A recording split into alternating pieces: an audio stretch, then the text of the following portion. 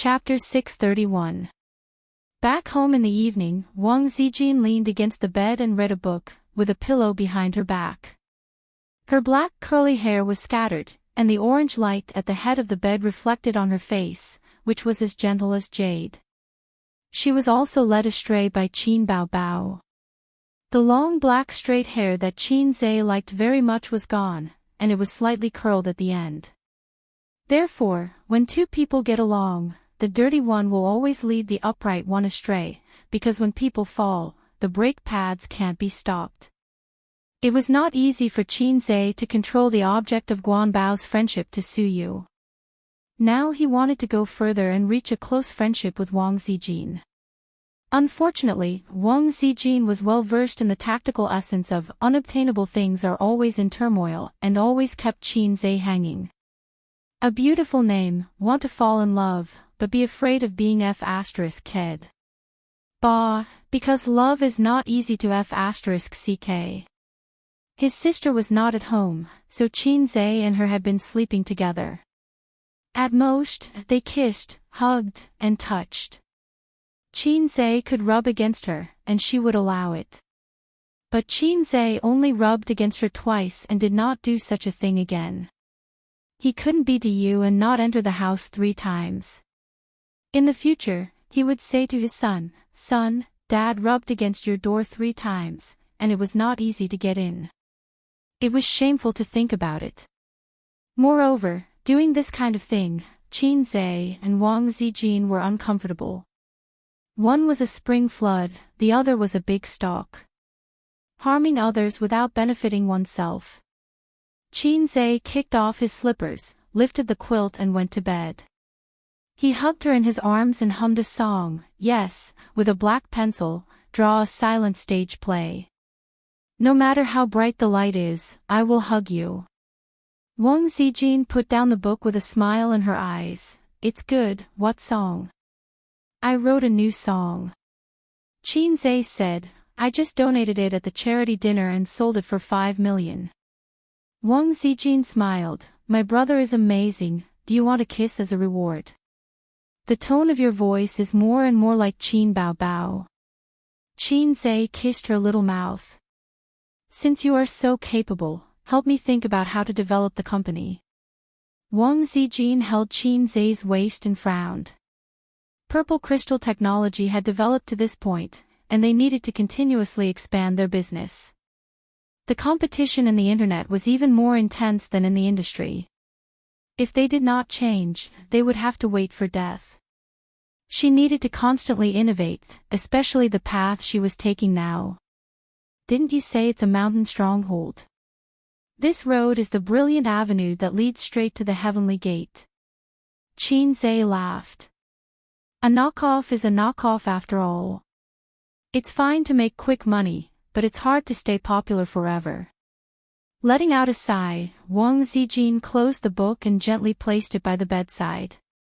She then returned to Qin Zhe's embrace and said, how about my pirated PUBG mobile game?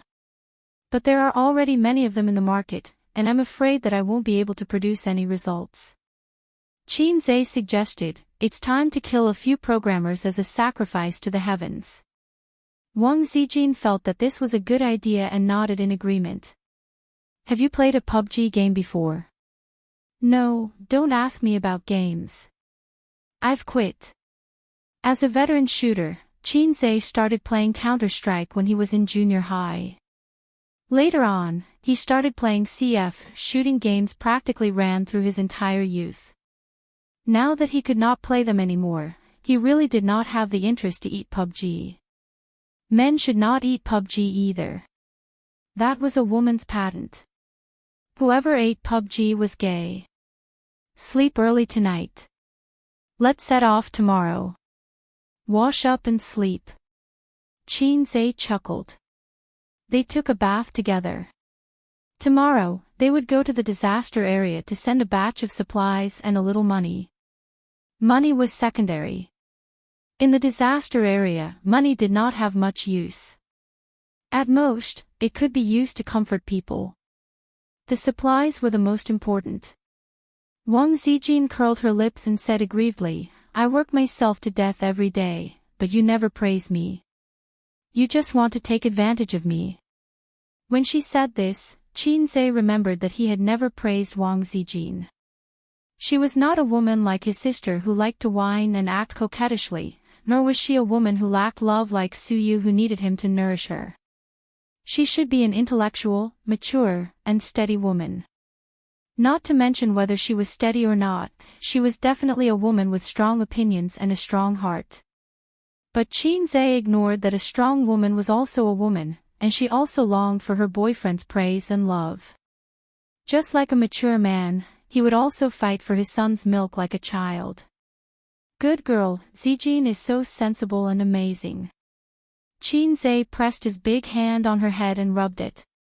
His eyes were gentle and loving. Wang Zijin was stunned for a long time and then burst out laughing. "Ace, your expression just now was like my father's. When I was young, he rubbed my head like this. Now that I think about it, I feel that your eyebrows and eyes are a bit similar. Your father is as handsome as me," Qinzhe said in his heart. "You haven't seen Su Yao. I'm the one with similar eyebrows and eyes." But now it didn't look like him. Qinzhe's facial features had been optimized. "Bah, my father was very handsome when he was young. He's as talented as me." "That's also true. My father has been scolded by my grandfather since he was a child. But my grandfather also said that among his children, my father is the only one who can be regarded as a talent. But my father's qualifications are not as good as mine," Wang Zijin said proudly. "You must not like your father." "Why?" "Your father is too serious. Otherwise, you wouldn't like a humorous and interesting man like me." "Humph, stinky man, my father was very serious when he was young, and it's the same now." "Stinky man, take you to take a bath." Qinzhe's hand passed through her legs and wanted to pick her up. Wang Zijin held him down and said, "Change into your swimsuit first. I'll help you get it." Qinzhe took out a set of blue swimsuit from the wardrobe beside the bed. It was fashionable and sexy. It was not the kind of swimsuit that was paired with a short skirt or a tube top. It was a bikini. There were more than 10 similar swimsuits in his sister's wardrobe. Wang Zijin curled up under the blanket and silently changed into her swimsuit. Qinzhe watched as she pushed her bra and fat CI out of the blanket one by one. When she lifted the blanket, the swimsuit had already been changed. She was about 1.6 meters tall, a head shorter than her sister, but she was slim and well-proportioned. Her delicate body was white under the light. In the bathroom, it was steaming hot. Qinzhe and Wang Zijin were soaking in hot water. Beside them were 2 glasses of Yamazaki water, and ice cubes were floating in the wine. Wang Zijin's hair was tied into a ponytail, and her forehead was pasted with bangs. Her face was flush red, and the tip of her nose was dripping with fine beads of sweat. She squinted her eyes comfortably. The central air conditioner above their heads was blowing cold air. It was actually very comfortable to take a hot bath in summer. After soaking, one's whole body would be soft and light, and it would detoxify. With a glass of water, it was like a combination of ice and fire. Qinzhe picked up the goblet with his right hand and drank wine.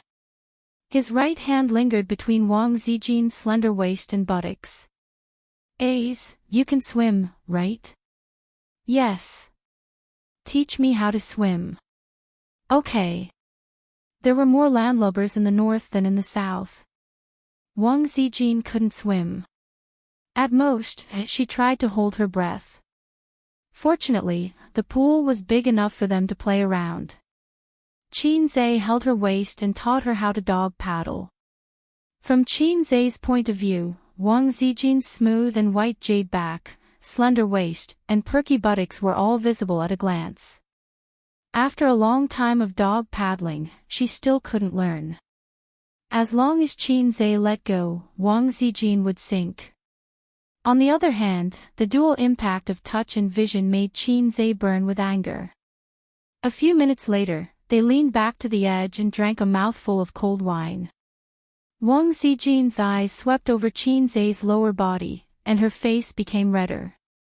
Qin Zhe's eyes also fell on Wang Zijin's chest and couldn't move away. The crotch-peeking cat and the man-peeking cat looked at each other silently. Sister Ziwei, can you do something else? He swallowed. No, no. Wang Zijin quietly shrank to the side. I know you don't want to open it, and I don't mean that. Qin Zhe said in a bewitching tone, but we still have a lot of room for manipulation. Wang Zijin looked at him blankly. Oh, you're already an experienced internet user. Why are you still pretending? Qin Zhe whispered in her ear, have you seen a stroke from the sky? If you don't know, I'll teach you. Wang Zijin, bathroom. Qin Zhe let out a long breath and felt comfortable. Wang Zijin curled her lips and said, it's so dirty. I'm not washing. Qin Zhe said, don't. Wait a little longer. Maybe you'll get pregnant after a while. Wang Zijin hit him angrily. Ding. Ding. Ding. His phone rang. It wasn't a phone call, but a video call request from his sister on the messaging app. My sister's video call. Qin Zhe's mouth twitched. Wang Zijin nodded and silently retreated to the other corner of the pool. Qin Zhe took a deep breath and chose to accept the call. His sister's sharp face appeared on the screen. She had light makeup on and was dressed up. The background was a hotel room. It seemed that she had just returned. Room rounds, little chick. Qin Bao Bao's cheerful voice sounded. Just returned. Yes, I took a job tonight. Are you taking a bath? Yes, yes. I'm going to take a bath and sleep. Tomorrow, I'll go out with Sister Ziwei for disaster relief. Can't she go by herself? Why did she have to drag you along? You said it yourself. You're very supportive of me going with her. Of course I have to say that. Qin Bao Bao pouted and emphasized softly, she was beside me at that time. What else could I say? Now it's just the two of us. Let me tell you, I'm not happy. The wolf in the house misses you every day. Sister, she's actually here. Qin Zhe smiled dryly and said, are you getting used to it over there? I'm getting used to it. It's like a vacation. Guangdong is simply a paradise for foodies. Every day, my assistant brings back different delicious food. La la la. She did seem to enjoy the days in Guangdong. She was cheerful and lively. I just miss you a little, Qin Bao Bao said softly. Her voice lowered. It was as soft as a lover's whisper and coquettish. Qin Zhe did not dare to look at Wang Zijin's expression, but he knew that it must be very strange. Sister, I'm almost done showering. Let's talk later, okay? Okay, bye. Bye. Qin Zhe put the phone next to the wine glass. Wang Zijin, who was in the corner, staggered over in the water and said faintly, I want to scold your sister. Qin Zhe. You'd better scold me. Wang Zijin glared at him. Ding, ding, ding, the phone rang again. It was not a phone call, but a video call request from Qin Bao Bao through the chat software. This time, it was Wang Zijin's phone. Sister Ziwei's face turned pale. Your sister. I'll hang up first and go back to the room. Qin Zhe lifted Wang Zijin out of the water and rejected the video call request. Wang Zijin grabbed the phone, twisted her little butt, and ran out of the bathroom. After she returned to the room, she wiped the water stains on her body, dried her hair, and changed her swimsuit into pajamas. Just then, she accepted Qin Bao Bao's third video call request. What are you doing? You keep rejecting me. In the video call, Qin Bao Bao's cheeks were puffed up like a bun. I just washed my hair, Wang Zijin said and put a mask on her face. Because she had just finished bathing, her face was red, and Qin Bao Bao could easily see it. Oh, when did you come home? Qin Bao Bao asked. I forgot. I've been back for a while, Wang Zijin said. Keep an eye on him. When I'm not at home, he can easily become a wild dog. Don't let him sleep with women. Qin Bao Bao joked. Wang Zijin felt guilty and snorted. Don't you know what your brother is like? Qin Bao Bao said, isn't it because the outside world is too tempting? There are so many flirtatious men out there. Wang Zijin thought to herself, are they as flirtatious as you? Ace is an adult. He doesn't need you to control him like this. I'll control him, I'll control him. Why can't I control my brother? At his age, isn't it time for him to get a girlfriend? What do you know?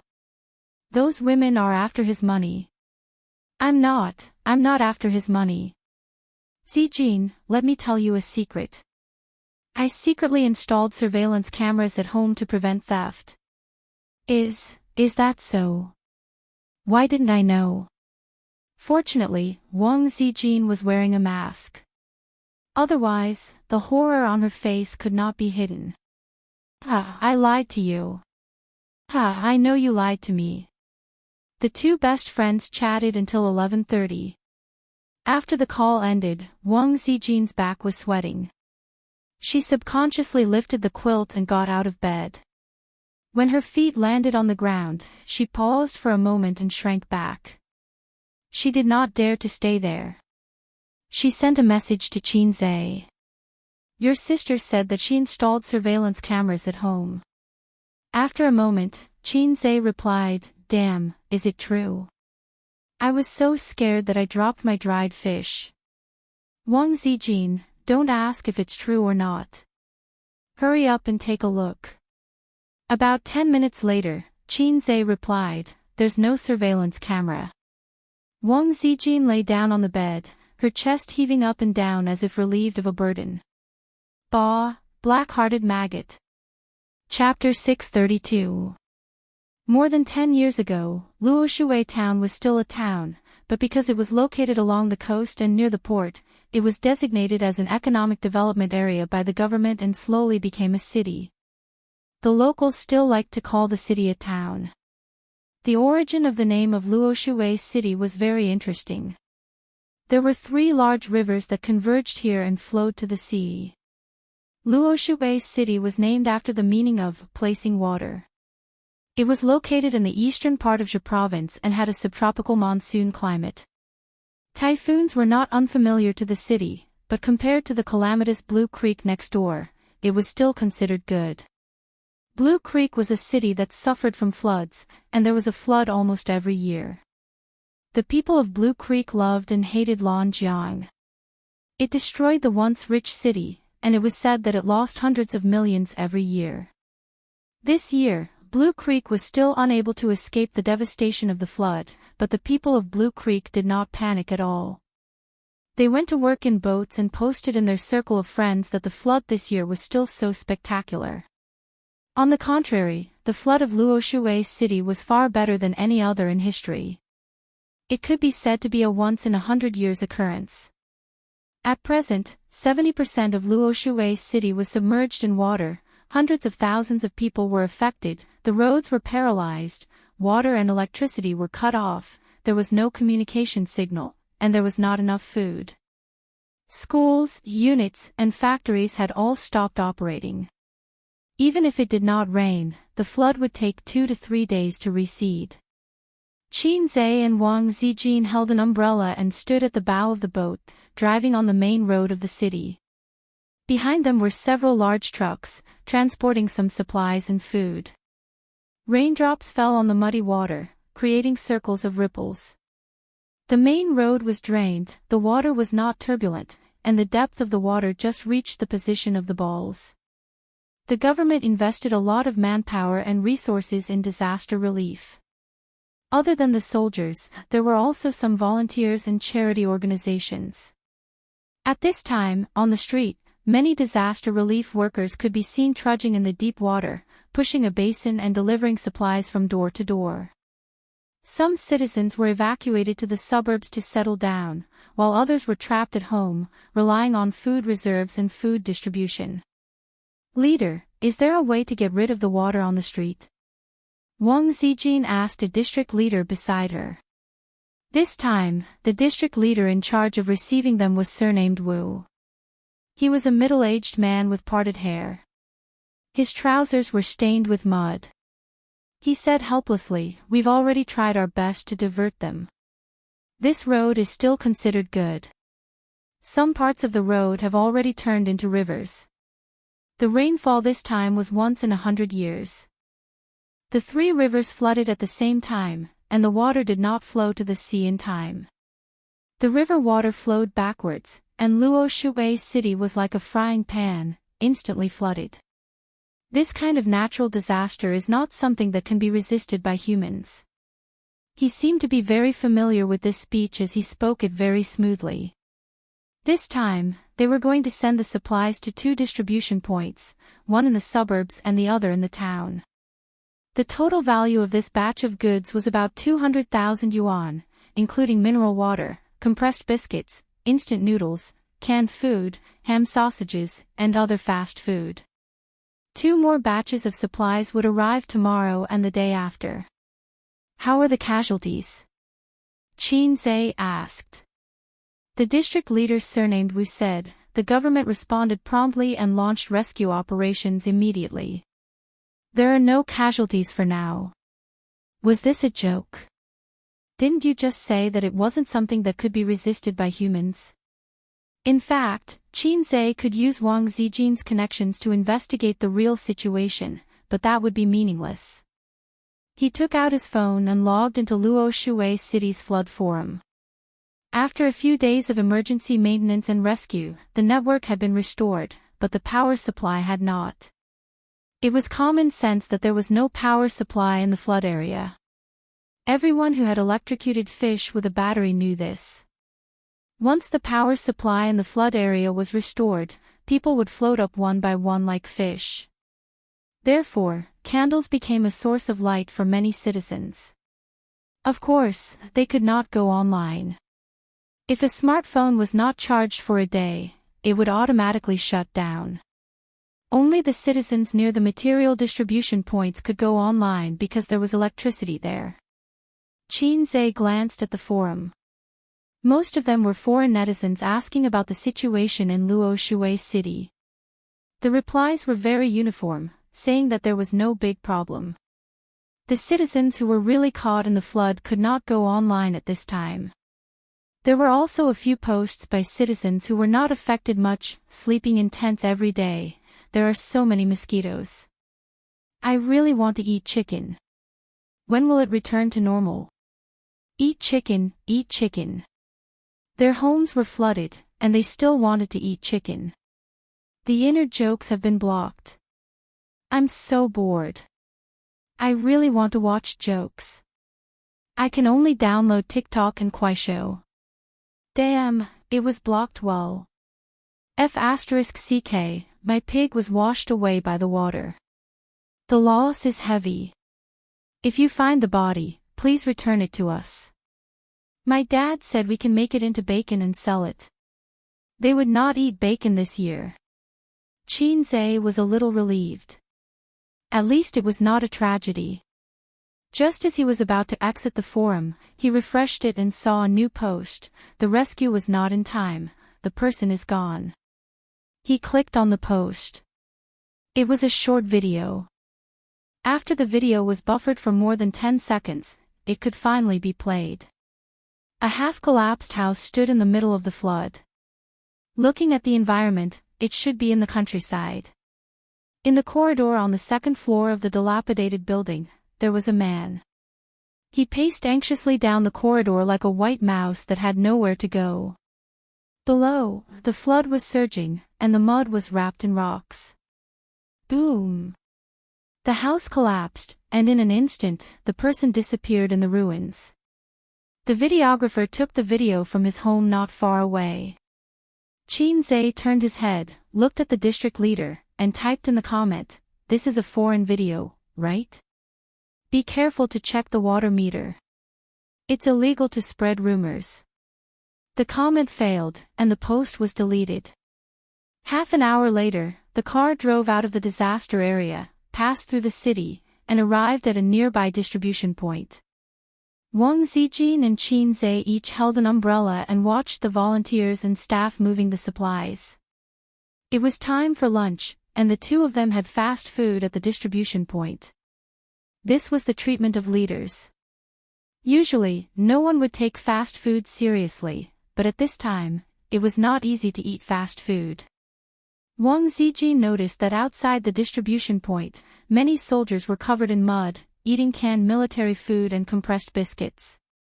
Some of them directly fell asleep on the ground after eating. "Being a soldier is really tough," she said. "We are all soldiers of the people," Qin Zhe said. "Have you been a soldier before?" "No. You'll regret it for 2 years if you were a soldier, but you'll regret it for life if you don't." Wang Zijin squinted. "What soldier?" "I'm a student who can get into the University of Finance and Economics." "Wouldn't it be a waste to be a soldier?" Qin Zhe looked disdainful. In fact, there was a very awkward truth that he was embarrassed to say. Although his parents did not want him to be a soldier, the government did not want him at all. To be precise, they did not even give him the qualifications to be a soldier. It seemed that when a man became an adult, he would have to undergo a physical examination or something. However, Qin Zhe lived peacefully until he was 24, and no one informed him at all. This was very awkward. "I am willing to shed my blood for the country, but the country thinks that I am too weak and that my blood is not hot enough." If he had the chance to pass the physical examination and join the army, he would not be in the entertainment industry. He would be a super soldier in the city. On his left hand was a university beauty, on his right hand was a beautiful CEO, and on his crotch was a superstar. During the day, they kissed, and at night, they had sex. That was not right. If he was going to be a soldier, he would not have the chance to live with his sister. The low-level system would not choose him, but his sister. He could eat his sister's soft rice at home, live in a mansion, play games, and reward female streamers with a lot of money. Wherever he went, there would be people who would praise him and say, "My sister is Qin Bao Bao."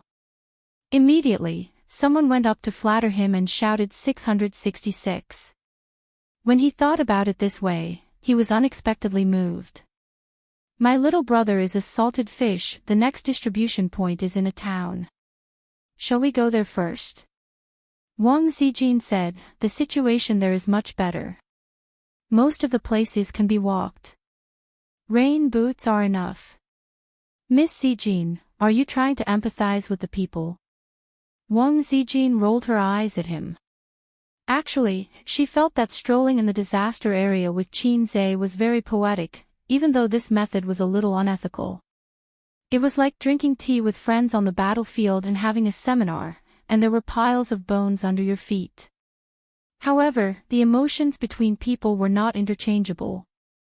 Wang Zijin felt that she had already done her duty by delivering supplies to the disaster victims. Next, she wanted to be romantic with Qin Zhe. "Okay." Qin Zhe agreed.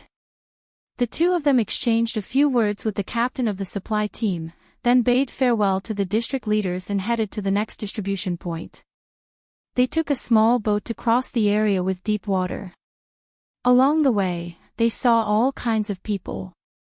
There were citizens trekking in the water, boatmen doing ferry business with small boats, soldiers resisting the disaster, and volunteers transporting supplies in the water. It was a bleak scene. The two distribution points were more than 10 kilometers apart. Wang Zijin and Qin Zhe walked on foot. The road was muddy, but the situation was much better. There was no waist-to-knee water. Until they were blocked by a turbid river. This was a suburb. If the river did not flood, it should be a clear and small river. However, at this time, the water level had spread to the shore and submerged the flat bridge across the river. A pickup truck slowly drove across the flat bridge. It drove very slowly and crossed the river bit by bit. Qin Zhe and Wang Zijin were trapped at the end of the bridge. They looked at each other and said, "Let's wait for the convoy to come." Wang Zijin nodded vigorously. "Call and inform them to change vehicles. The flat bridge is not enough to support a truck." Qin Zhe said, "We don't have to worry about that. The person leading the way knows the situation. They definitely won't drive a truck. No, this wasn't that big yesterday. Today, it suddenly can't cross." Someone on the side explained. Wang Zijin said, "Then I'll make a phone call." Many local residents were also blocked by the flood. They were carrying plastic bags with fast food in their hands. The flood had caused them a lot of trouble, but life had to go on. Compared to the city, which was more serious, this side was considered better. After the pickup truck passed, a local rode a motorcycle and tried to cross the river from the rushing flood. The iron baskets on both sides of the motorcycle were filled with mineral water and other supplies. "Don't go over. Wait for a car to come and take a ride," the resident beside him said to him in a dialect. "I can't leave my car here. I still have to drive it over," the motorcycle owner said. "Then wait for the water to become smaller," the person beside him advised. "Damn it. Who knows when the water will become smaller? That's how I got through," the motorcycle owner said. With the roar of the engine, the motorcycle rushed into the water. The two wheels worked hard to roll as it trudged forward. The motorcycle drove to the middle of the bridge. The rushing water rolled up the gravel and hit the wheels.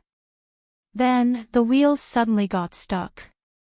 The motorcycle, which had lost power, was washed down the bridge bit by the flood. The sudden change made the people on the shore exclaim, "Get off quickly. Be careful. It's going to be washed down. Leave the car. Get off quickly." There were more meaningless screams and exclamations. In fact, it was the same whether they got off or not. If they got off the car, they would be washed down by the current. The motorcycle owner subconsciously put his feet on the ground to stabilize the car. However, it was not the ground under his feet, but the surging flood. The car fell and was washed down the flat bridge. The people in the car were instantly swallowed by the surging turbid waves. Wang Zijin screamed. She instinctively grabbed Qin Zhe's hand, but she grabbed nothing. Chapter 633. A's. In her line of sight, Qin Zhe rushed towards the river, jumped, and disappeared into the turbulent river. Wang Zijin's shout was almost synchronized with the splash of him falling into the water. She never thought that Qin Zhe would be so impulsive. Saving people was not something he should do. The water was so strong that it was not comparable to a swimming pool. She took a few steps forward and stepped into the river. She shouted a few more times until her voice was hoarse. "Io, that kid jumped in. How can you save people like this? It's over." The people on the side discussed animatedly as they pointed at the river. Their faces were also filled with panic. 1 minute. 2 minutes. 3 minutes. This was the most torturous moment in Wang Zijin's heart. 5 minutes later, there was no movement on the turbulent river. A's. A's. A huge fear exploded in her heart. She had never been so scared and helpless in her life. Wang Zijin asked the people behind her for help, but they looked at each other and thought that there was no way to save him. They did not have any tools or equipment. She did not want to lose her life again. They advised her that someone had already called for the rescue team. It was too late. When the rescue team arrived, they did not know where they had gone. The sky was gloomy, and it was drizzling. A chill rose from the bottom of her heart. Wang Zijin suddenly rushed towards the river. The water was above her knees and waist, but she was pulled back. Don't go, don't go. You can't save him. The middle-aged man who pulled her said in broken Mandarin. I don't know how to swim, but I must save him. This was the only thought in Wang Zijin's mind. People were like this. The moment they saw the most precious thing disappear forever, even if they knew that they would lose themselves, they would not hesitate to rush over. She was forcefully dragged back by the middle-aged man and a young man and fell on the shore. Wang Zijin looked back at the river and remembered a sentence she read in a book a long time ago. It was the autobiography of a female scholar in modern times. She remembered her first love. In the 38th year of the Republic of China, there was a strong wind and heavy rain, and the flood flooded half of Yang. In this flood, I lost my love. In an instant, the color of the entire world faded away. Hey, there's someone there, someone shouted. Wang Zijin's entire body shook. She turned her head abruptly and looked over. More than 10 meters away, a human head popped out of the surface of the river. It bobbed up and down for a moment, then swam towards the shore. After climbing ashore, it walked towards them. The sparse crowd let out cries of joy. The only regret was that he was alone. Wang Zijin stood rooted to the ground as she watched him walk over. This idiot stood in front of her, stroked his bangs, and sighed. I didn't save anyone. He looked extremely miserable. His entire body was drenched, and muddy yellow water dripped down along his body. His hair and face were covered in mud and sand. His left ear was struck, and a stream of blood flowed out. There were many scars on his arms. Qinze was a little depressed that he didn't manage to save her. The undercurrent at the bottom of the river was turbulent, mixed with mud and gravel. It was impossible to open one's eyes. If a person was sucked into the undercurrent, they would disappear in an instant. No one could find them no matter how hard they tried. He had overestimated himself. Wasn't I handsome just now? Qinze tried to find joy in his misery. Slap. Wang Zijin raised her hand to slap him in response. The tears that she had been holding back for a long time rolled down. I was wrong. Qinze opened his arms and wanted to hug her, but when he thought about his embarrassing appearance, he awkwardly stopped himself.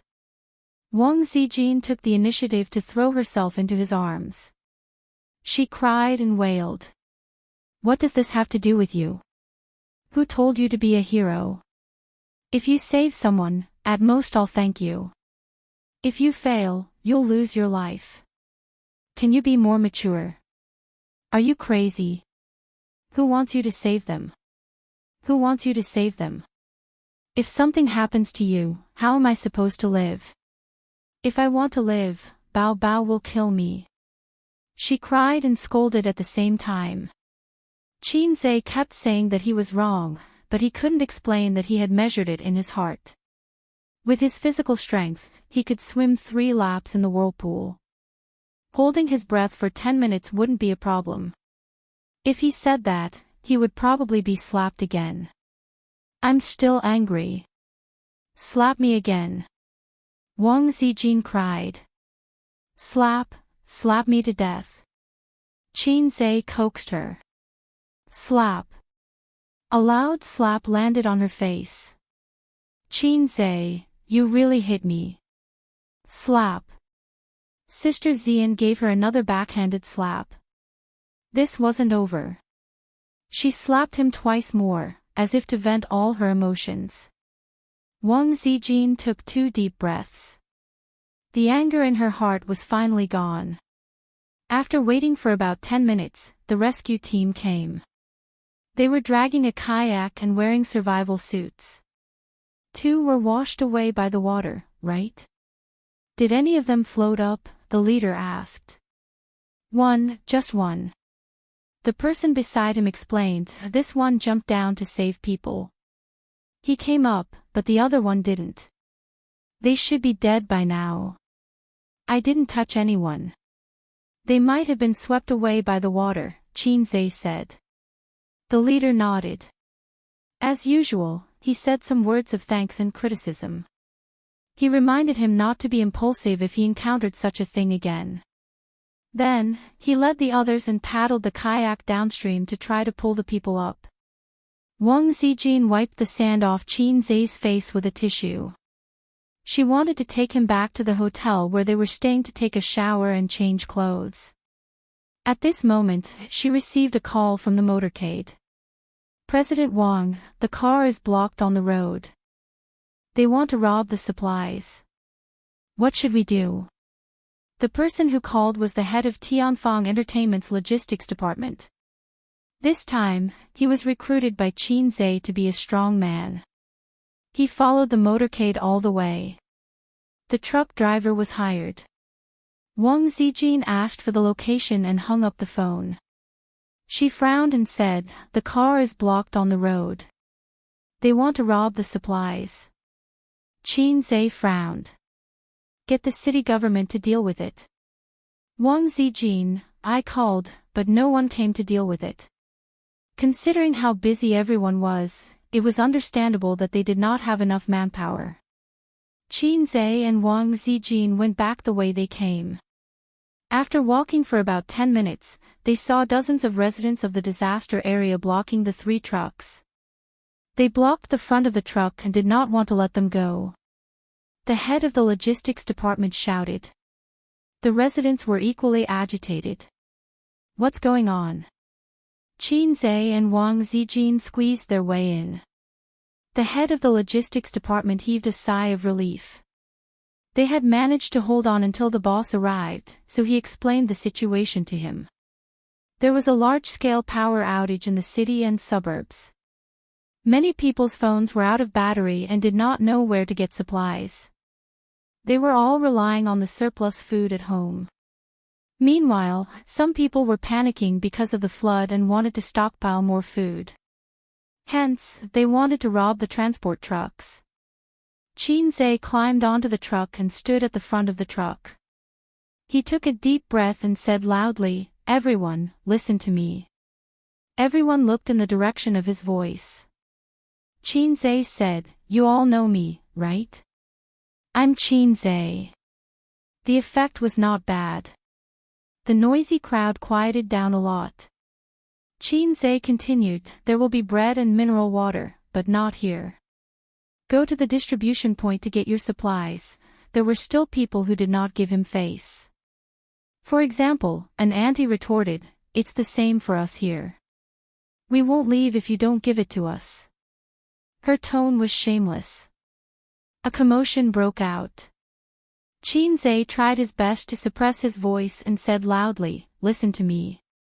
You can't get any supplies by blocking here. I can guarantee that not a bottle of water or a loaf of bread will be given. And you have to be prepared to be detained for obstructing disaster relief. Don't think that the law can't punish the masses.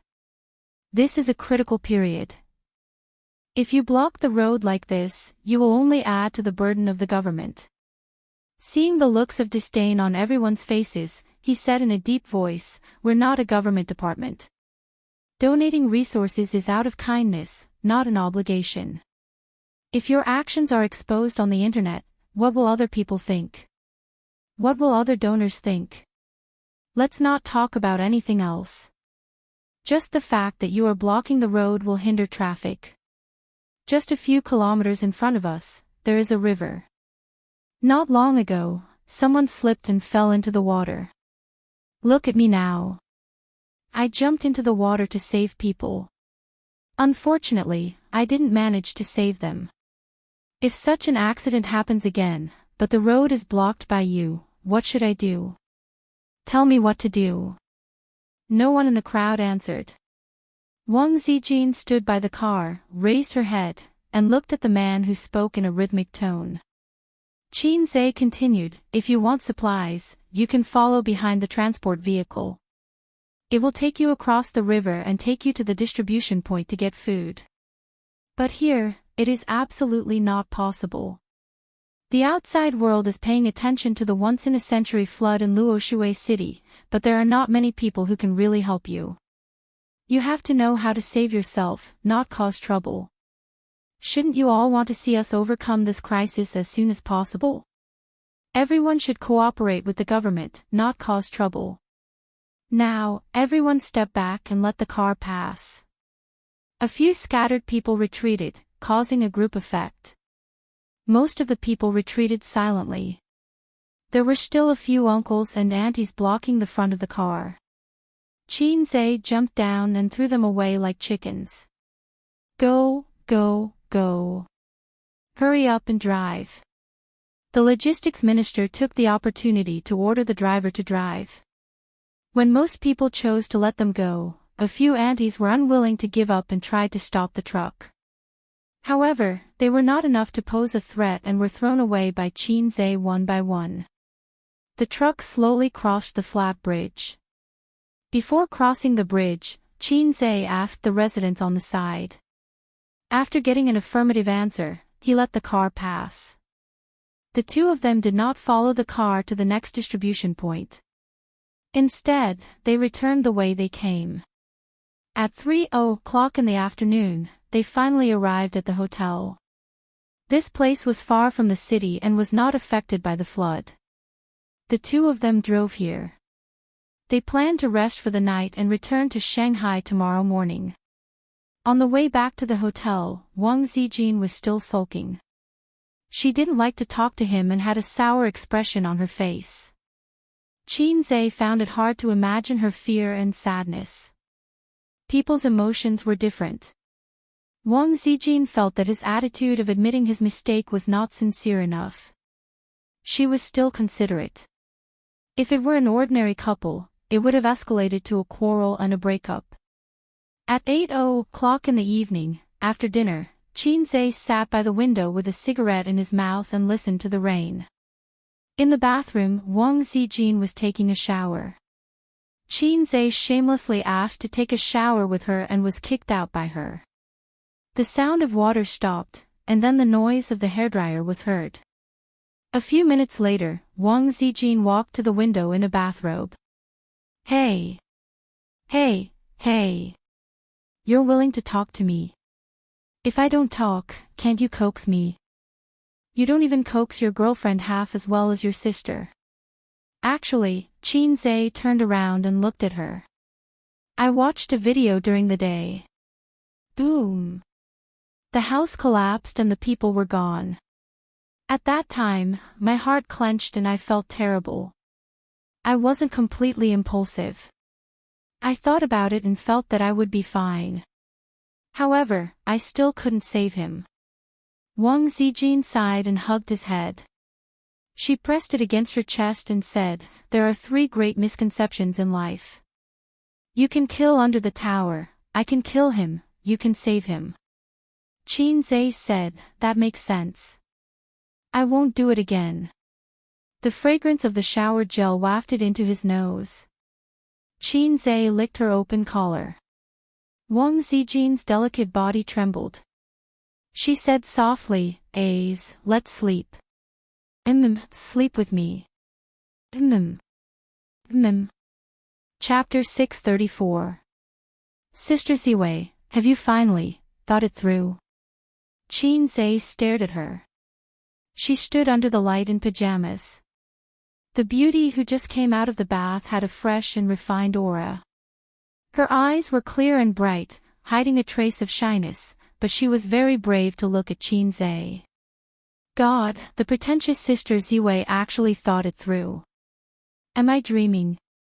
Happiness came too fast, like a tornado, blowing Qin Zhe's thoughts in a mess. Isn't this a very normal thing? Wang Zijin cheered herself up and pretended to be calm. We have been dating for more than half a year, and our relationship can go further. You also know that we can go further.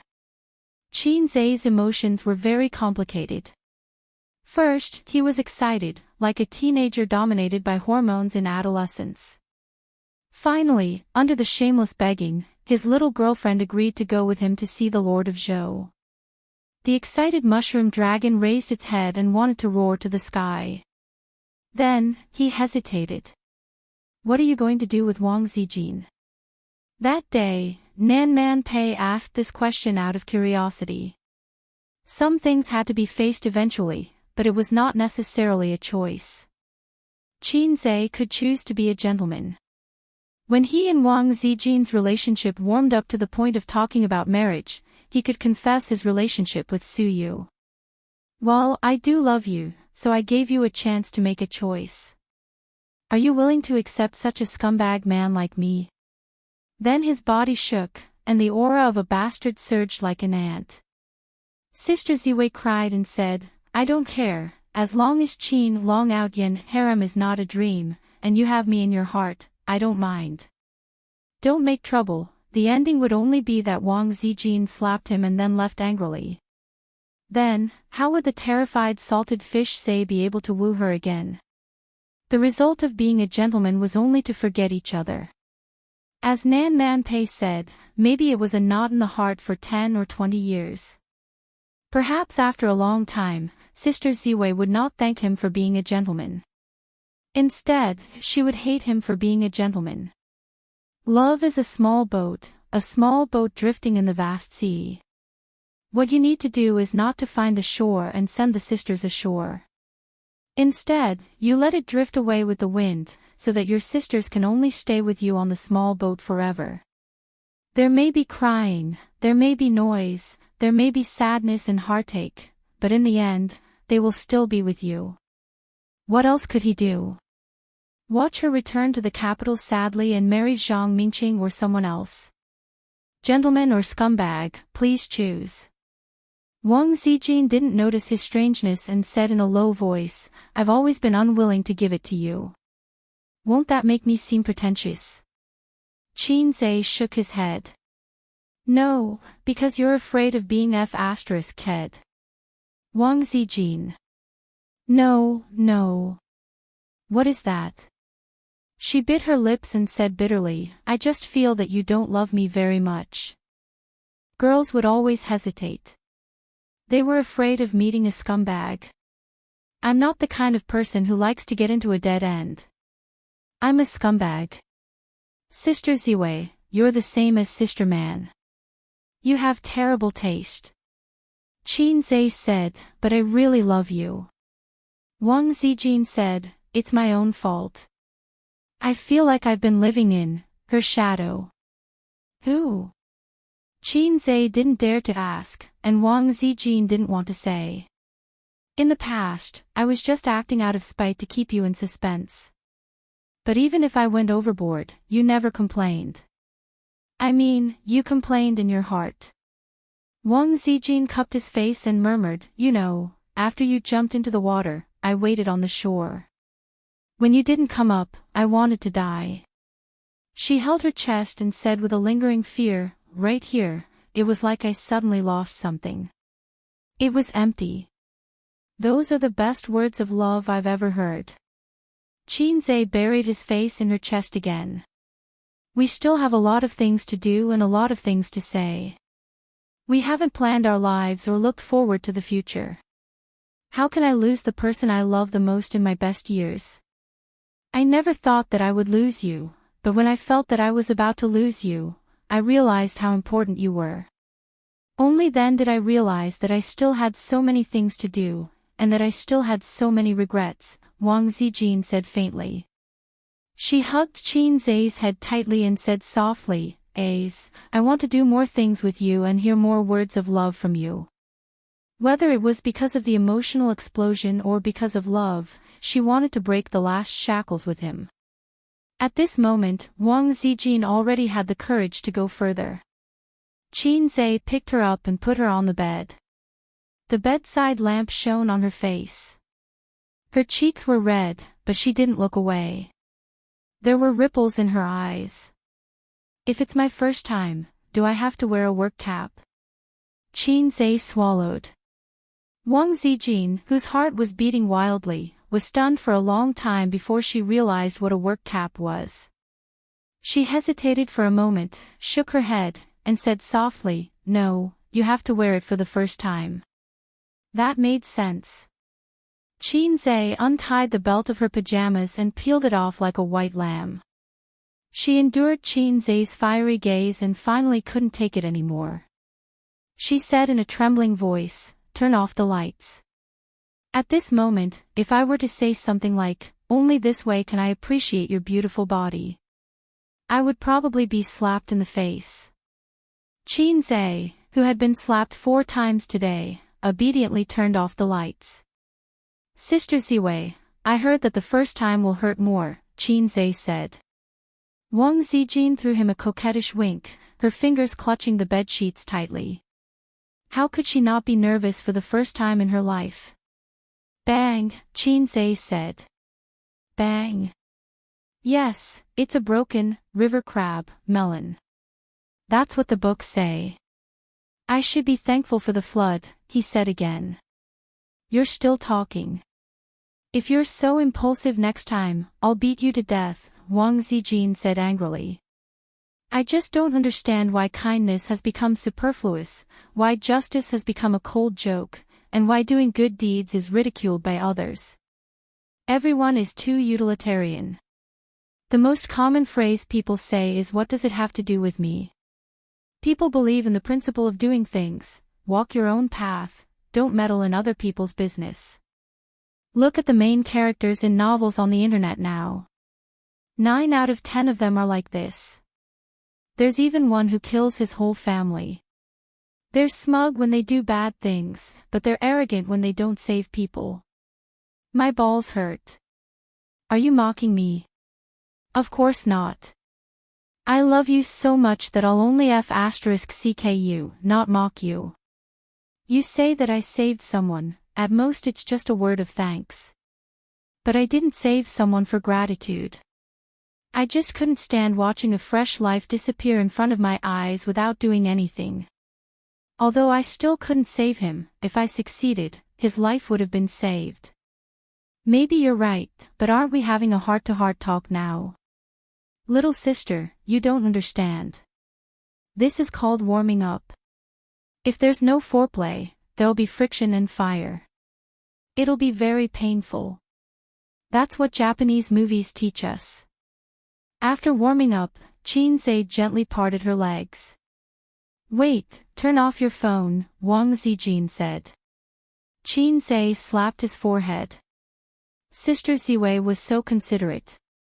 If his sister called or video called, he didn't know if Wang Zijin would be scared, but he would definitely be. "You turn off your phone, I'll mute it." They both turned off their phones and muted it. Qin Zhe silently opened the interface of the system's point store. He clicked on the music option and played Itchy. "Come on, let's be happy. There's plenty of time anyway. Come on, love. There's plenty of time anyway." Wang Zijin's body tensed up. Her 2 fair arms hugged Qin Zhe tightly. Tears welled up in her eyes. "Ace, you have to marry me." Shallow whine in front of people, hugging by the soft jade lamp, looking back into the embrace of love. Chapter 635. Wang Zijin got up at 9:00 in the morning and opened her eyes. She looked tired, but her eyes were full of happiness and sweetness. She was a first wife, and her heart was full of infinite tenderness. Qin Zhe woke up early, holding her with one hand and sending a message on his mobile phone with the other. Seeing her wake up, Qin Zhe silently turned off his mobile phone and kissed her on the forehead. "Oh, paparazzi and is dead." Wang Zijin smiled. She glanced at the last picture of the mobile phone screen before it was turned off. He was chatting with Qin Baobao. She frowned and said, "What did your sister say?" "She sent me a video last night. You know her temper. She came this morning to question me." Qin Zhe said, "She also sent you a message, but you didn't reply." "I said I was too tired during the day and went to bed early." "She's just a sister. She's more annoying than me, right?" Wang Zijin said, "A little bad thing." "Yeah." Qin Zhe nodded. He didn't defend his sister. Wang Zijin was a little happy. Are you tired? Qin Zai's soft body was full of warmth and fragrance. The morning was an impulsive time. I'm not tired. After saying that, Wang Zijin felt that something was off. Little sister, do you want to do it again? Go. Wang Zijin rolled and shrank to the corner of the bed with the quilt. Hey, Qin Zai's body was exposed. He quickly hid 20,000 miles under the sea and then rushed to grab the quilt with Wang Zijin. Then don't make trouble. I'll sleep for a while. Wang Zijin pushed his chest with her small hand. Yeah. Qin Zai had experience in this. After the first time he taught Suyu, she was also in pain for a long time and specially went to buy anti-inflammatory drugs. Although he restrained himself last night, he still tossed from 9 o'clock in the evening to 10:30, and Wang Zijin cried. After all, she was not as good as Suyu and could not stand Qin Zai's destruction. The servant helped Jiao Jiao up weakly. It was the first time she received the favor, so Wang Zijin's exhaustion was understandable. It was raining outside at 9 o'clock in the morning. The sky was gloomy and dark. Qin Zai hugged Wang Zijin's soft body and slowly fell asleep. His body is really good. He can sleep whenever he wants. Wang Zijin muttered. She was so tired that she couldn't fall asleep. The joy and happiness of reality were far more attractive to her than sleep. She quietly stared at the face that was right in front of her. It was just like before, but this time, her mentality was completely different. In the past, Qin Zai was in her heart, but now, Qin Zai was in her body. It was not the same thing at all. Wang Zijin quietly approached Qin Zai's face and kissed from his eyebrows to his lips. Her heart was as sweet as honey. She didn't know if beauty was in the eye of the beholder. He was getting better and better. His eyebrows were as heavy as thick ink, his eyelashes were dense and long, his nose was very high, and his lips were slightly thick. She heard a saying that people with thin lips had a cold character. Qin Bao Bao and Suyu both had thin lips and were cold women.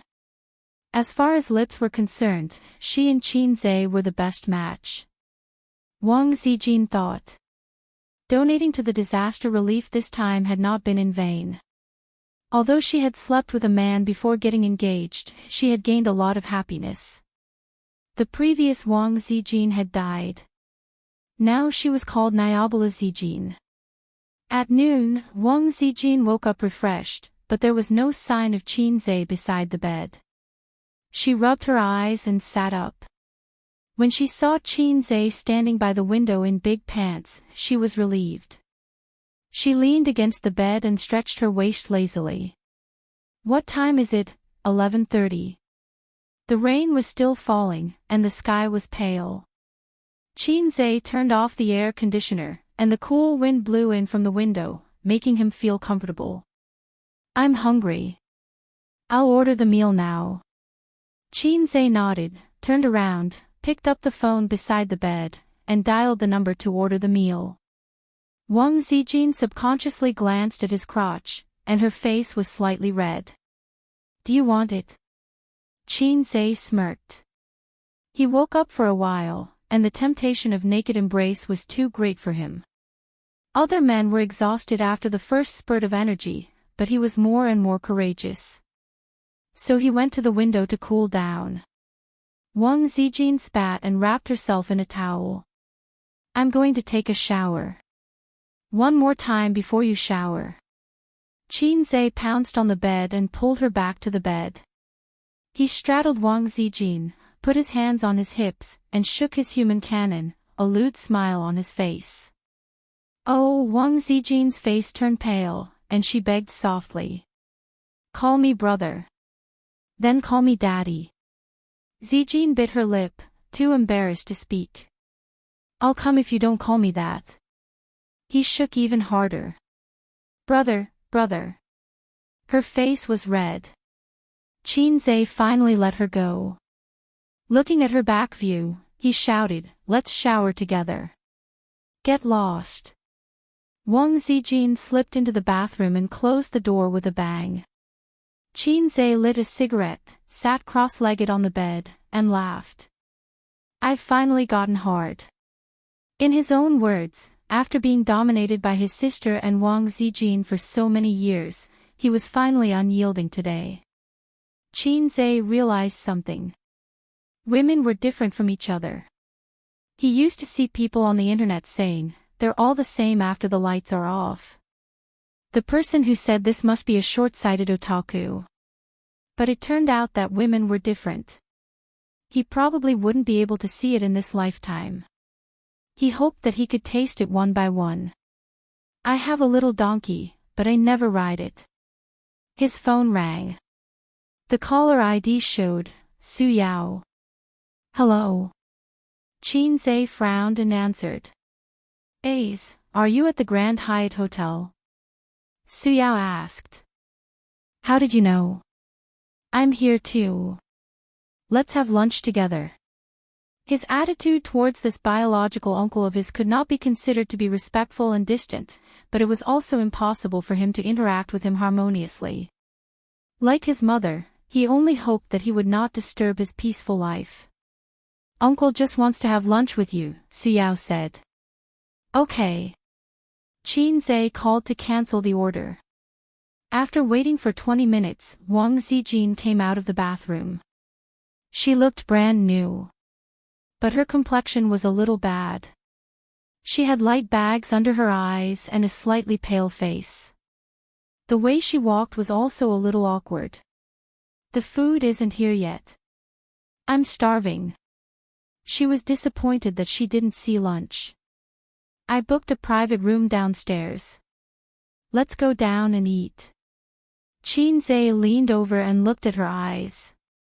What are you looking at? The book says that after a virgin is broken, the eyebrows will not be smooth. It's a lie. I can't tell. Wang Zijin rolled her eyes. We can just eat in the room. Why did you book a private room? A long business friend happened to be there and asked me to go down for lunch. Oh. Wang Zijin had no objections. She asked, do you want to take a shower? I've already showered. They left the room and went downstairs. On the way, he saw her walking in an awkward way with small steps. Qin Zhe asked, does it hurt? Yes. She frowned. Qin Zhe said, I'll ask the waiter later if the hotel has any anti-inflammatory drugs. Wang Zijin blushed and nodded.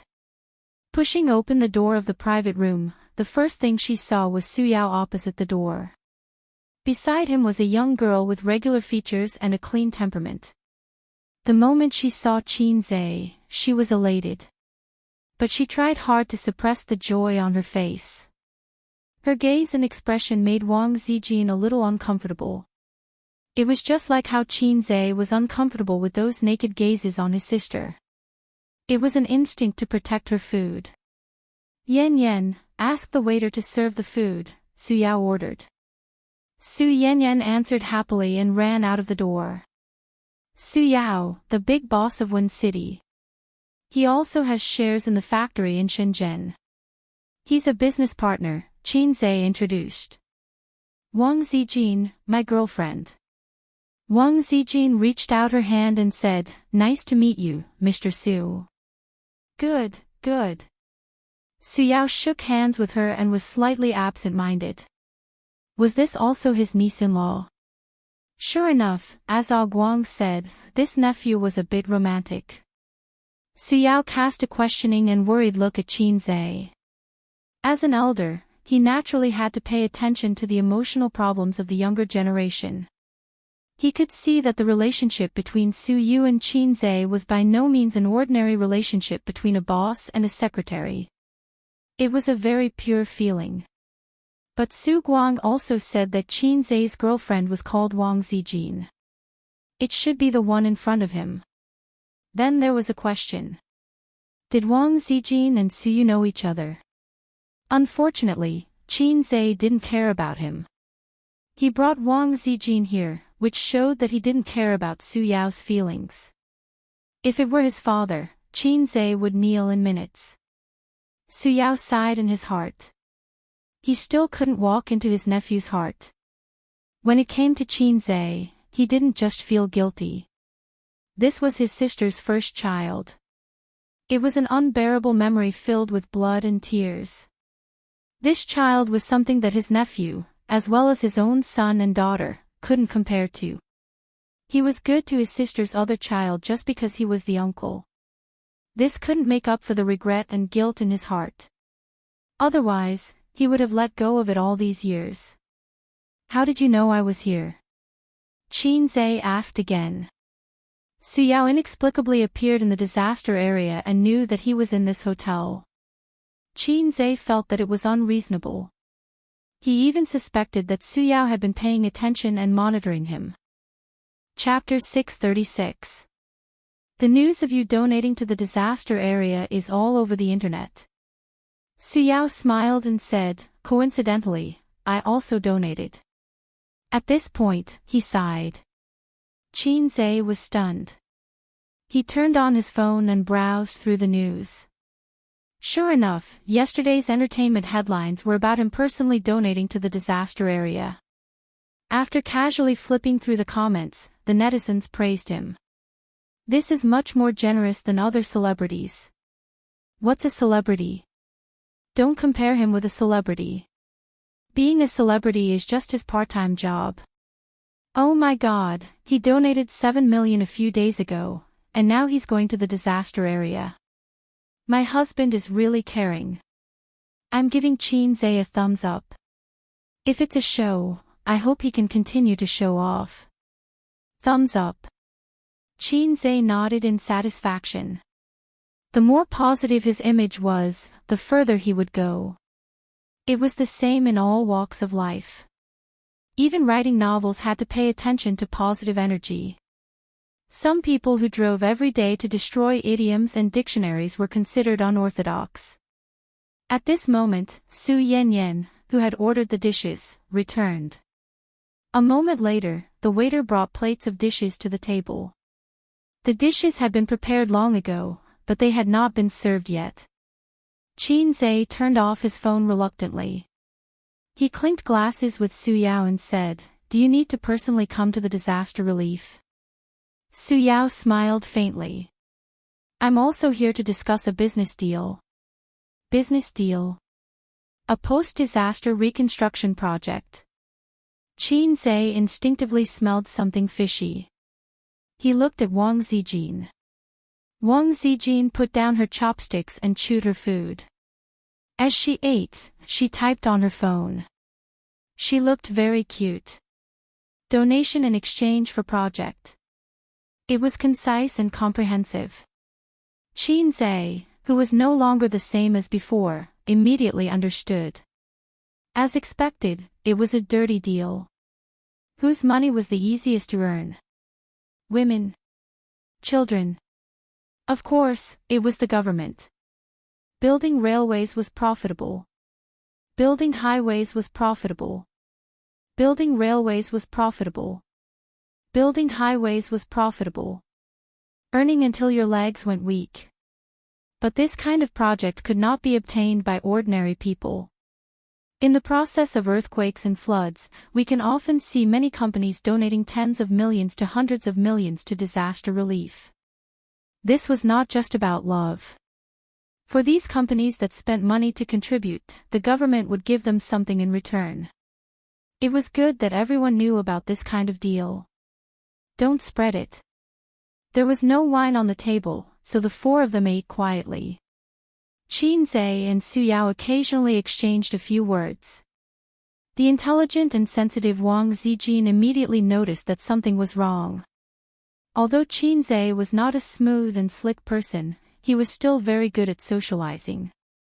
If they were business partners, how could he be so cold? If their relationship was broken, why would he attend the banquet? She picked up her phone and was about to ask Qin Zhe when she received a message from Qin Bao. "Have you had lunch?" Wang Zijin replied, "I'm eating now." Qin Bao Bao, that's good. Wang Zijin, huh? Then, Qin Bao Bao sent her a few pictures. The first picture was of deep-fried grasshoppers. Fat grasshoppers were skewered with toothpicks and fried until they were golden yellow. Skewer your head with mine, skewer a lucky grass, skewer a concentric circle. The second picture was still deep-fried. It was a big pot of maggots. People with trypophobia would scream when they saw it. The third picture was even scarier. A newborn mouse was red all over and its eyes were black. It had not even opened its eyes yet and was being cooked in soup. Wang Zijin shivered and put down her phone with a pale face. She finally understood what the crying monster meant by, "That's good. Why aren't you eating?"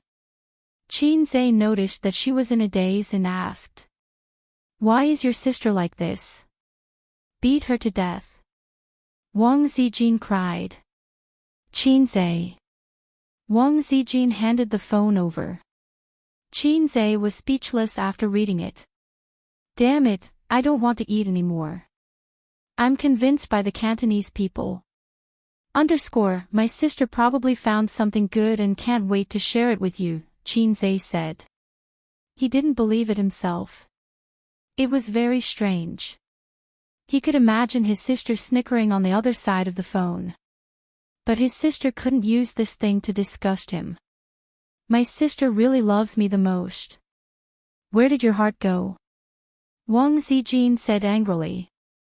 "What's wrong?" Su Yanyan asked curiously. "It's nothing." Qin Zhe smiled. This girl should be his cousin.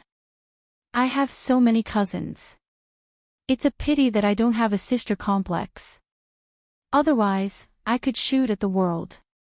Qin Zhe ignored his uncle, but was especially gentle to girls. So, he gave her a very warm smile. Su Yanyan's heart was beating fast. She mustered up her courage and said, "Qin Zhe, can we add each other as friends?" I'm your fan."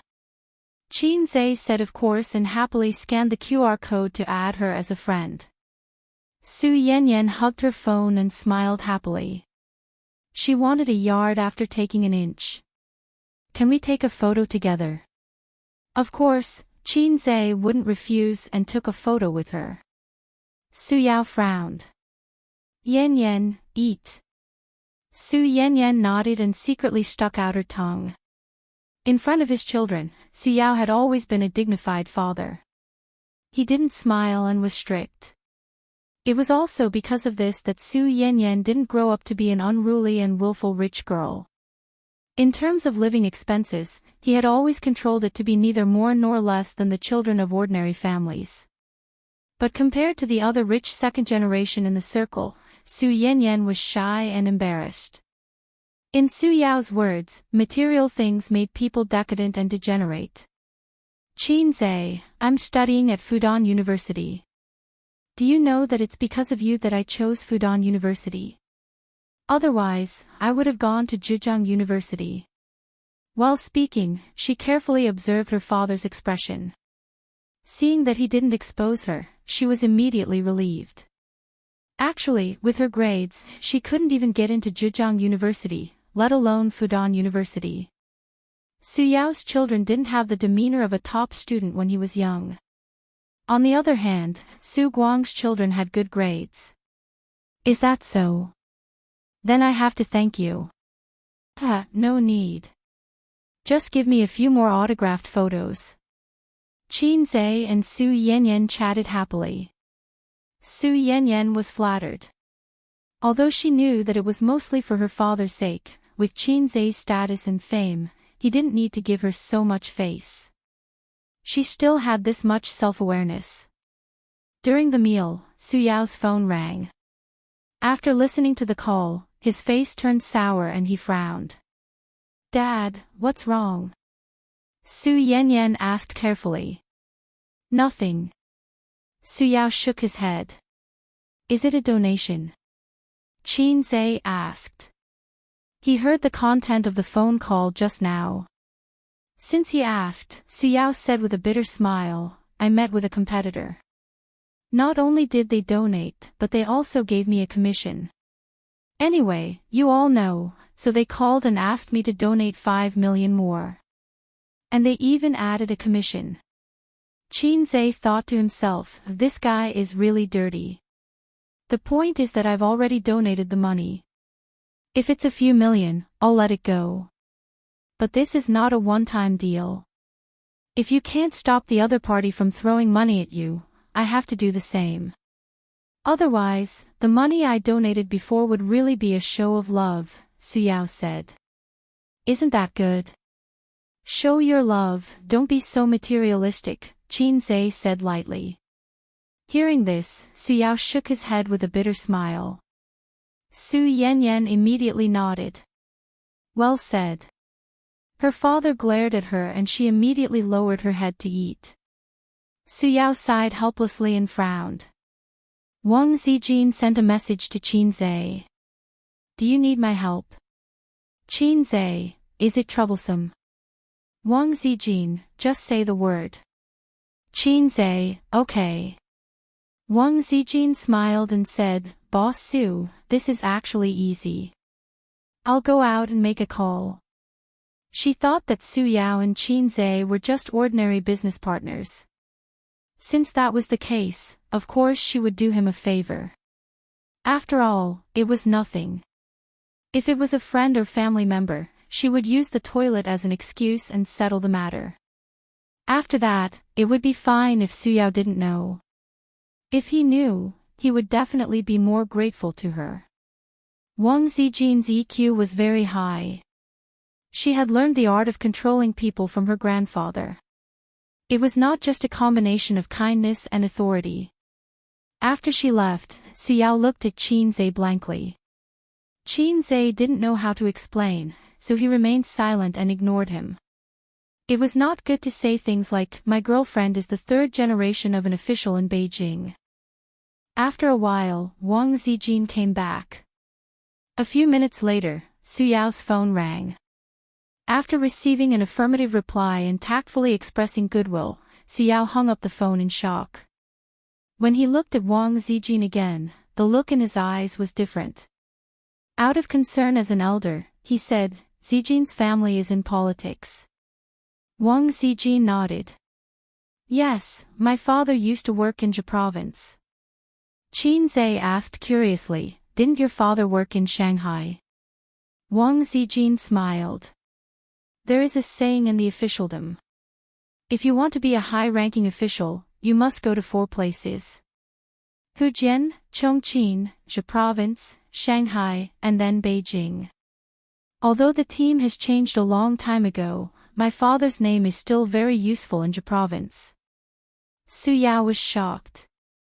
This official position was not small. When he looked at Qinze again, he felt uncomfortable. Is it really okay for you to do so many things? After dinner, Qinze and Wang Zijin left. Only Suyao and Su Yanyan were left in the private room. Su Yanyan was playing with her phone excitedly. She uploaded a photo of her and Qinze to her circle of friends. She was replying to the envy and jealousy of the girls in the circle. Dad, I didn't expect Qinze to be so amiable. I thought his kindness was just a disguise on the screen. He's so handsome and warm. I like him so much. I have the illusion that I've become friends with him. Do you think he will still talk to me if I contact him the next time I go to Shanghai? Su Yanyan chattered. Suyao smiled silently. He thought to himself, become friends. You two are actually cousins. But he would not say this, and there was no need to say it. It's a pity that he has a girlfriend. I'm so sad. But I think he must have a good impression of me. Su Yanyan was probably too excited. She said what she said to her friends in a sentimental tone. Suyao's eyelids twitched. He said angrily, you only know how to chase after celebrities all day. Can you spend your time on studying? Su Yanyan. She sat upright and lowered her head. She felt wronged. She did not know how she made her father angry. After leaving the private room, Wang Zijin searched for Su Yao on the way to her room. She was surprised. Su Yao from Wen City. He's quite famous. How do you know A's? There was still a difference between a billionaire in the industry and a billionaire in the internet industry. The former's total assets were definitely several times more than the latter's. Groups of billionaires were piled up on the internet. But among the same level, those who could do well in the industry were the real powerhouses. Maybe she did not need to do anything just now. Su Yao could handle it by himself. I can't explain it. Qin Zhe sighed. What do you mean? I don't want to talk about it. Qin Zhe thought of something. In fact, even without the system, he was destined to be extraordinary. Even if he failed to rely on his father, he could rely on his uncle. Looking at Su Yao's attitude, even if Qin Zhe wanted shares, he would gladly agree. I owe my sister. I can't repay her in this lifetime. When they parted in Su Town, Su Yao once lamented in front of Qin Zhe. Chapter 637. Back in the room, Wang Zijin started to pack up her toothbrush, bath towel, pajamas, towels and other daily necessities. Qin Zhe sat at the table and texted his sister. Qin Bao Bao, did Wang Zijin scream? She's scared of bugs the most.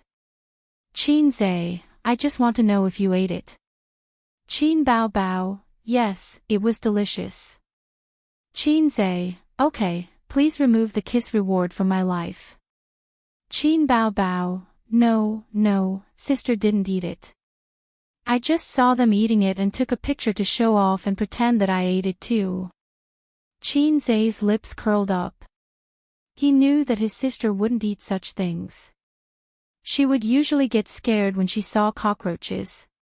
When they were very young, Qin Zhe used to scare her with cockroaches, mainly because she ate his pudding and put the cockroach in her pencil case. His sister opened the pencil case and saw a cockroach smiling at her. She was so scared that she almost became retarded. Later, Qin Zhe was beaten up by his grandfather, who said that if he dared to scare his sister with bugs now, wouldn't it be worse when he grew up? That hit the nail on the head.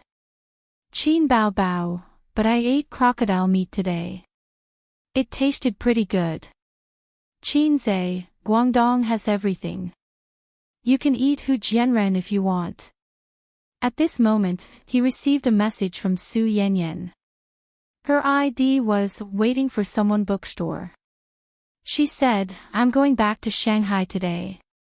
When are you going back? Qin Zhe casually replied, also today. Then there was no follow-up. The avatar showed that she was typing, then stopping, then typing again, then stopping again. The girl was probably hesitating whether to reply. Anyway, it's on the way back. Let's go back together. But she was afraid that it would be too abrupt. In the end, a little girl that he hadn't seen for a long time came to strike up a conversation with him. Little brother, are you in an online relationship? I have a mature voice. During this time, Chen Yuan did not pester him much. Qin Zhe was comforted. A young girl should have a young girl's life and longing. Longing for an old man like him was nothing. In high school, shouldn't she like the school hunk who galloped on the court and dominated the classroom? But later, Pei Ziki told him that Chen Yuan had been very busy recently.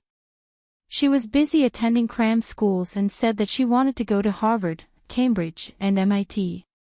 At first, everyone laughed at her. But who knew that in half a year, she had improved by leaps and bounds. She had rushed to the top 10 of the class and the top 50 of the grade. She used to learn English like this, how are you? How are you? Pregnant, pounces on a man, admire, oh my god, fail, useless. It was the same for English songs. In the past, when I liked an English song, would howl all day long, stomach cancer is making trouble again, stomach cancer is making trouble again, but it was different now. Her pronunciation was very accurate. He heard that her family had hired a professional English teacher for her and she learned English every day. Is this girl serious? Qin Zai's forehead was full of sweat. Because on Pei Ziqi's birthday, he and Qin Yuan made a promise that they would talk about being girlfriends after she got into Harvard, Cambridge, or MIT. At that time, he thought that a girl who was bad at her studies wanted to get into a famous foreign university. Not to mention that she needed to rely on connections. In terms of grades, even if Qin Yuan worked together, there was no hope. Seeing that he did not reply, Qin Yuan repeated, "Little brother, are you in an online relationship?" "I'm big sister Yin." Qin Zai replied silently, "Little sister, I'm not in an online relationship. I'm Lin Jingyin." Qin Yuan, Sigma, degree winky face. "You're right to be afraid. Go and tutor me. We'll talk about it after you get into Harvard." Even now, Qin Zai still did not think that Qin Yuan could get in. He was not interested in little sisters. It was not only because of his bad taste, but also because he felt that there was a generation gap between him and Queen Eggy. Queen Eggy talked about love all day long. She would often say, "Without love, I don't want to live." These were the leftovers from the 90s. Now that they saw Queen Eggy, they felt like they were looking at their younger selves. They were so embarrassed that they wanted to roll on the ground. Qin Zai's situation was different. When he was young, he could not get along with many of his peers. Because his family was too strict, he could not accept those who were not mainstream. Of course, in the eyes of his peers, he was the kind of boy who had old-fashioned ideas and was very boring. His cousin, Jiang Qing, was said to have slept with several girls. Qin Zai was a writer, Shakespeare. Qin Yuan, I will definitely get into Harvard. Qin Zai, good luck. Qin Yuan, don't forget our promise. Qin Zai, let's talk about it after you get in. Qin Yuan sent a series of fighting emojis and did not continue to pester him. In fact, this was not bad. He could draw a big picture and let the silly girl work hard. Graduating from a prestigious university and graduating from a prestigious university were two different concepts. After graduating from a prestigious university, there was a chance that she would have a major in the future. After graduating from a prestigious university, she would be able to do well in the future.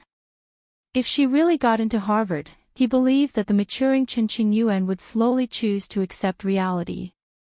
Then, she would spread her wings and soar. Years later, when she recalled it, it would be a sweet and precious memory.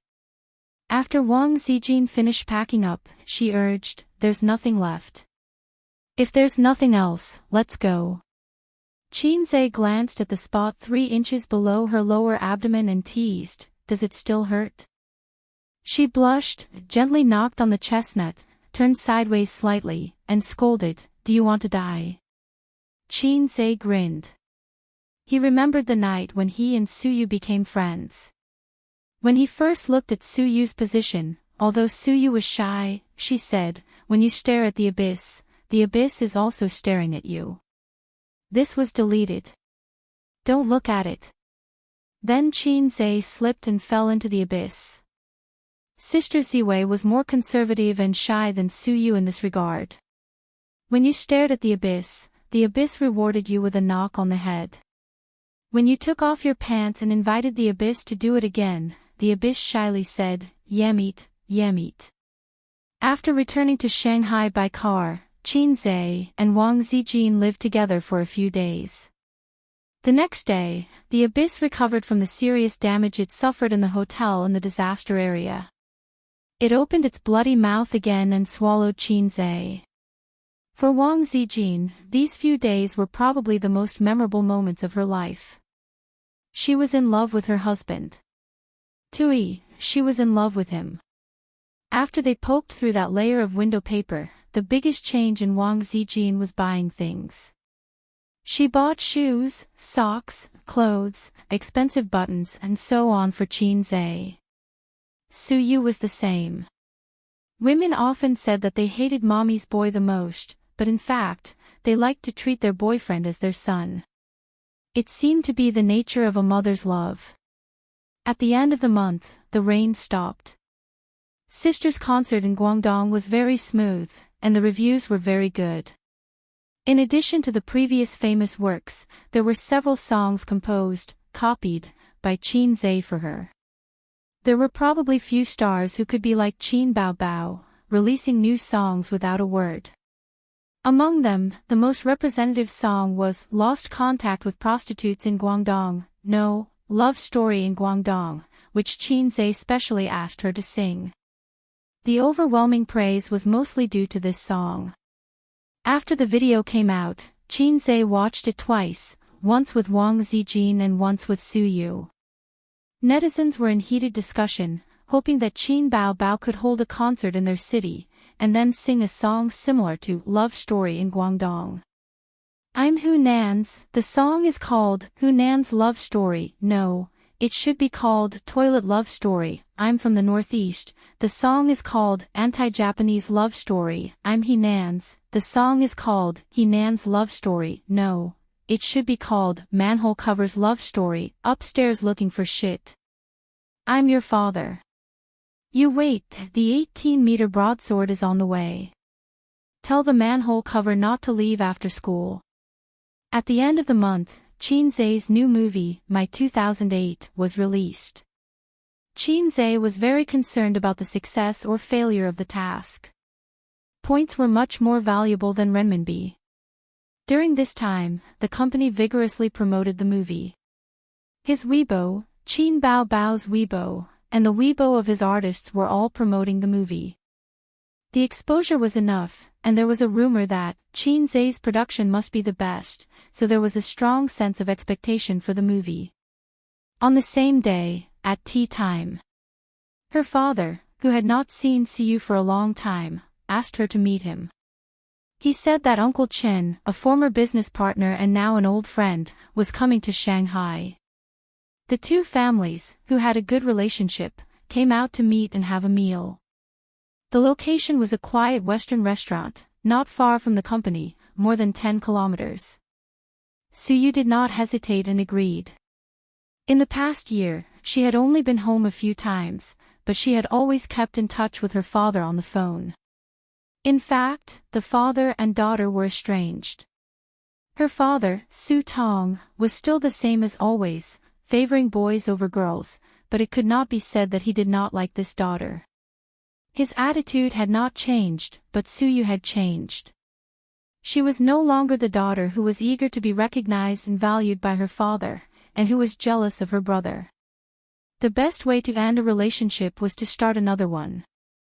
This analogy was not appropriate, but it was the truth. Her feelings, her soul, had a new sustenance, and she was not so eager for her father's love. Su Yu finished dealing with the company's affairs and rushed to the restaurant's private room.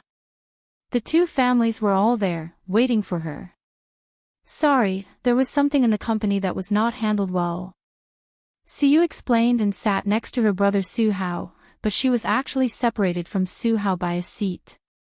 This was the distance between her and this family. Her father was next to her stepmother and brother.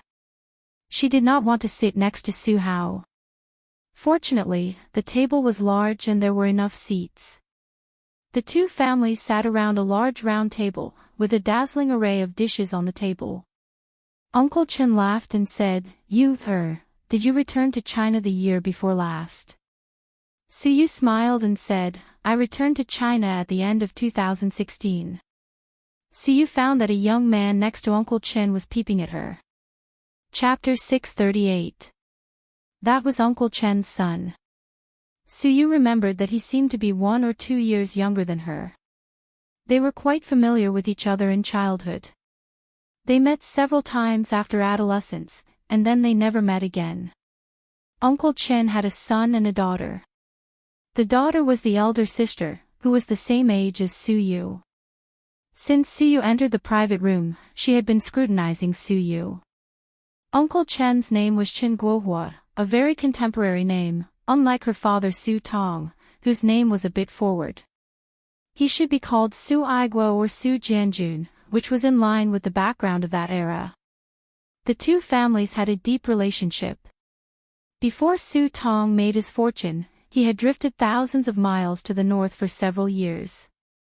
At that time, Su Tong was still struggling at the bottom, and Chen Guohuo was his boss. A few years later, Su Tong, who had saved some money, resigned to start a business. He pursued his dream with great ambition. Unfortunately, his dream was beaten by the reality, and he went bankrupt. During the most down-and-out days, Su Yu's mother did not leave them. The poor couple continued to work hard with longing and hope for the future. So later, Su Yu's mother hated Su Tong, which was reasonable. A man who abandoned his wife was the most ruthless. Su Tong started his second business, looking for investment and borrowing money everywhere. At that time, it was not easy to get loans, unlike later, when loans were like a game. In order to promote the economy, the country printed money crazily. Everyone could easily get loans, and a lot of money was invested in the market. China's economic boom in the past 20 years was one of the factors. Chen Guohuo was the person who helped Su Tong when he was in the most difficult time. He injected a lot of money in the name of investment. People who started a business knew that from 10 million to 20 million, it might be troublesome, but it was not too difficult. But from 1,000 to 10 million, it was as difficult as climbing the sky. So Su Tong remembered this favor for many years. In his stormy life, he had many business partners, but after success, there were not many friends who could be loyal to him. Chen Guohuo was one of them, and Su Tong valued their friendship very much. During Su Yu's childhood, the two families were very close. When Su Yu was in junior high school, Chen Guohuo withdrew his investment for personal reasons, and Su Tong transferred the focus of his business to his hometown, Shanghai. Shanghai's environment was better than Beijing, because it was the country's financial center, and its unique position advantage was unmatched by any city, including Beijing. Su Yu and Chen Ping, who was Chen Guohuo's daughter, were of the same age. They were both playmates and archenemies. At least, that was what Chen Ping thought. Chen Ping came from a wealthy family and was the little princess of her family. She was spoiled by the elders and had developed an unruly and arrogant personality. The year she and Su Yu met, they were just in elementary school. Chen Ping was wearing a princess dress, and the dolls and toys could be piled up in half of the room. Su Yu was just a little girl in ordinary clothes who drooled when looking at lollipops. It was just that this little girl was a little too delicate. Seeing such a beautiful little girl, Chen Guohuo and his wife liked her very much. They took out toys and snacks to entertain her. Those were originally Chen Ping's things. At that time, Su Tong was still in the early stage of his business. He had no money and could not prove his ability. Making friends with Chen Guohuo was actually climbing up the social ladder. The only thing he could offer was his smart daughter. Su Yu had been a top student since she was a child. In the primary school where she was studying, her grades were the best in the whole grade. There would be no harm if there was no comparison. This made Chen Ping seem especially ordinary. At that time, Chen Guohuo and his wife sighed with emotion. "You is so smart. If only our Ping Ping was half as smart as her." This was simply an insult to the proud little princess. So when both parents were looking forward to letting them play and make friends, in her room, Chen Ping said to Su Yu fiercely, "Don't eat my snacks, and the toys are also mine." Su Yu was greedy when she was a child. Eating the delicious long-nosed king, she said, "Then I will tell uncle and aunt that you bullied me. I will cry.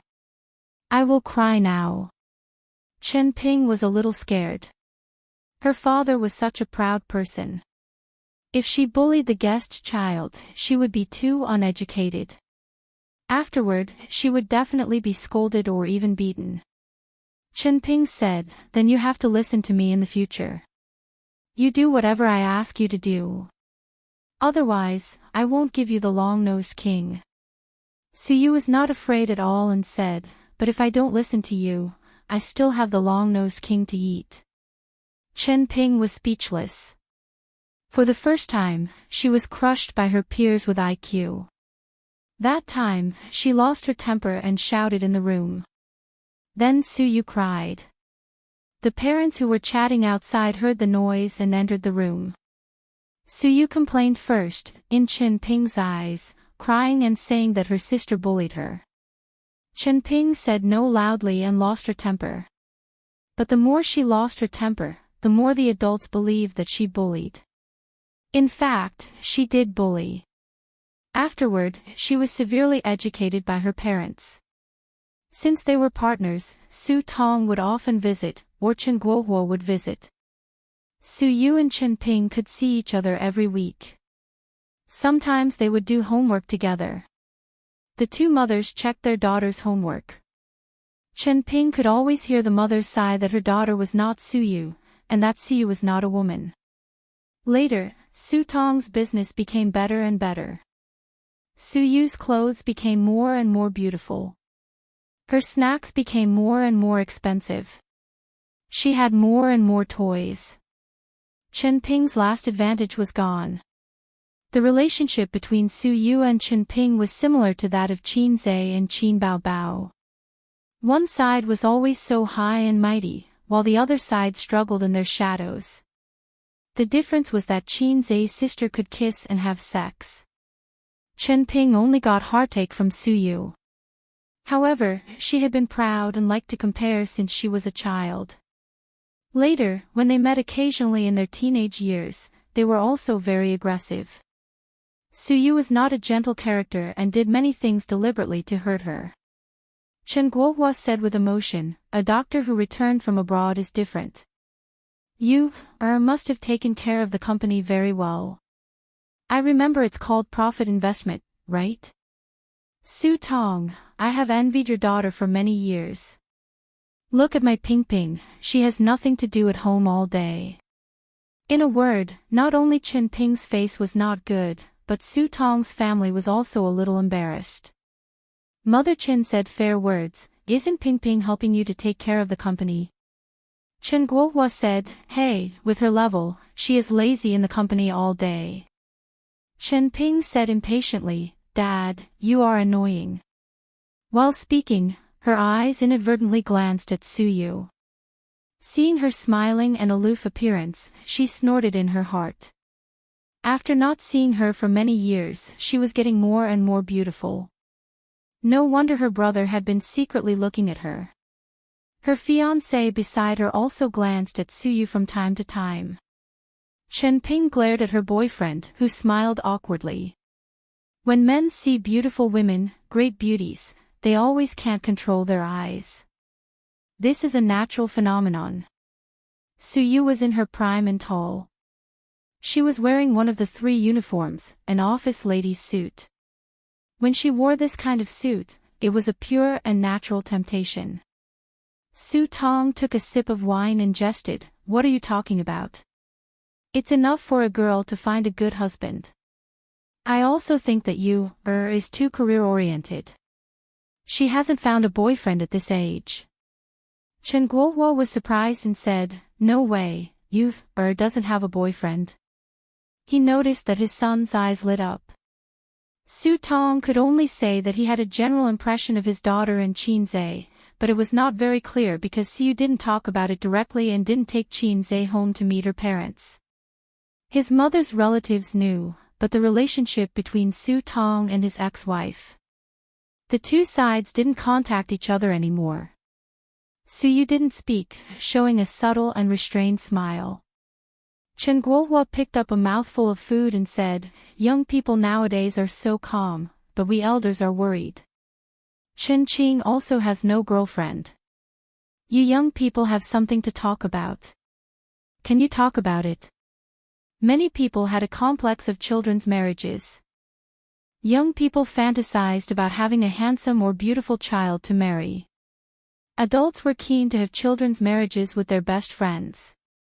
This phenomenon used to be very common, but with the change of time, free love was emphasized, and parents' orders were no longer effective, so children's marriages gradually disappeared. Chen Guohua expressed his meaning implicitly and obscurely. Add me on WeChat. Chen Qing took out his mobile phone and stared at Suyu expectantly and passionately. Suyu was stunned, smiled, and took out her mobile phone to add him as a friend. In fact, she was silent because it was inconvenient for her to say it. Of course, she could explain that she had a boyfriend, and there was no need to mention Qin Zai's name. But she was so angry that she was not in the mood to talk. The relationship between the two families was so good that she was embarrassed to refuse. She simply added him as a friend, which was not a big deal. Chen Qing took back his mobile phone with satisfaction and a smile on his face. For a man who had been single for a long time, getting the WeChat account of his stunning goddess was the biggest gain of the day. Su Yu's reaction also made him happy. She was not cold, not alienated, but reserved and polite. Su Tong still remembered that he was a father. Friendship was friendship, but he could not forget to check for his daughter, so he asked, "What is Chen Qing doing now?" Chen Guohua said angrily, when he just graduated, he said that he would go to the company to gain experience and slowly take over. After half a year, he resigned and set up an entertainment company with his friends. Su Tong said, "Very good. It's very promising to do this in the capital." In the entertainment industry, most of the popular stars graduated from Beijing Film Academy and China Drama Academy. Therefore, there were many entertainment companies in the capital, and the industry was developed, which was incomparable to Shanghai. Uncle Su, it's true that it's promising, but the competition is also fierce. You can't get good seedlings at all, and you need strong financial support. Times have changed. Starting an entertainment company from scratch, 90% of the small companies are struggling and need to find another way. So, my friends and I developed a mobile live streaming platform to cultivate female anchors from the platform. Since it's profitable and has good seedlings, we can bring them into the entertainment industry. This way, it's easier to make newcomers popular, Chen Qing said. After that, he glanced at Su Yu. Su Tong laughed loudly and said, "Young people are flexible. I'm old and can't keep up with the times." Su Tong and Chen Guohua clinked glasses. Chen Qing said, "Our era is actually more difficult than yours and my father's, but if you look carefully, there are still many opportunities. With money and funds, investing in the entertainment industry will never be a loss. Just look at Qin Zai, who is very popular in the entertainment industry now. His success, in addition to his own talent, is mostly due to luck. I also want to try to see if I can achieve his scale." There was a sound of agreement at the table, and Su Tong praised him for his ambition. "Luck?" There was a discordant voice from Su Yu. She asked with a smile, "How is it luck? I remember that Qin Zai is not a rich second generation. He started from scratch." Chen Qing's heart moved, and he asked, "Sister Su likes Qin Zai?" Of course, he didn't mean that kind of like, but the like of a fan to an idol. Su Yu smiled, and her eyes curved. "I like him very much." Chen Qing took the gentleness in Su Yu's eyes as a woman's infatuation. He felt uncomfortable and said, "So he relies on luck. How did he get his initial funds?" Su Yu said, "Stocks." Chen Qing said, "Yes, last year's bull market made him a lot of money. If he didn't have this luck, how many years would it have taken him to start from scratch and reach the scale now?" "Uncle, am I right?" He wanted to get approval from Su Tong. Su Tong nodded awkwardly. The man next to Qin Ping echoed, "That's true." He directly crossed the most difficult starting stage. Chen Qing said with assurance, "In more than a year, from stocks to Tianfang Entertainment, he now has at least a few billion yuan, or even tens of billions. He is indeed very powerful. Now everyone says that he is a legend, an inspirational role model for people born in the 90s, and an unsurpassable monument. But in fact, everyone regards him as a myth. If it wasn't for that bull market, which happened to be caught by him, he wouldn't be able to reach this point. The era has created him. Of course, he is really powerful. Young people with middle school syndrome look down on people and would proudly say, he is very powerful, so what? Mature men look down on people and would humbly say, he is not very good, but he is really very powerful. The order was different, and the effect was different. The latter sounded more mature and restrained. But the meaning was actually the same, disdain. Su blinked. Maybe fishing for money in the stock market is not based on ability, but luck. The sound of agreement at the table stagnated. Chen Qing defended himself. Didn't we encounter the bull market? Su smiled. There are a lot of people who lose money in the bull market. Chen Qing thought about it and couldn't think of a rebuttal. He looked a little embarrassed. Su said, but it's okay. He is much more promising than Su Hao. Su Hao and his mother's faces darkened. Chen Qing immediately recovered his smile, but the scene was a little awkward. The stepmother said sarcastically, as long as you are promising. Father Chen and Mother Chen looked down. It was not convenient to interrupt other people's family affairs. Su Tong jumped out to break the awkwardness and pretended to be curious. What business does Ping Ping's boyfriend do? The man replied, I am not promising. I took over my father's job and do import trading. So he was also a rich second generation. Chen Ping retorted, if you are not promising, then who is promising? Your father's small business is worth dozens of times more in your hands. How much does he earn in a year? The man said, more than 200 million. Su Tong exclaimed, young and promising. Chen Ping glanced at Su with a slightly proud look and asked curiously, Su, how is your company now? It's okay. What do you mean by okay? My father praised you. Su smiled casually. The company's operating capital is 20 billion, and the quarterly profit is only 0.8%. It's a small business. Boyfriend, Chen Ping, every word was hurtful. Chen Guohuo was shocked and said, Old Su, is the stock market so profitable? A quarter of 3 months, 0.8% profit, that was hundreds of millions. 5 or 600 million a year. Chen Qing's hand trembled. In fact, Su did not tell the truth. 0.8% was the GPA when the company's performance was not good, and the company's operating capital was not only 20 billion, but more than half of the funds were borrowed by Nan Man Pei some time ago. The investment company that Qin Zhe and Su spent a lot of energy to run only earned 5 or 600 million a year. What a joke. This amount of money was nothing in the eyes of the big groups in the financial world. In fact, in the Shanghai financial circle, Baozi investment was very famous. Chen Guohuo's words made Su Tong embarrassed. He forced a smile and said, it's okay. By the way, old Chen, what do you want to invest in this trip to Shanghai? He forcibly changed the topic. Investment company, Qin Zhe, profit making, he did not want to mention these words. How to say it?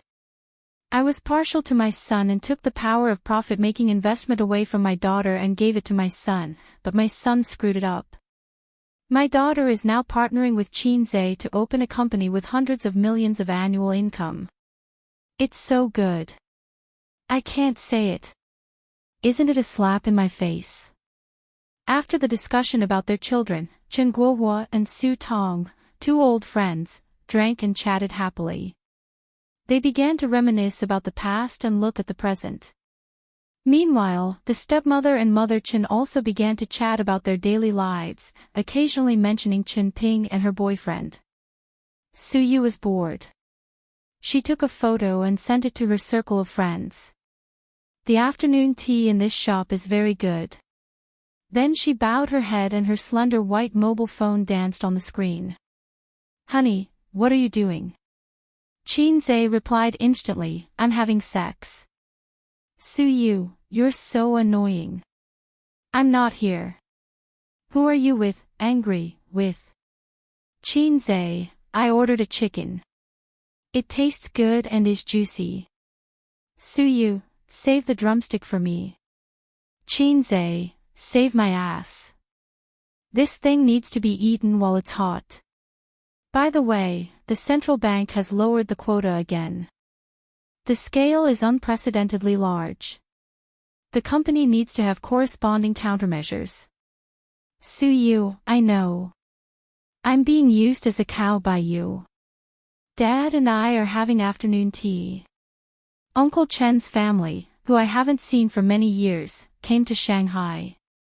But I'll come out after I'm done with my work. Qinze, nonsense, I didn't use you as a cow or a horse. I used you as a blow-up doll. The central bank's lowering of the quota is a good thing for us. Hundreds of billions of funds flow into the market. It's a blessing for the stock market and enterprises. It's not necessarily good for the people. Their savings will shrink again. I just asked my uncle to prepare a loan. It's a waste not to borrow the government's money. Suyu, when did you become a nationalistic youth? Are you still worried about the shrinkage of assets?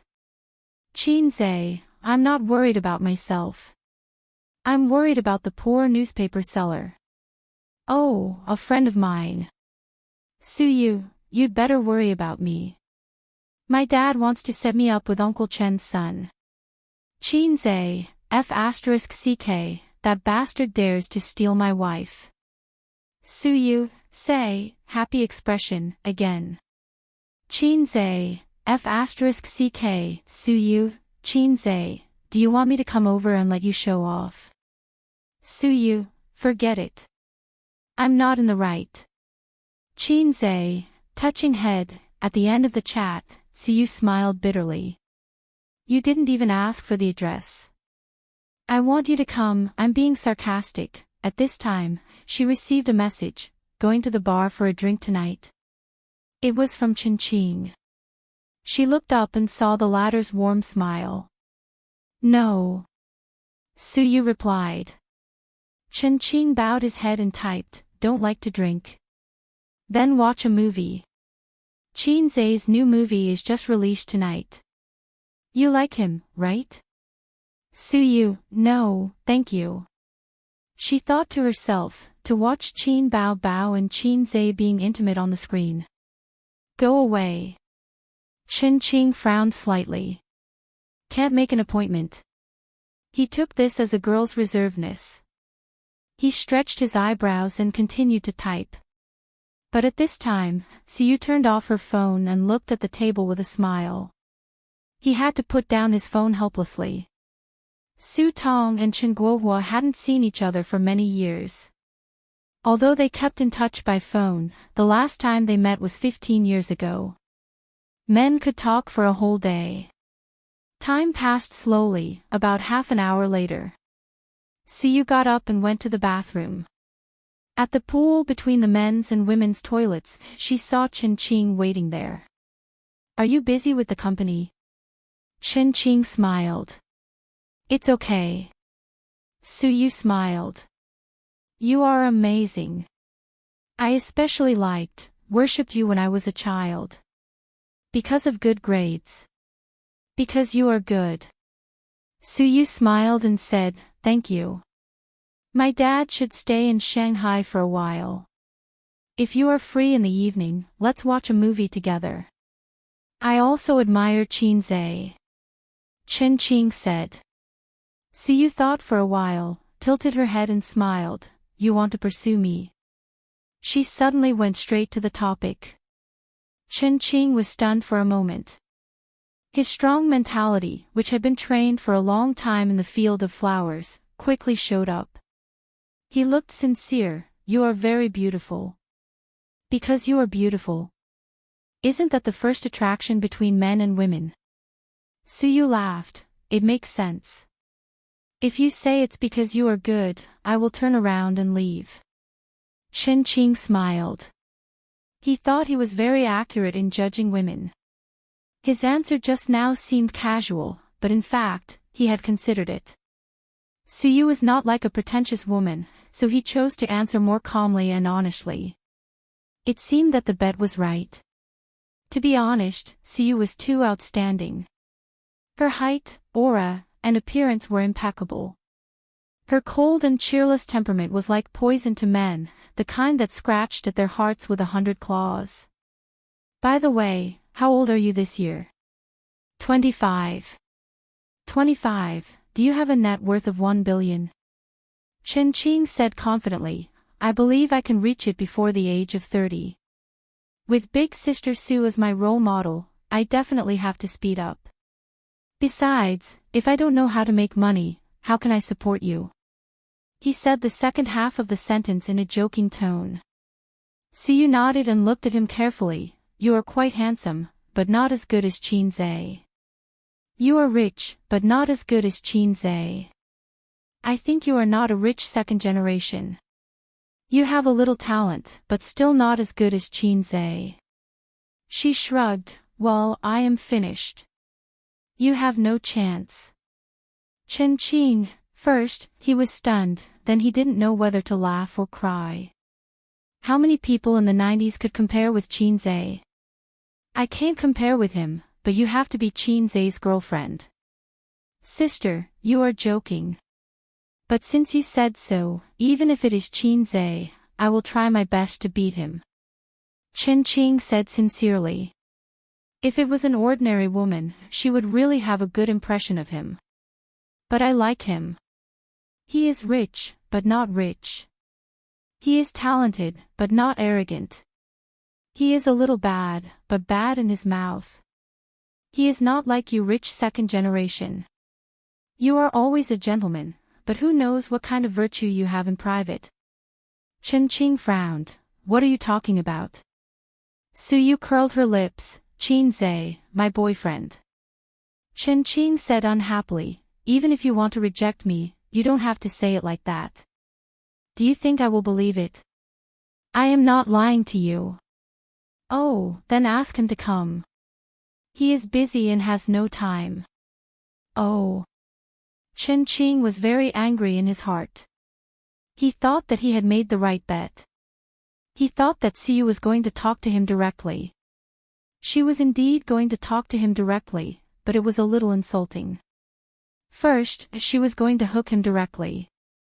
Then, she turned around and said, you have no chance. She compared him to Qin Zhe as if he was a clown. Wasn't this a humiliation? Chen Qing mocked, then should I hurry up and hug your thigh? After all, I am also in the entertainment circle. Okay, the thigh is here. Hurry up and hug it. Suddenly, someone said behind him. Chen Qing turned his head and saw a man wearing sunglasses and a mask standing behind him. He was holding a plastic bag in his hand. I called a chicken. Suyu's eyes were shining brightly, dazzling. Qin Zhe took off his sunglasses and mask, grinned, and complained, go back to work. Do you want to eat afternoon tea for 2 hours? Qin Zhe. Chen Qing was stunned in place. Suyu bit her lips with tears in her eyes. Qin Zhe said angrily, let's go, which private room? I will go and pretend, to show off in front of people. She laughed and happily hugged Qin Zhe's arm. I will take you there, I will take you there. Qin Zhe turned his head and looked at Chen Qing. He reached out and patted him on the shoulder. Sorry, I didn't bring my business card. If you need anything, you can call her. I don't mind hugging her thigh. I have long legs that are 1.8 meters tall.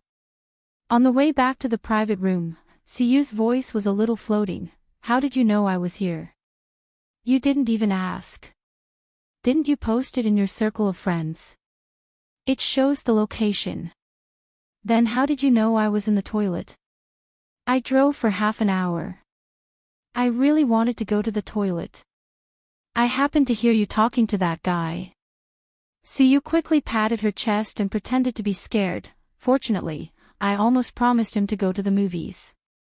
Well, if we go to the movies, I will beat you. Qin Zhe gave her a chestnut. What are you holding in your hand? She covered her head and looked at the plastic bag. Drumsticks. Su Yu's eyes were red, and she choked, first. Don't go in, I want to cry. You are so moved that you cry. Qin Zhe opened his arms and held her in his arms, putting his hand on her trembling shoulder. Su Yu took his arm and pushed open the door of the private room. Everyone looked over and was slightly stunned. When Qin Zhe took off his sunglasses and mask, the private room, which had been noisy before, was suddenly silent. Dad, I brought Qin Zhe over to let everyone know. This is Uncle Qin. Aunt Su, she is Qin Ping, my playmate when I was a child. Next to her is her fiancé. Qin Zhe nodded one by one and greeted Uncle Qin and Aunt Su. Chen Guohua and his wife looked a little confused, and Qin Ping's face was dull. It was heartbreaking again. Su Tong and his son were more bitter. They couldn't help but feel bitter. Speaking of which, Qin Zhe was still an employee under them. At that time, he was not famous and was making a living from the profits. The position of general manager was taken down by Su Tong himself. He was forced to leave.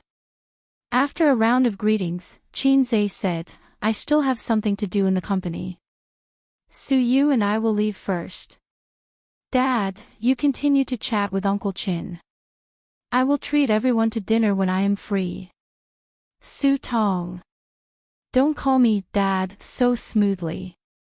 Did you ask me, your father-in-law? Bah, your father's opinion. Chen Guohua was excited and full of smiles. She has a boyfriend, right? Old Su, you are not loyal. You kept it from me. He hurriedly handed the business card to Qin Zhe. Qin Zhe took it and led Su out of the door. Chen Guohua's voice came from the private room, Old Su, your son-in-law is amazing. Your daughter is so beautiful. Su Tong, Qin Ping. Chapter 639. At 8:30 in the evening, in the cinema. Today is Friday, Qin Zhe's new movie, My 2008, is released. Thanks to the crazy publicity in the early stage, the film has attracted a lot of attention, and online tickets are very popular. The cinema will premiere at 6 p.m. The screening rate is 25%, but the movie tickets are sold out in a short time. By 8:30, the screening rate is adjusted to 40%, occupying almost half of the cinema. In the cinema, half of the screening rooms are showing this movie. The promotional poster of Qin Zhe and Qin Baobao hugging and laughing is particularly eye-catching. Hey, this lewd smile, I don't want to see it in an instant. In the corridor of the screening room, a tall woman wearing a mask pointed to Qin Baobao on the poster. Her smile is really not good, there is no restraint and calmness of an elder sister. Next to her, a shorter woman echoed and also wore a mask. Qin Zhe held a big bucket of popcorn and madly complained in his heart, then don't come to see it. Why do you have to bring me along? It must be Su Teddy who caused this frightening scene. After afternoon tea, he went back to the company to make a plan. Su Yu was moved and said, Husband, let's go to the movie tonight. Qin Zhe said no. There is still a Sister Ziwei at home. His Hei's king power is limited to bed, and he has no courage to command in reality. It's not that he's a coward, he just thinks that his wife is used to love.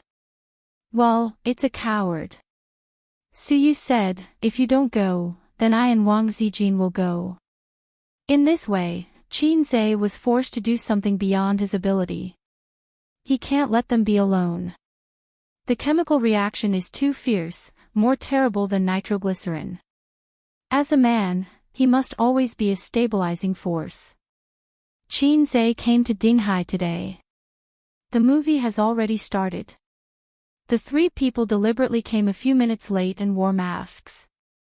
The reason why Su Yu and Wang Zijin wore masks was that the two beauties were too eye-catching. Qin was afraid that he would be recognized. If the audience knew that Qin real body was here, the scene would definitely boil over. According to the movie tickets, they entered Theater 6. The seats were full, and the light from the big screen illuminated the heads. Qin and the other two chose to stand at the edge. He took off his mask, and the dim atmosphere was the best cover. Everyone's attention was on the movie. As long as he didn't look at the passers-by silently, no one would notice him. Just like that, Qin started watching the movie with his best friend on his left and right. If it was Long Outyen, he should be hugging his left and right. At the very least, he should be holding his sister's small hands. Using the popular description of that era, the two beauties looked at each other and smiled happily. They snuggled in Long Outyen's arms and shared this man's love. The theater was filled with a happy atmosphere. Cross out this sentence. Brother Sun was innocent. In reality, Qin was sitting upright with popcorn on his lap for his best friend to enjoy. Suyu was absolutely intentional. Fortunately, her little temper was limited to this, and Wang Zijin may be deeply in love with Qin Baobao. She has not dared to show her love with Qin blatantly. A delicate balance was maintained between the three people. The movie just happened to play when Qin Hao woke up from his rebirth and ran out of the house in a panic. In the old alley, Qin Hao opened his arms and smelled the haze of 2008. In his ears, there was the advertisement of the shop next door, China Anti-Cave, leading the life of 3 prostitutes, first come, first served. The BGM was exciting and cheerful music. This year, Qin is not popular. This year's economic crisis is coming. This year, there will be a big earthquake. Qin Hao went back to his room and took notes seriously. There was laughter in the theater, and many audience members were amused. This movie is good. It's funny. My husband is also humorous. The 2 girls behind him were whispering. Their voices were very low, but they were clearly heard by Suyu. Suyu, oh, husband. Wang Zijin, oh, husband. Qin pretended not to hear their sarcastic tone. In the eyes of women, those who look average are called handsome, those who look good are called little brother, and those who look super handsome are called husband. I accept this sarcasm. Who made me so handsome? Wang Zijin and Suyu came with a critical and scrutinizing mentality, but watching, the corners of their mouths hooked up. The movie was humorous and relaxed, and it was easy to immerse you in it. Coke movies and popcorn, leisurely and relaxed, let people temporarily get rid of the fast-paced lifestyle. But this relaxed and cheerful atmosphere did not last long. With the progress of the movie, the successful Qin began to flirt with his childhood sweetheart sister. Then, on a dark and windy night, Qin used a sketch to draw an abstract image of a big cock. He looked at the tall and beautiful sister and confirmed that she was the one he wanted to sleep with. On the screen, the 2 kissed on the bed, from the lips to the neck, and then to the chest. Qin, played by Qin Hao, arched and arched. Qin Baobao, on the other hand, hugged his head and pressed it against her chest, looking charming. Suyu's eyes twitched. Almost at the same time, Wang Zijin's mouth twitched slightly. Even if they knew it was acting, they were not in the entertainment circle after all. They were not so generous and well-informed. Looking at the bed scene between Qin and Qin Baobao on the screen, they felt that they had been put on a hat. There was also jealousy. Normal men could not accept their girlfriend kissing other men, even if it was acting. It also reflected that the people in the entertainment circle were very big. To what extent? For example, there was a familiar joke, "I'll drink first, you can do whatever you want." "I'll drink too, you can do whatever you want." "I'll drink, you can do whatever you want." After a round, it was the groom's turn. He took the wine and said, "Let's drink together." Forthright. Su Yu and Wang Zijin squinted at Qin Zhe at the same time. Qin Zhe straightened his back and was expressionless. In front of the three people, the brother and sister kissed in a special way. At this time, he had to be calm. The key to stabilizing the sea was stability. If China moves, I won't move. Wang Zijin said faintly, "Yo, I heard from Bao Bao that they didn't use a double in this part." Su Yu was speechless. Qin Zhe couldn't bear it and said with a dry smile, "I'll go to the toilet." After going to the toilet, the bed scene was over. Wang Zijin and Su Yu recovered their calmness. He breathed a sigh of relief, so the three people continued to eat popcorn and watch the movie. When the popcorn was finished, Qin Zhe suddenly froze and looked at the popcorn in his hands silently. "What's wrong?" Wang Zijin, who was careful, saw it and asked. I forgot to wash my hands after going to the toilet," he said. Su Yu was chewing popcorn happily. The smile on Wang Zijin's face gradually disappeared. A little embarrassed, Qin Zhe comforted her, "Anyway, it's a familiar taste." Su Yu, Wang Zijin, the childhood sweethearts were caught by their parents the next morning, so they laid their cards on the table. This was one of the most explosive parts of the entire movie. On the screen, Qin Zhe was roaring in anger. He was like a ferocious little beast that had gone berserk. The memories of his previous life flashed by. Let the audience more clearly understand that this was a very miserable loser. He went back 10 years with hope and longing and vowed to get back his lost love. There was an unwilling child hidden in his heart, roaring angrily. In the 5-minute plot, the theater was silent, there was no laughter, no talking. The first 2/3 of the movie was relaxed and humorous, and the theater was full of laughter. Even after the bed scene, when the childhood sweethearts were forced to lay their cards on the table with their parents, the audience still felt sweet, because in the end, there were still lovers who got married. But after that, the relaxed and humorous elements disappeared. After the passionate love period, due to the pressure of public opinion, they went from tolerating to alienating, and then to breaking up. Fate was like a pair of invisible hands, setting everything back on track. Later, after they went their separate ways, life went on, and the female lead was about to get married. After Qin Hao got the news, he suddenly realized that he had been reborn, but he still didn't grasp the most important thing. He got into a car accident on the way to the wedding. The scene ended there, and it was pitch black. Then the movie came to an end. Qin Hao couldn't save him, and he didn't have much time left. In the clean ward, the male and female leads said their last goodbye. The background music was, "If I Become a Memory." If I become a memory, leaving this life, leaving you crying in shock, my cold body can't hug you. The male lead's hand fell, and he closed his eyes. The camera turned to the female lead's face, she covered her mouth, crying until her shoulders shook. The camera zoomed out, and then zoomed out again, breaking through the ceiling and showing the blue sky. The movie ended. The ending was a bit unexpected for most of the audience. It was supposed to be a light-hearted comedy, wasn't it? Even if the two broke up due to public opinion, when the male lead found his true feelings and went to stop the wedding, the audience thought it would be a wedding robbery. Suddenly, tears welled up in their eyes. So, did he split when he was dying, or did he really get reborn? This question was very controversial on the internet, and the disagreement was especially serious in the movie reviews. Some people insisted that he was reborn, but fate made everything go back to square one. This was the power of fate.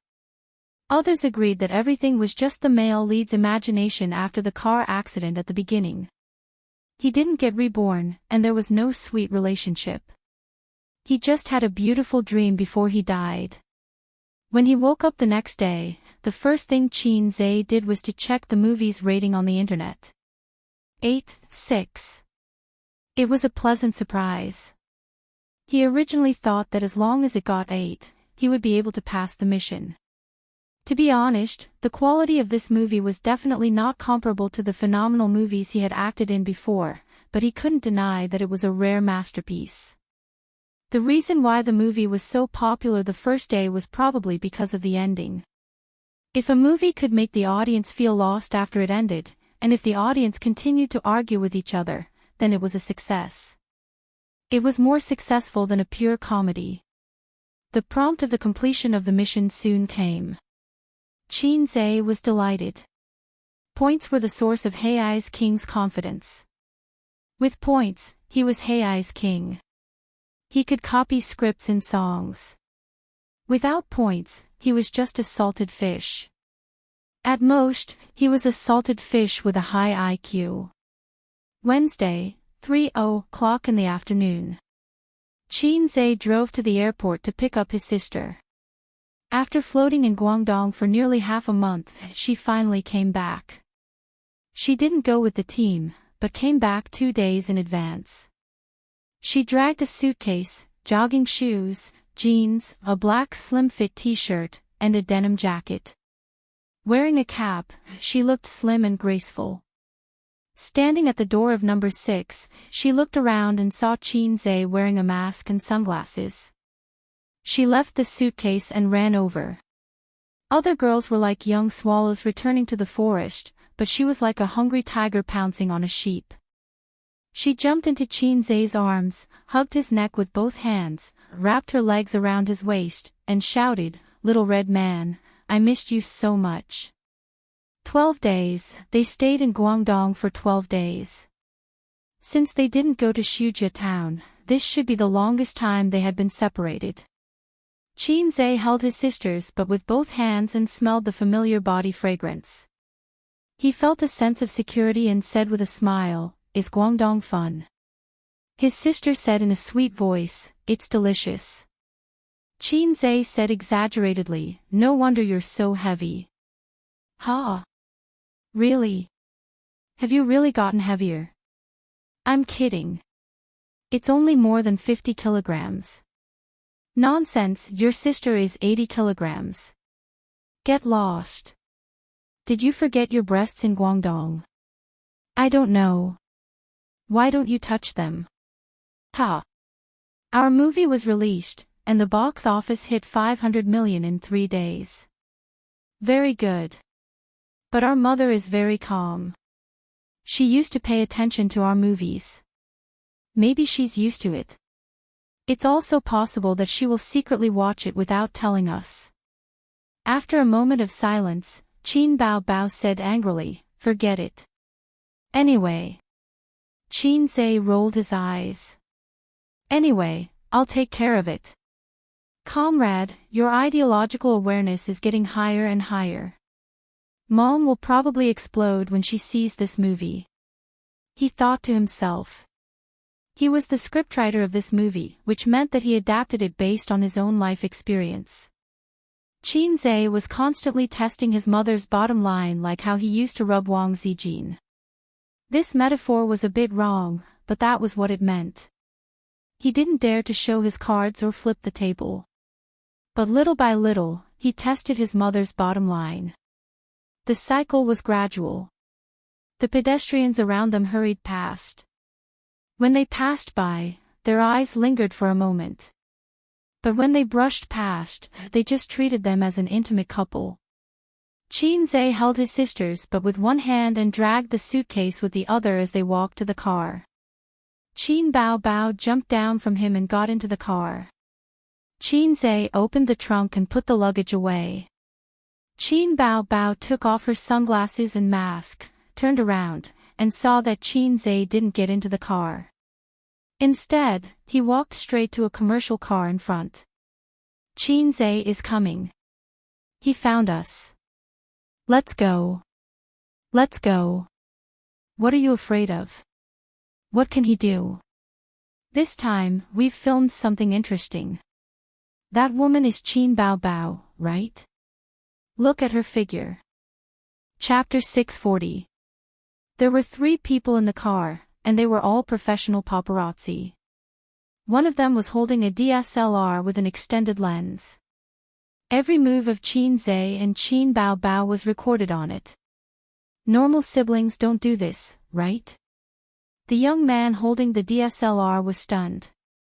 It's normal in public, showing off their sibling relationship to attract attention, but it's always like this in private. The other young man said. If they didn't know that the man was Qin Zhe and the woman was Qin Bao Bao, they would have thought that they were a couple.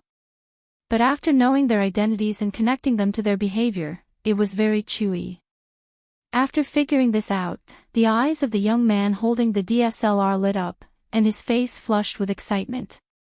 This time there's big news. This month's bonus is enough for us to stay in Debao for a month. The truth wasn't important. Entertainment news never paid attention to the truth, and it didn't need to be reasonable like the news broadcast. Entertainment news only pursued the breaking news. With these few photos and some eye-catching statements, just the copyright alone would be able to sell like crazy. The other young man was also excited. The middle-aged driver frowned. Compared to this, shouldn't we think about how to deal with Qin Zhe first? He's coming. Why are we afraid of him? Will he eat us? That's right. In our line of work, which celebrity hasn't been provoked?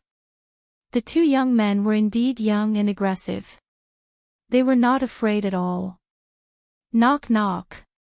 Qin Zhe knocked on the driver's window. The middle-aged driver lowered the window a crack and pretended not to know Qin Zhe. He frowned. What's the matter? Qin Zhe smiled. You've been following me all the way. It's been hard on you. The driver looked at him like he was an idiot. I don't know what you're talking about. Qin Zhe put on his sunglasses and went straight to the point. How about this, I'll pay for the photos just now, along with your DSLR. The middle-aged driver smiled and turned to look at the two young men behind him. The young man holding the DSLR said, 5 million, this DSLR is yours. Qin Zhe was stunned. 5 million. A few photos in exchange for a house in Shanghai. The young man holding the DSLR said calmly, you're not short of money anyway. Is 5 million a lot? Don't you know how much money a female celebrity had to pay to keep her mouth shut when she was exposed for having an affair? More than 10 million. If you don't give it to us, we'll expose the photos. Is it nice to touch your sister's butt? There were a few sneers in the car. The threat was obvious. In comparison, if he exposed it, he would definitely not make as much money as extorting celebrities. The key was that these photos could be big or small. Qin Zhe and Qin Bao Bao's actions had crossed the line, but it was not so serious that they would die from exposure. Therefore, if he could extort 5 million, it would definitely be more worth it than exposing his identity. Qin Zhe said indifferently, 100,000 at most. The young man tricked him. He did not see any panicked reaction from Qin Zhe. He first denied the speculation in his heart and then felt a little disappointed. It seemed that for Qin Zhe, being exposed was not a big deal. Another young man said, so there's no room for negotiation. Qin Zhe shook his head, 100,000 yuan. Give me the DSLR. The young man holding the DSLR sneered, why? Old Zhang, let's go. Qin Zhe said, you can't leave. The middle-aged driver was more sophisticated. He smiled and said, Chairman Qin, please take a few steps back. We're leaving. The young man holding the DSLR said impatiently, why are you talking to him? Just leave. Why are you blocking the road? The middle-aged driver rolled up the window. Before starting the car, he glanced at Qin Zhe. Seeing that he did not move, he turned the steering wheel and the car bumped into Qin Zhe. Qin Zhe, who was standing outside the car, clenched his fist and raised it. He took a stance and punched out. Bang! The car window shattered. The crisp sound attracted the attention of the surrounding people, as well as the auxiliary traffic police not far away. After the fist broke the window, it hit the driver's face. 2 teeth flew out. Qin Zhe slapped the driver unconscious. He went to the passenger seat and opened the car door. The 2 dumbfounded young men reacted. The young man near the car door cursed and kicked Qin Zhe, but Qin Zhe waved his hand and slapped him again, making his mouth full of blood. Only the young man holding the DSLR was not beaten. He hugged the DSLR and his face was slightly pale. "We are not doing business. The photos are mine, not yours. I'm giving you face by talking about the price. Don't take something stolen as your own." Qin Zhe stretched out his hand. "Give me the DSLR. The money is gone." The young man said, "You dare to rob us? We will call the police." Ignoring his stubborn resistance, Qin Zhe gave him a loud slap. He snatched the DSLR from his arms and smashed it on the ground. The passers-by who saw this scene stopped to watch. However, Qin Zhe was facing them and did not show his face. Therefore, they missed the opportunity to take a video. After doing all this, Qin Zhe gestured to his sister in the car to not come out. He then took out his phone and called the company's legal department, Pudong Airport, Terminal 2, Gate 6. "Get there in half an hour." Just then, the auxiliary police came over and said in a deep voice, "What's going on?" The young man was relieved and said loudly, "He's robbing." The auxiliary police was stunned. He subconsciously held the walkie-talkie and scolded Qin Zhe, "Don't move." He planned to call the airport security. Almost all the first and second-tier cities in the country had police stations near the airport. The Pudong Airport police station was in the terminal building. Qin Zhe said, "I'm Qin Zhe. They are paparazzi. I just asked them for the photos, but they didn't return them to me." He took off his sunglasses, revealing his face, and quickly put them back on. The auxiliary police said, "Oh." He put down the walkie-talkie and said to the young man in the car, "Then you call the police yourself." Celebrities and paparazzi were trouble. If he interfered and was exposed on the internet, he might be hunted down. He extinguished the thought of being nosy and planned to be a bystander. Robberies were not under his control. He was just a traffic auxiliary police officer and did not even have a staff. Robberies were not under the control of the traffic police. And this kind of incident was not harmful because Qin Zhe's identity meant that he would not continue to do things that were out of line. The young man, he could only call the police himself.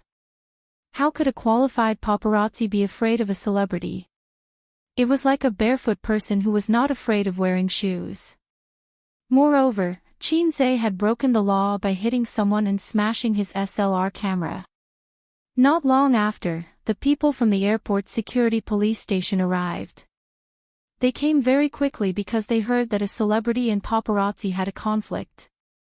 They were not here to resolve the conflict, but to maintain law and order. Once Qin Zhe's identity was exposed, the airport's law and order were over. So when the young man arrogantly took out his phone and took a video of Qin Zhe, he shouted, "So what if I'm taking a video of you? If you have the ability, smash my phone again in front of so many police officers."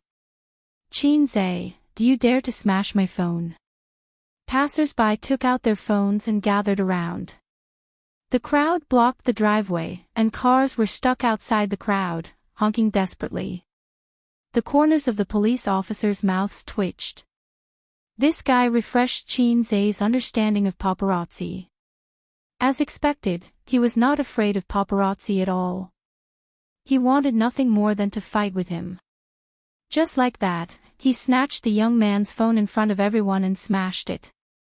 "I want to sue him for damage to personal property," the young paparazzi said loudly. "Also, he hit my partner." He pointed to his red and swollen face and added, "I was hit too." The police officers symbolically held Qin Zhe back and tried to mediate. "Take him away, don't block here." The traffic police and auxiliary police officers had a look of disbelief on their faces. At this moment, a man in a suit and leather shoes ran over, sweating profusely. He looked around the crowd for a moment and forced his way in, panting as he came to Qin Zai's side. "President Qin, the car was stuck behind, I ran over. Did something happen to you?" Qin Zai briefly explained the situation and said, "I don't have time to waste here, can you solve it?" Lawyer, yes, yes. He panted a few times and walked towards the police. "Who is the captain?" After a short communication, he returned and said, "President Qin, you go first, leave this to me." Qin Zai nodded and walked in front of the young paparazzi, patting him on the shoulder. "Let me teach you a lesson, a person with a small wallet will never win against a person with a big wallet. Before you do anything, touch your wallet first. I'm leaving, you continue." The young man watched as he got into the car, and with the help of the traffic police, the crowd was evacuated and the car drove away from the airport highway. He felt a chill in his heart. He couldn't leave for the time being, he still had to go to the police station. Pudong Airport was left behind, and gradually, only a blurry shadow could be seen. Qin Bao Bao looked away and frowned. "What disgusting paparazzi, I almost fell into their trap." Qin Zai looked ahead and smiled. "No, I noticed them when I left the company." Sister hit his head with a knife and complained, "Then why didn't you remind me?" Qin Zai didn't explain. Meeting after a long time, he didn't want to say, "There are paparazzi behind me." And last time, they were almost secretly photographed by paparazzi outside his uncle's neighborhood. Sister was very careful after that and wouldn't kiss him outside. At most, they were a little too intimate, and it would be a little troublesome if it was exposed, so Qin Zai wanted the photos back, but not to the point of death. If one day he was secretly photographed eating the rouge on his sister's mouth, it would be the end of their world. Qin Bao Bao complained a little and called the company, asking the public relations department to expose the incident on the internet in advance, and then explain. This way, the impact on Qin Zai's reputation would be minimized. Everyone knew that paparazzi were annoying, and taking the initiative to clarify and being exposed for hitting people were two completely different things. Hanging up the phone, his sister frowned. "Will they write nonsense on the internet?" She was referring to the paparazzi. "Have you heard of a saying on the internet?" "What saying?" "No, you're talking about a chicken tyrant." Qin Zai was steady. The police station was handed over to the lawyer, and the whole legal department was behind him. The public opinion that was about to appear on the internet was handed over to the public relations department. Qin Zai almost didn't have anything to do with himself. Rich people's benefits were good. After such a long delay, it was already 5:00 when he got home. Qin Zai entered the password and then took out the key to open the door. He dragged the suitcase with one hand and held his sister's hand with the other. Qin Bao Bao chattered beside him, telling him the interesting things she encountered in Guangdong. "Did you help me change the bed sheets?" "Yes." "Did you clean the bathtub?" "The cleaning lady couldn't clean it." "Yes." "Good, I'll kiss you." The door opened, and Qin Bao Bao's words were stuck in her throat. At the entrance, Qin Ma was squatting, opening the shoe cabinet, and carefully arranging the messy shoes inside. Mom, why are you in my house?" Qin Bao Bao's voice was full of fear. "Your house." Qin Ma said in a bad mood, "You're not married yet, where did you get a house?" Her gaze fell on the hands of the siblings, whose fingers were intertwined. Qin Zai and Qin Bao Bao separated as if they had been electrocuted. Qin Zai, sigma, degree winky face. Qin Bao Bao, sigma, degree winky face. Once again, he was seen by his mother. Hei's king, who had been majestic at the airport just now, felt his legs go soft. Qin Ma was stunned for a long time, and forced herself to be calm. "Why are you standing there like idiots? Come in." The siblings hurried into the house and saw the old man sitting in the living room. "Dad, why are you here?" Qin Bao Bao rushed over and hugged her father's arm like a swallow returning to the forest. The old man was sitting on the sofa watching TV, and his smile was full of fatherly love. "Didn't you come back today? Your mom and I came to see you." Qin Bao Bao quickly expressed her loyalty. "Dad, I missed you so much." Qin Zhe said dryly, "Dad." He didn't know if his mom heard what his sister said, and he felt very guilty. The old man nodded. Qin Zhe sighed. "If only I was half as sweet as my sister when I was young, my childhood would be happier." At the entrance, Qin Ma set up the shoes. The shoe cabinet had 4 layers, and the first 3 layers were women's high heels, Roman shoes, canvas shoes, jogging shoes, and so on. The 4th layer was men's sneakers and leather shoes. The little red guy came to live with her sister again. She sighed, and there was deep worry between her eyebrows. Qin Zhe helped his sister drag the suitcase to the room, took out her clothes one by one, and hung them in the fitting room. His sister's master bedroom not only had a separate bathroom, but also a fitting room. It was extremely luxurious. It was full of clothes for all seasons, and there were more than a dozen sets of swimsuits. It was a dazzling lineup. Qin Zhe's small hand swept over his sister's swimsuit, and he had a good time. Qin Ma and the old man rarely came to inspect the siblings' lives. Coincidentally, the new movie happened to be released, and Qin Zhe and Qin Bao Bao felt very guilty. When they ran out to buy groceries, the siblings were silent.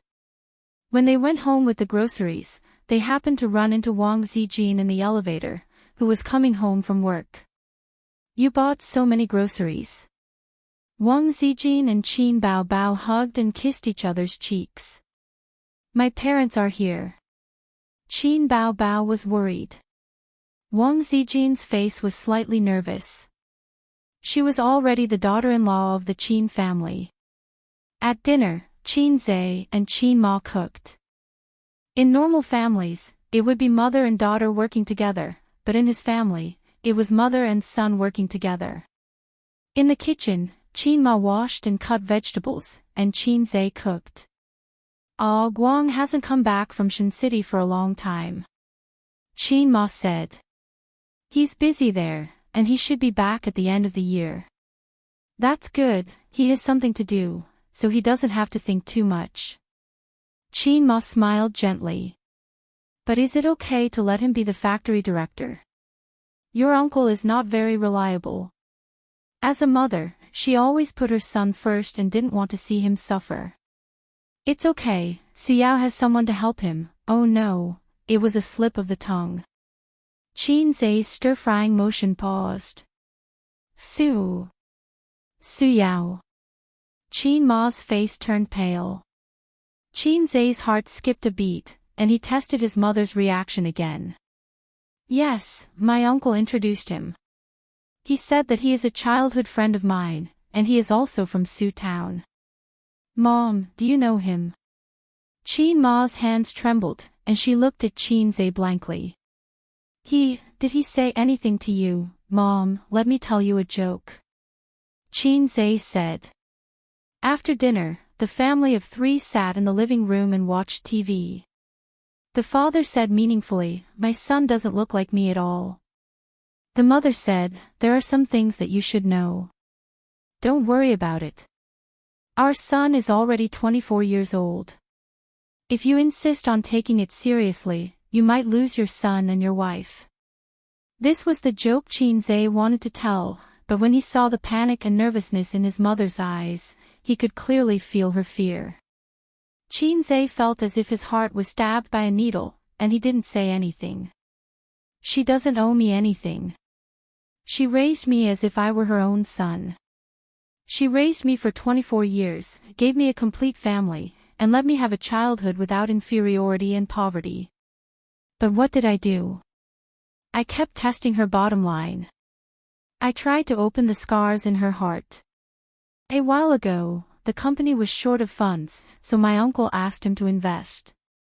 He said that he was very optimistic about my factory and decided to invest. Qin Zhe said happily, I'll tell you a secret. I asked him for a lot of money, and he didn't even know. Ha! Your son made a lot of money from this business. Qin Zhe took the opportunity to remove his uncle from the picture. Qin Ma carefully observed her son's expression. He was a little proud, and nothing else. She didn't know that her son had the acting skills of an emperor. That's good. Qin Ma smiled with relief. Mom. Yes. Mom, yes. Nothing, I just want to call you. After dinner, Qin Zhe and his sister sent his parents to the underground parking lot. After the old man got out of the elevator, he pulled Qin Zhe to the side with the excuse of smoking. Wang Zijin, yes. Tonight, Wang Zijin called Uncle Qin very sweetly. Qin Zhe's dishes were spicy. She poured water for the old man and Qin Ma. The old man has been a teacher for almost 30 years, and his eyes are very shrewd. Wang Zijin showed different obedience and enthusiasm than usual at night, which was enough for him to perceive the truth. So Qin Zhe happily admitted it. The old man snorted and raised his hand to cut his son's scalp. Considering that he had grown up, he took back his hand and said with a headache, How could I give birth to a little red guy like you? Qin Zhe said, Maybe you can be a grandfather at the end of the year. He added in his heart that Grandpa had to wait. The old man said, See you or Wang Zijin. Qin Zhe said, I don't know, maybe the two of them together. He couldn't help but slap his son's head. The old man and Qin Ma drove home. Qin Bao Bao said blankly, What did you say to Dad? He looked so angry. Qin Zhe said, I said your daughter can't get married at 30 years old. Do you want to take a gamble? Qin Bao Bao kicked him and said, Get out. He just didn't want the old man to ask too much. If he asked, Qin Zhe couldn't answer. Any proposal that made him choose one of the two would make him upset and disgusted. After sending her parents away, Qin Bao Bao opened a bottle of champagne to celebrate the success of her concert. She planned to have a good time at dinner, but unexpectedly, her parents suddenly came. After all, she couldn't drink and shout in front of her parents, Hey, check, let's have a set of pancakes. She couldn't have a good time with her parents around. With the wine and the atmosphere, the three of them soon got high. Qin Bao Bao danced in the living room, and the tone-deaf Wang Zijin couldn't help but sing a song under the influence of alcohol. Qin Bao Bao laughed at her, and the two best friends quarreled on the sofa. Qin Zhe poured himself a glass of wine and sang in the bright moonlight outside the balcony, a toast to the morning sun, a toast to the moonlight. He drank it in one gulp. Qin Bao Bao raised her head from Wang Zijin's chest. New song. Wang Zijin wrapped her legs around her sister's waist and turned her head to look. This line is quite interesting. A's, continue singing. What was the name of this song? Qin Zhe forgot. He listened to a large number of songs in the point store every day. He just suddenly remembered this line and blurted it out. He forgot how he sang it after that. After thinking for a while, he sang, A toast to Yufan, a toast to Baoqiang. Pour another glass to Nai Liang. What nonsense is that? Sister said. I don't know either. I only remember that there was such a line in the song review in the store. At night, Qin Zhe waited in his room until 10:30 p.m., but his sister didn't knock on the door. He was puzzled. After being separated for so long, his sister should have attacked him at night. He went out and knocked on his sister's door a few times, but she ignored him. Tired. So she went to bed early. After returning to his room, he sent a message to Wang Zijin. My sister is asleep. Wang Zijin, okay. Qin Zhe, I'll come to your room tonight. Too explicit. Delete it. He had an idea and edited it again. Tianjing, Anhui, Hunan, Jiangxi. Wang Zijin. Qin Zhe, Sister Ziwei is very smart. You know. After a full 5 minutes, Wang Zijin finally understood and replied, Shandong. Qin Zhe, you fake wife. He took off his shoes and sneaked to Wang Zijin's room, only to find that it was empty. Where was she? Where did she go? He ran to the toilet to take a look. There was still no one. Just as he was in a daze, his phone rang. There was a message. Sister, don't knock on my door. Zijin is in my room. I'm sleeping with her tonight. Annoying, you made me so nervous just now. How am I going to explain it to her? Be good, I'll sleep with you tomorrow. Qin Zhe. Degree. Chapter 641. Qin Zhe didn't sleep well at night. He had an indescribable dream, and then he was awakened by the murderous aura in his crotch. He reached out and touched it, damn it. Qin Zhe lifted the quilt, got up like a carp, took out a few tissues to wipe himself clean, got out of bed, and took out a new pair of boxers from the wardrobe. He looked at the boxers in his hand with a blank face. Was this overflowing? Men's thing was like a woman's period. It would come every month, but men could release it manually, while women could only passively endure it. It could be seen that between men and women, initiative and passivity were destined. How many years ago? He could still encounter this kind of thing. He remembered that except for a few times during his adolescence, later, when he was in junior high school, his classmates used MP4 to watch the magical romance movies from Japan.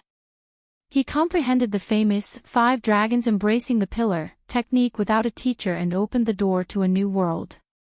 Then he never had this kind of experience again.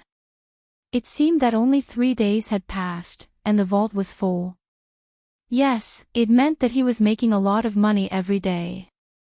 Qin Zhe threw the boxers on the ground, patted his waist with satisfaction, and whispered, Son, tell me, do you want to sleep in Zijin's mother's house or Su Yu's mother's house tonight? Papa will definitely satisfy you. After changing into sportswear, he sent a message to Wang Zijin. A moment later, the sound of the door opening came from his sister's room. Qin Zhe saw Wang Zijin come out with 2 dark circles under her eyes. Her eyes were straight, her hair was messy, and her oval face was confused. Obviously, she didn't wake up. What's wrong with you? What time did you go to bed last night? Qin Zhe asked. Around 12:00. Wang Zijin yawned. Your sister tortured me to death. How did you do that? Qin Zhe was shocked. Chatting endlessly. I fell asleep, and she woke me up several times. Qin Zhe thought for a moment. Anyway, my sister won't wake up until 7:00. Why don't we go back to the room and sleep? You don't have to go to the company in the morning. Wang Zijin rolled her eyes at him. No way. From 5:30 to 7:00, the morning exercise was over. Qin Zhe went to the breakfast shop to buy food, while Wang Zijin went to the supermarket next door. Soon, she came out with a plastic bag containing 2 packets of instant noodles. As they walked side by side into the neighborhood, Qin Zhe asked curiously through his mask, Why did you buy instant noodles? It's for you. Me? I don't eat instant noodles. Not eating. Wang Zijin smiled slyly. Kneeling. Qin Zhe. Wang Zijin said, You'll be punished for an additional 10 minutes if you break a strand of instant noodles. Learn about the new kneeling punishment. Qin Zhe said angrily, What did I do wrong? Wang Zijin snorted, Why did you knock on her door last night? Qin Zhe said, I wanted to see if she was asleep. If she was, I came to your room. Who knew that before I could sleep with you, she had already slept with you? Wang Zijin blushed and said angrily, "Sleep with your head, vulgar." Qin Zhe said, "Ah, isn't it vulgar to call me brother?" Wang Zijin chased after him with the instant noodles in her hands. The two of them ran into the neighborhood happily. Half of the instant noodles were broken before they even melt. Qin Zhe slipped downstairs like a wisp of smoke and found Wang Zijin holding his knees with both hands, gasping for breath. She had not gotten enough sleep and had been doing morning exercises for a long time. She was exhausted. Qin Zhe returned and said, "You're tired, aren't you? I told you to sleep, but you insisted on being brave." Wang Zijin said angrily, "Are you really going to sleep? Won't I be more tired in bed?" After all, she was Zijin who was afraid of being F***ed. Qin Zhe said sympathetically, "Idiot, can't you tell that I'm joking? I'll carry you upstairs." Wang Zijin snorted and let him carry her. She obediently wrapped her arms around his neck. Qin Zhe laughed and said, "Idiot, can't you tell that I'm joking? What I said just now was a joke. You can't run away now. I'll let you have a taste of Qin's acupuncture later." Wang Zijin was speechless. She suddenly remembered a poem that suited her current mood. "The children of the southern village bullied me because I was old and weak. They carried me into the bamboo. My lips were dry and my mouth was dry. I sighed when I returned." Qin Zhe let out a series of deranged laughter. Wang Zijin said angrily, "Don't be a rascal. Your sister is about to wake up." Qin Zhe said, "It's okay. You know how fast I am. Hai Zhe King could stab 3 times in 1 second." Wang Zijin pouted unhappily. "Are you angry? Then I'll tell you a joke," Qin Zhe said. Wang Zijin shook her head fiercely. No, I'm not angry." Qin Zhe ignored her and asked, "Ducks quack quack, sheep bleat, and dogs bark. Do you know how chickens crow?" Wang Zijin said angrily, "Is this a joke? It's not funny at all. Roosters are enough. Mothers cluck cluck." Qin Zhe said, "No, the chicken says mm." Wang Zijin was stunned for 3 seconds. When she came back to her senses, she wanted to keep a straight face, but she couldn't help but laugh. Sometimes she would wonder why such a smart person, a big boss with such a high net worth, would have such a cheeky smile on his face. He was not serious or steady at all. But she liked it. Thinking about it, maybe girls liked lively and interesting men. No one wanted to spend the rest of their lives with a wooden man. Therefore, beautiful women always met scumbags. Because scumbags knew how to play, introverted otakus always sighed that good cabbage was for pigs to play with. Wasn't this nonsense? Pigs would at least play with cabbages, but otakus would only look at cabbages and silently release their hands. The 3 big tumors of society: otakus, coders, and civil servants. Civil servants equals otakus plus coders. When they arrived at the door, Qin Zhe put her down. He really wanted her to sleep in the morning and go to work at noon. The Qin's needle technique was purely a joke. He knew it was fake from the name. The real thing should be the Qin's stick technique. Couples hoped that such jokes could be used as a regulator. Otherwise, they would easily lose their passion and treat each other with respect. Qin Bao Bao had already woken up. After washing up, she squatted on the chair by the dining table and looked at her mobile phone. Wearing loose teddy bear pajamas, she was waiting for her brother to come back and nurse her. His sister hadn't worn such loose cartoon pajamas for a long time. But when she wore these pajamas, it seemed to bring Qin Zhe back to his university days. She still hadn't changed. She was beautiful, charming, tall, and a little cute in teddy bear pajamas. Qin Zhe had seen her in OL suits, luxurious gowns, and silk nightgowns, but only teddy bear pajamas could let him find a trace of the past in his changing life. Each of them had a basket of dumplings, a bowl of tofu pudding, and 2 fried dough sticks. With Qin Bao Bao and Wang Zijin's appetite, after eating the tofu pudding, fried dough sticks, and 2 dumplings, they were basically full. The rest was for Qin Zhe to eat. Qin Zhe's appetite was at least twice that of an ordinary adult man. After dinner, under Qin Zhe's request, Wang Zijin went back to her room to sleep. When Qin Zhe opened the door, his sister pulled him, tiptoed, and pecked him on the cheek. She whispered, 11 p.m., don't lock the door. At 11 p.m., Wang Zijin's biological clock determined that she had fallen asleep. Qin Zhe, his sister, was a woman of her words. If she said she would sleep with him tonight, she would sleep with him tonight. But he didn't want to sleep with a vegetarian tonight. Son, Dad went back on his words. 9:30 p.m., Fudan University, female dormitory. Su Yanyan was in the headquarters. Most of the dormitory buildings in the headquarters were old houses. Since she was a freshman, the living conditions were not very good. It was a 4-person room. The top bunk was a bed, and the bottom bunk was a desk. She heard that the living conditions in the southern and northern districts were better. They were suites with separate bathrooms.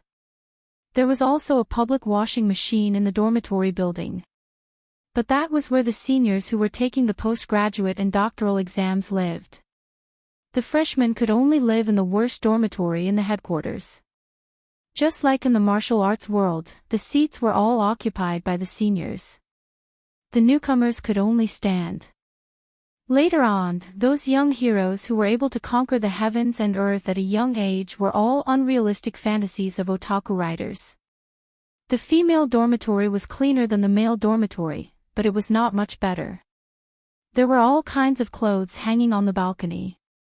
There were computers, books, and all kinds of cosmetics on the desk. The more pretentious ones even had curtains on their beds. No one knew what they were going to do in bed at night. There were 4 people in the dormitory. 2 of them were lying on the bed with face masks, and one was doing her toenails. Su Yanyan was sitting at the desk, watching Qin Bao Bao's concert video on her laptop. Yanyan, how many times have you listened to it? The girl doing the manicure asked. It's good. There's a new song in it. Are your ears growing calluses?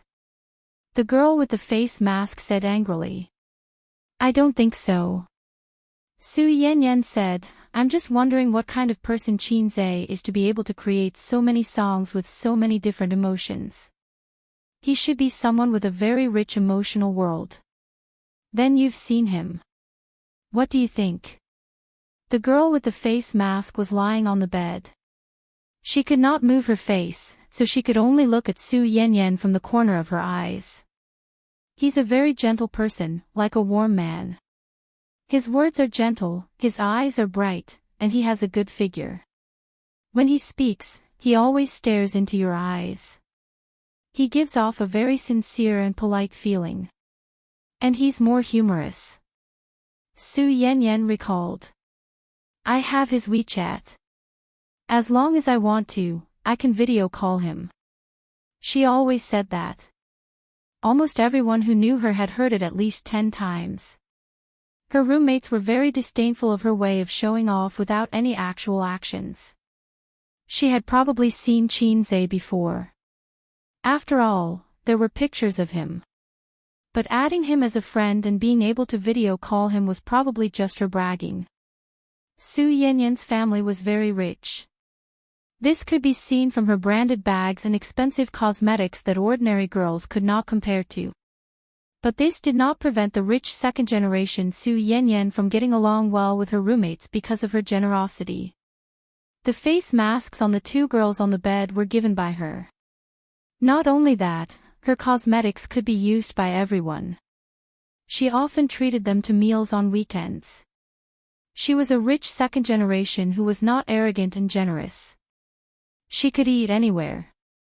Yes, we know. You're so awesome.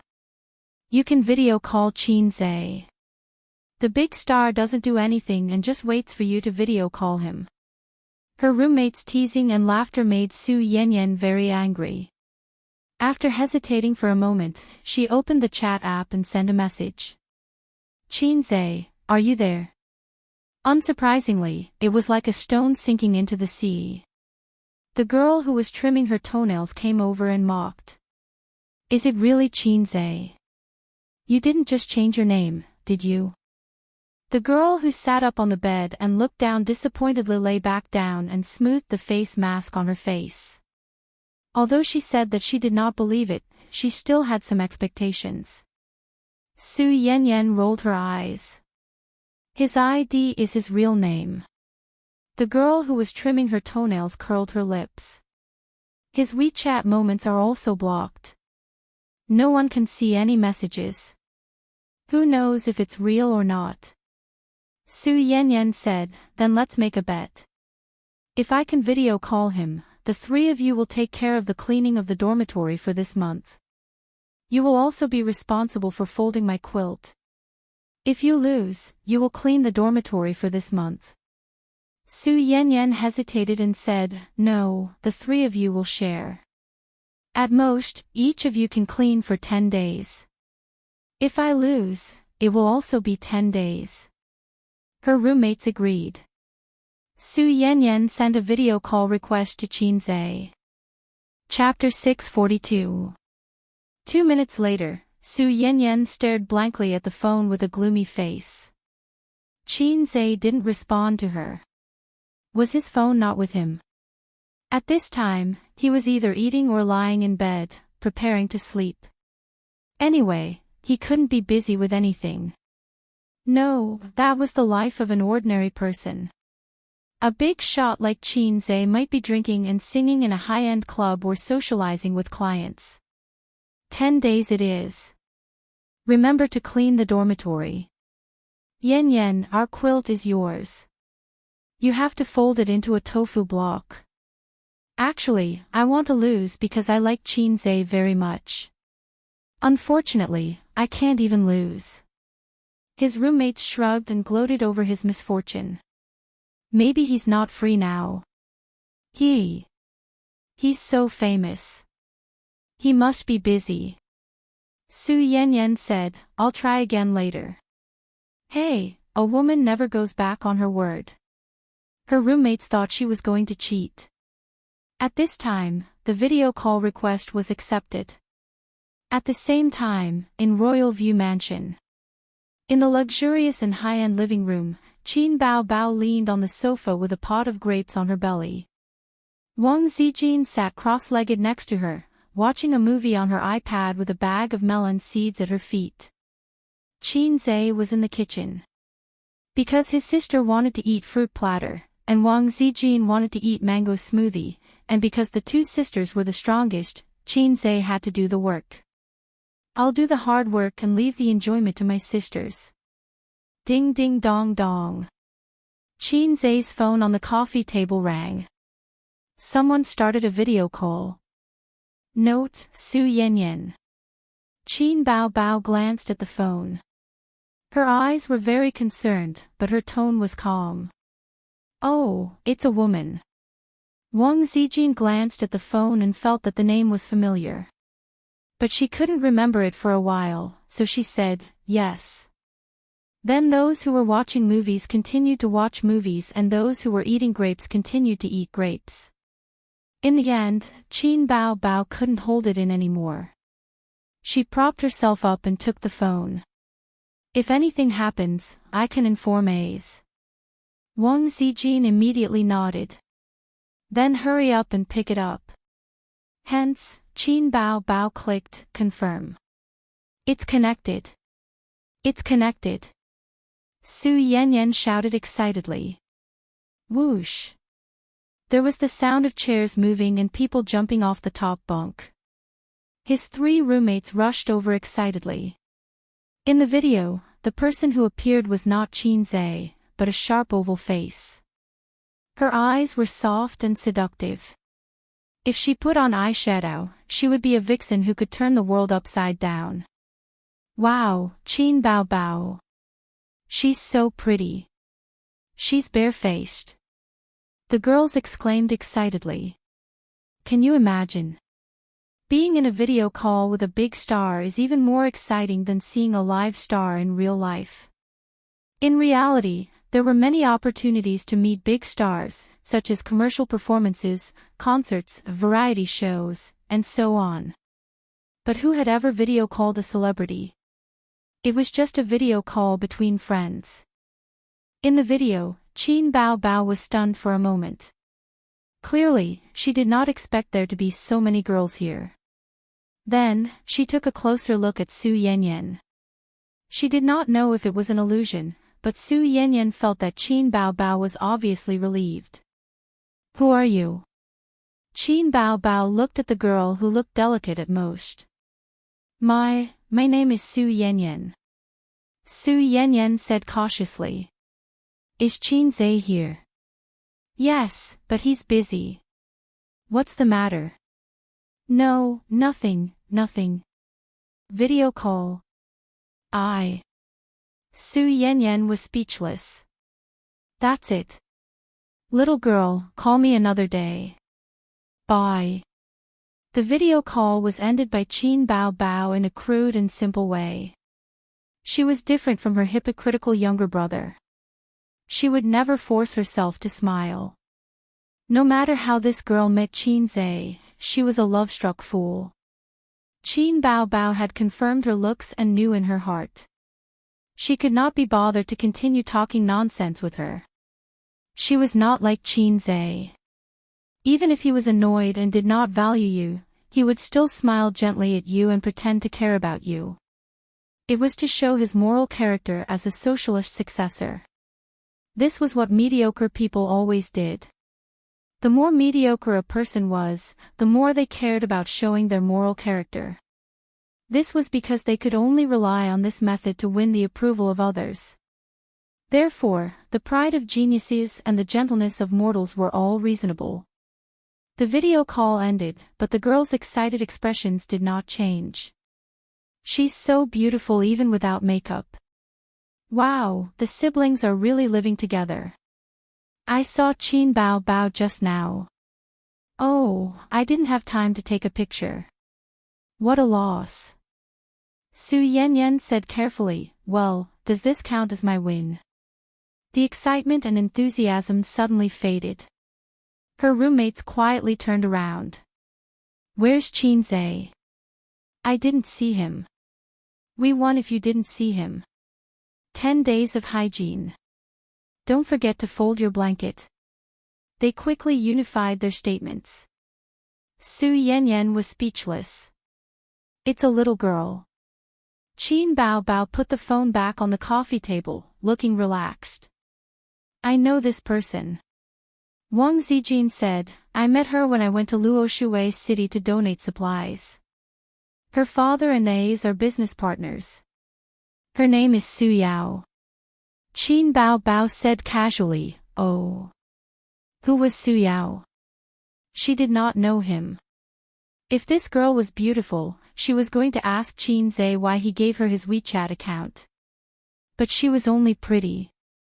Her cousin, Su Yu, was much prettier than her. At 11:00 in the evening, Qin Zhe reluctantly left the room and sneaked into his sister's room. He turned around and quietly closed the door. Is Zijin asleep? His sister, who was lying on the bed reading a book, asked casually. She should be asleep at this time. Qin Zhe quickly got onto the bed. Why didn't you come over? Why did you have to make me come over? Is your bed more comfortable than mine? Qin Bao Bao said self-righteously. Qin Zhe thought to himself, this is different. You take the initiative and I take the initiative. The nature is completely different. The former makes me look more charming. The latter makes me look more perverted and wretched. He climbed into his sister's bed in the middle of the night. In ancient times, boys and girls were not allowed to sleep together at the age of 7. It was almost the same now. After elementary school, there were very few siblings who continued to sleep in the same bed. Not to mention that the siblings were 24 and 26 years old. It was simply outrageous. Therefore, Qin Bao Bao would find excuses every time, such as that they had not chatted for a long time and reminisced about their childhood.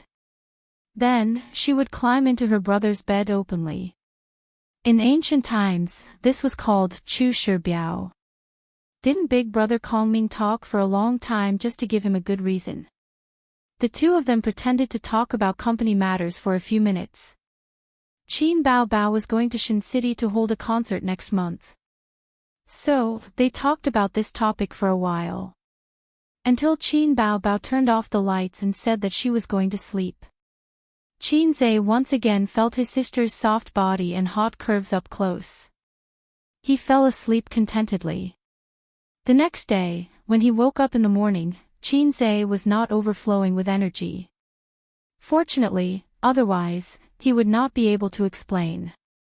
However, he would have to distribute his wealth in the next few days. With his physique, he would be full in 3 days at most. He seemed to understand Teddy's helplessness a little. On this day, Qin Zhe, who had been busy with Bao's investment business, received a call from his sister. The program team of Super Brain had sent another invitation. Qin Zhe did not have an agent, so his invitations were all received by Qin Bao Bao's agent, Li Yanhong. This was the third invitation from the program team. The first two were mercilessly rejected by Qin Zhe. The first time was in the disaster area, and the second time was last week. At that time, he was busy exploring the principle of heat generation with Sister Ziwei. They were stuck together like glue, so he did not agree. He still did not want to go, but he recalled that when he was recording the program last time, he did say that he could continue to invite him next time. Well, the price of hypocrisy. Then accept it. I'm not busy recently.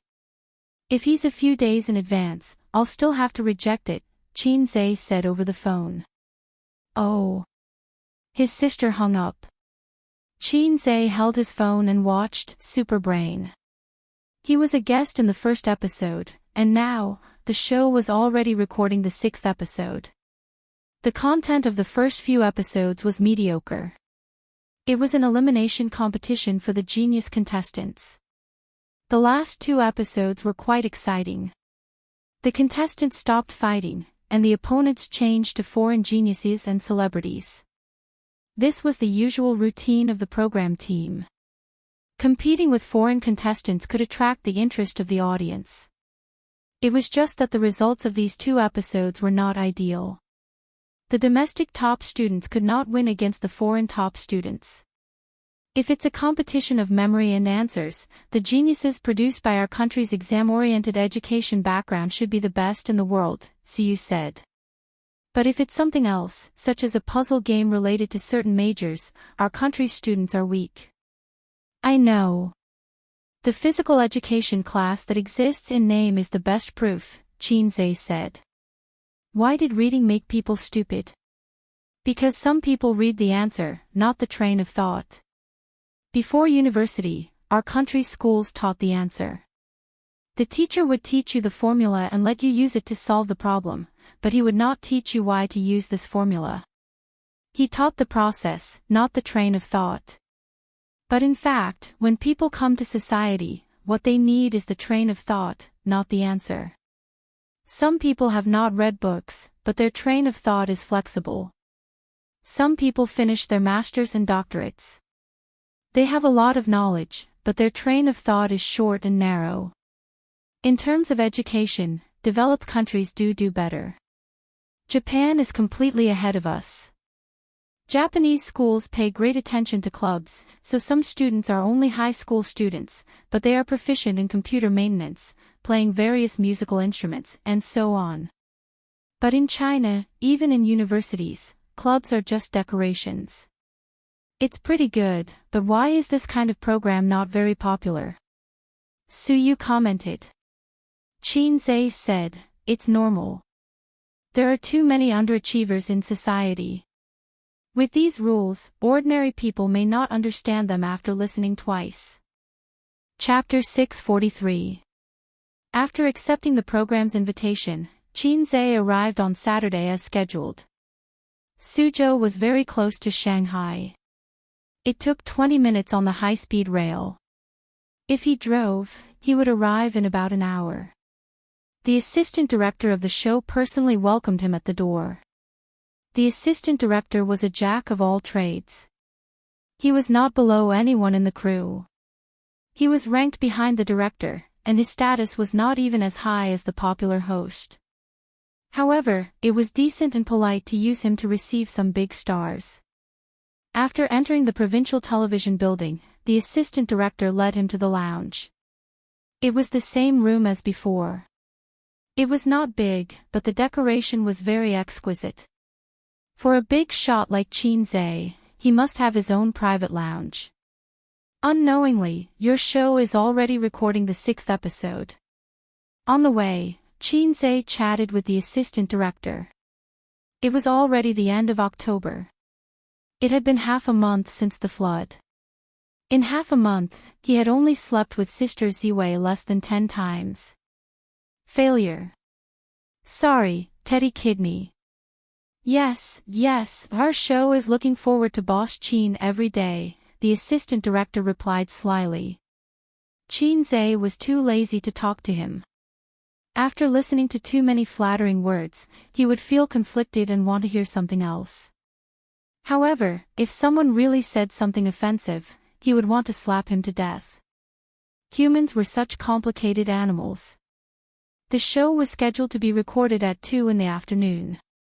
It was just past noon, so there was still more than an hour left. Qinzhe sat on the soft sofa, drank some water, and took out his phone out of boredom. Brother, can you lend me 1,500 yuan? It was a message from his cousin, Jiangqing, 10 minutes ago. What do you need money for? Qinzhe replied. 1,500 yuan was a piece of cake. He would not even want to wipe his ass. However, his cousin was only a high school student. He should not bear the financial burden that did not match his age. If his cousin was a rich second-generation heir, it would not matter. 15,000 yuan would not be a problem for Qinzhe. However, he was not. If he raised him into a rich second-generation heir, he would be crippled. It's urgent. Speak. I can't say. It's urgent anyway. You lost a game and are in a hurry to find someone to help you level up. Forget it if you don't want to give it to me. I'll ask my cousin for it. If you can get 1,500 from my cousin, I'll give you 10 times the amount. All right. A few minutes later, Jiangqing sent a message. She's not coming. She said she wants it from you. He sent a screenshot as evidence. It's not like this is the first day you've met your cousin. His sister was more meticulous than him. If she didn't ask for the reason, she wouldn't give him a single cent. Jiangqing, I'll take a screenshot of what you said and send it to her, wit. Qinzhe was speechless. Soon, Jiangqing replied with a series of crying emojis. My cousin told me to get lost and then blacklisted me. Qinzhe, you're just taking out your anger on me. Patting head, what an idiot. Did he think that he could pull his sister to his side with just a few screenshots? Don't mess around.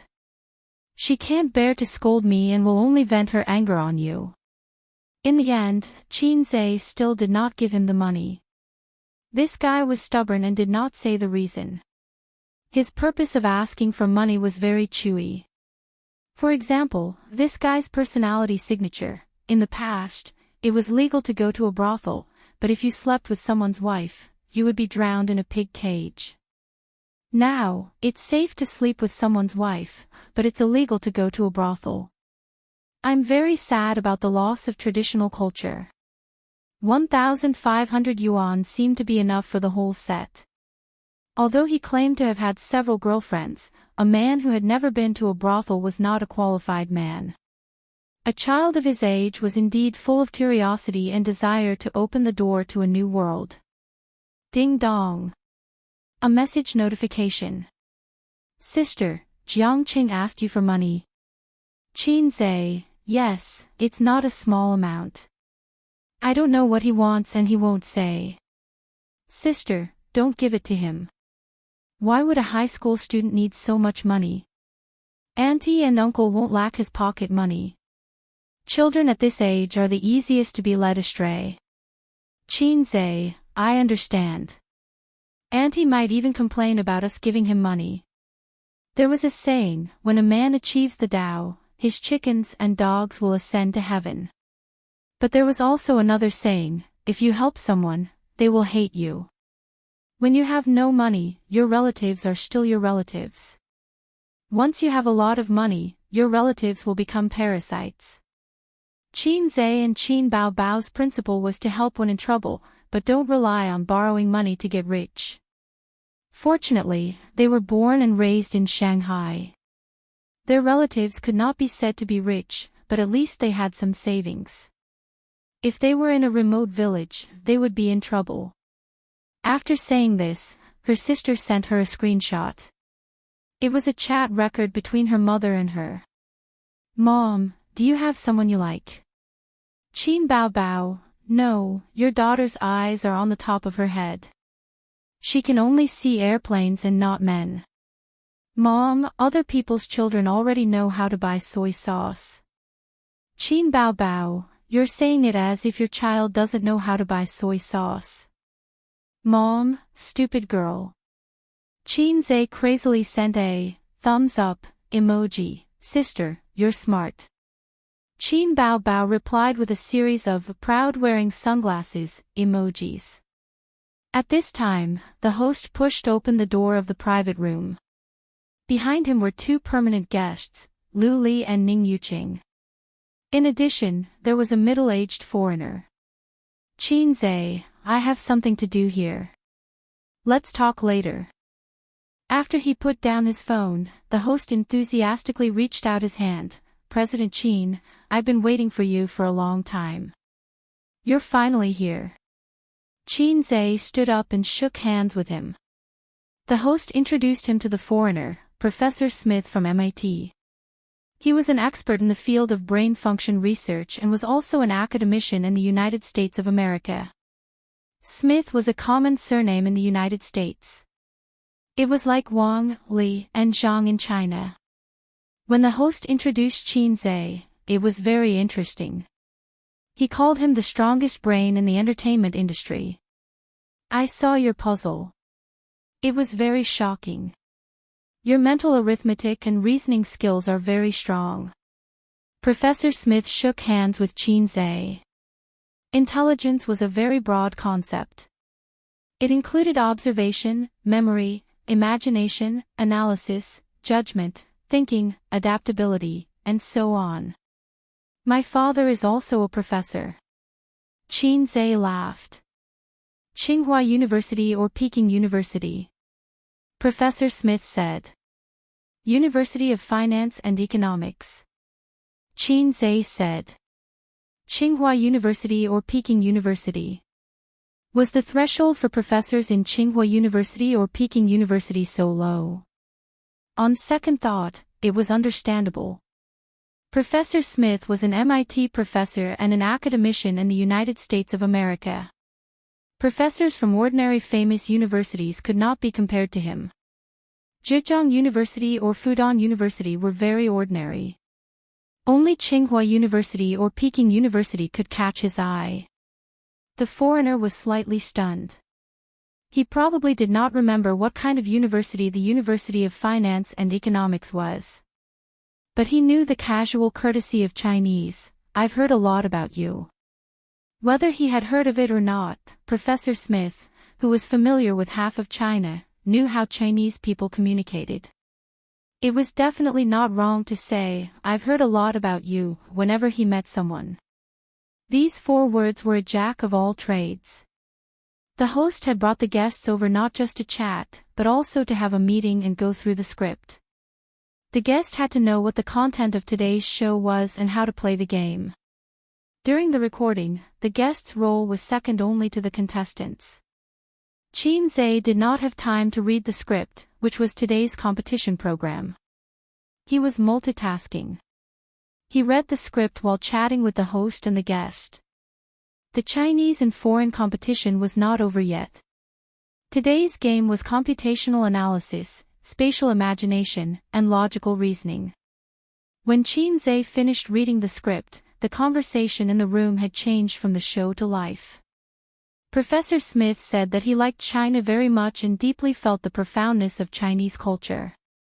What he felt the most was the Chinese calendar.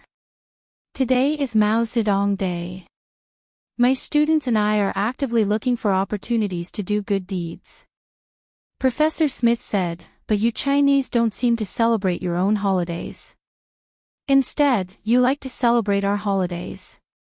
Because celebrating your holidays is very fashionable. Wait, Mao Zedong Day. I feel that something is wrong. Qin Zhe came back to his senses. He looked at the host and the two guests and said in Chinese, I really don't celebrate holidays. Other than the Chinese New Year and the Chinese New Year, I don't even know that we have Mao Zedong Day. Saying that, he smiled awkwardly. Luli laughed, you don't even know Mao Zedong Day. You didn't learn it when you were young. Wait, I also feel that something is wrong. Ning Yuqing. Today is Mao Zedong Day. He silently took out his phone and checked the calendar. Then, he put down the phone with a black line on his face. His expression was extremely strange, as if he was trying very hard to hold back his laughter. The host was the second to look at the phone. Then, he turned off the phone without saying a word. Qin Zhe curiously searched the calendar. Today was October 23rd, Frostfall. Frostfall. I might have learned fake Chinese. Chapter 644. Everyone in the room looked at each other. They wanted to laugh but were too embarrassed to do so. Professor Smith looked around and asked blankly, what's wrong? Is there a problem? Qin Zhe glanced at him and said to himself, hurry up and run. I won't hold down Mao Zedong's coffin for you. The host smiled politely and not mockingly. Today is not Mao Zedong's day. The word on the calendar is Frost's Fall, one of the 24 solar terms in China. Smith was confused. Isn't it Mao Zedong's day? The host said, of course not. Mao Zedong's day is. He looked at his phone and said, March 5th, Qin Zhe said to himself, you should leave too. I can't hold down Mao Zedong's coffin. Smith was stunned for a long time. He remembered that a few days ago, he had told the students, when in Rome, do as the Romans do. Remember to do a few good deeds these few days. The expression of the students nodding vigorously was still deeply imprinted in his mind. Imagine, when the students were communicating with the China players, they would ask, did you encounter any trouble today? The China students would say, no, why do you ask? The students would pat their chests and say, today is Mao Zedong's day. Don't be polite with me. How embarrassing. Sob. Professor Smith had been to China many times and had learned a little Chinese. He knew some of the simplest colloquialisms, and then he would claim to be an expert in China, because foreigners who claimed to be an expert in China could easily blend in with the Chinese people. In fact, in his eyes, China's words were all the same. They were all square words. English was at least made up of letters. It was clear whether a letter was missing or an extra letter. Chinese was distorted. Sometimes, two identical words were actually missing an inconspicuous stroke. If you didn't pay attention, you wouldn't notice it at all. Moreover, Chinese was particularly troublesome. The same word, the same sentence, had many different interpretations and meanings. Because he often came to China for business, when Professor Smith was in America, he had found a Chinese colleague to learn spoken Chinese. He learned Chinese pronunciation for a few days and felt that it was okay. It wasn't particularly difficult. He just had to memorize it. But when it came to grammar, his colleague said, since you're learning spoken Chinese, you must understand the meaning of other people's words when you communicate with them. This is a little complicated in Chinese, so I'll explain it to you slowly. My colleague said, let me give you an example. There are two kinds of people who are easily dumped. One is those who don't know what love is. One kind was not knowing what love was. Professor Smith quickly dismissed the idea of learning Chinese. When their ancestors invented writing, they never thought of bringing foreigners along to play with it. Especially bullying. At the recording studio. Today, the audience was in high spirits. The tickets for this episode were especially popular. Before the recording of the show began, the production team announced that Qin Zhe would be returning to the show for this episode.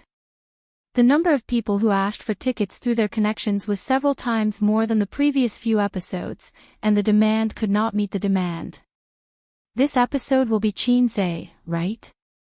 I really want to see him solve puzzles in person. That's why I'm here after watching the first episode. Then you probably won't be able to see it. If the first episode was an accident, then this episode's production team will definitely not allow it. The moment he appeared, all the limelight was stolen. Not necessarily. The production team might want this effect. Amidst the discussion, the audience took their seats. The lights, cameras, and everything was ready. The host specially introduced Professor Smith and Qin Zhe from MIT. When Hai Zhe King appeared, the audience was in an uproar and thunderous applause. It was no surprise to see the audience explode. In this showdown between China and China, there were 3 contestants from each side. The audience was already familiar with China's contestants, or at least their faces. However, it was the first time that the other contestants had appeared on this stage under the leadership of Professor Smith. They were handsome and had amazing resumes. For example, this young man named Henry had beautiful platinum hair, a high nose bridge, and deep-set eyes. When he introduced himself, he spoke 5 languages. This was so amazing that the audience exclaimed. Moreover, through his self-description in the short video, this guy was also an excellent pianist, knew how to draw, and knew magic. He was not a beginner, but a master. In contrast, the China contestants' resumes were much more ordinary, excellent academic performance. Contestant Henry, I like Chinese culture very much. The thing that left the deepest impression on me is Chinese Kung Fu. It should have been a premeditated speech. This was the same as, I've heard a lot about you. It was a jack of all trades. However, he changed the topic and said, actually, I don't want to compete today because today is China's birthday.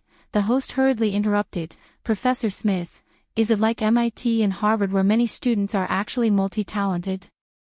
Henry was stunned for a moment. He was not used to being interrupted so suddenly. On the guest seat, Professor Smith silently breathed a sigh of relief. Yes, because the more fields you touch, the more helpful it is to develop your brain and thinking ability. The host said, amazing. Qin Zhe coughed and said, actually, it's not just foreign universities. Our country's university students are also becoming more and more versatile, like me. There was a burst of laughter. Luli joked, you're still a university student? Qin Zhe looked at her from the corner of his eyes and said pretentiously, I just graduated a year ago. Do you think it counts? Ning Yuqing laughed. Of course it counts. I agree with President Qin's point of view. Nowadays, not only schools, but even parents have begun to consciously cultivate their children's interests and abilities in all aspects. Qin Zhe said, when it comes to versatility, if I say I'm second, no one would dare to say they're first. The two of them began to flatter each other. Professor Smith asked curiously, can he sing? The guest laughed. The host said, more than that. He's the best songwriter in the entertainment industry, a famous actor, a famous singer, a film and television editor, and a financial scientist. Professor Smith was stunned. My God. The three foreign students whispered to each other.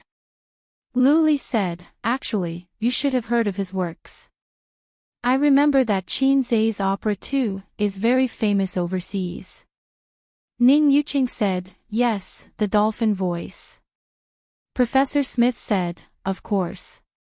The foreign students suddenly understood and stared at each other in surprise. The audience laughed non-stop. Everyone's face was full of pride and satisfaction. Obviously, they were very happy to see the shocked expressions of the foreigners. Qin Zai thought to himself, actually, I'm just doing the same thing as Xiao Ma. Ma Huadeng started by copying ICQ, I started by copying songs. Ma Huadeng became one of the richest people in the country by copying songs, I became one of the richest people in the entertainment industry by copying songs. Once again, it was proven that learning was useless and copying was reasonable.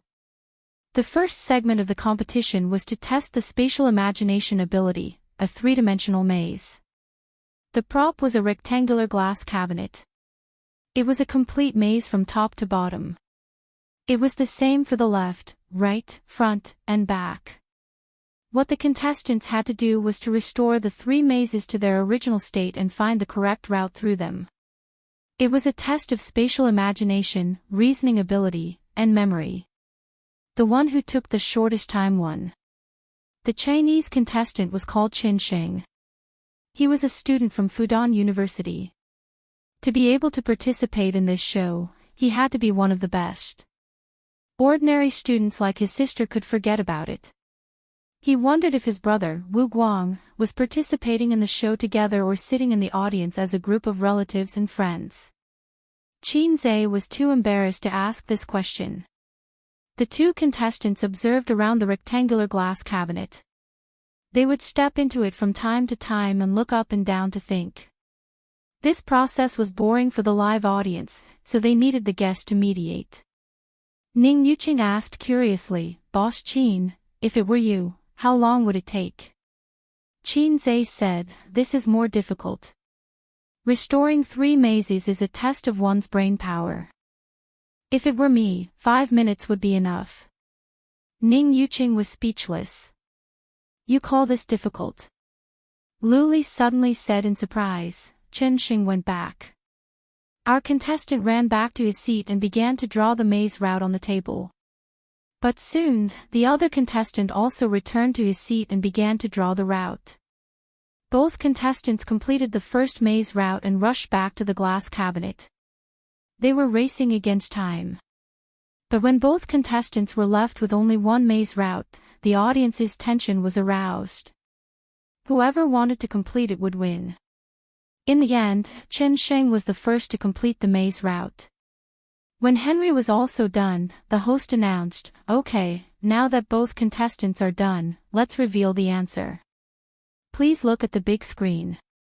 Both contestants were correct, but Chen Sheng took the shortest time, so he won this round. There was a round of applause. The second round was a test of logic and mental arithmetic. The program team divided the origami of the three animals into several pieces. The contestants only needed to piece the pieces together to complete the animals. Whoever took the shortest time would win. Compared to the previous round, the difficulty of this round was lower. However, it was more exciting because it was purely a race against time. The MIT contestant was a black man. To be more precise, he was of mixed race. The Chinese contestant was a 13-year-old high school student. Smith said, in this match, Denzel entered the arena with the intention of winning because he wants to challenge Qin Zai after he wins. There was an uproar. Denzel stood on the stage and raised his microphone. I've watched the first episode and was very surprised by Qin Zai's puzzle skills. His mental arithmetic and logic skills are top-notch, so I want to compete with him. He said a lot of things that the audience could not understand. Only when the translation on the big screen was shown did they understand what this guy was talking about. You want to compete with Qin Zai in puzzles? Ha, you're just asking to be humiliated. If he dares to challenge him, he must be confident. Besides, this guy is very good. With this reminder, many people recall the content of the short video earlier. Back then, when the US was recruiting scientific talents, this guy was received by the US president along with dozens of other students. Although the US president was like a mascot that could be scolded by the citizens and met with difficulties in Hollywood, to be received by the US president, he was much more impressive than the geniuses from Tsinghua University, Harvard, and MIT. Smith also said that Denzel was a secret weapon. As expected, when Denzel completed the 3 animal puzzles, his opponent had only completed 2. He was ahead by quite a bit. Under the expectant gazes of the audience, Qin shrugged. Alright, then what should we compete in? Regarding the challenge, Qin had already known about it since they had discussed it beforehand. Smith said, let's compete in this. It's similar to puzzles. In other words, the other party was aiming for Qin specialty. The host looked at Qin. After he nodded, the host announced, the staff will prepare the new animal puzzles and origami. Let's continue with the competition. The third match was a test of reasoning and arithmetic. After 20 minutes of stalemate, the China team emerged victorious. It had been 2 episodes. The China team had lost 2 episodes and finally obtained a victory. The applause lasted for a long time. However, compared to the China team's victory, the majority of the audience was actually looking forward to the battle between Qin and Denzel. The staff brought the new animal origami to the stage. There were 2 sets in total and they were placed messily in a glass basin.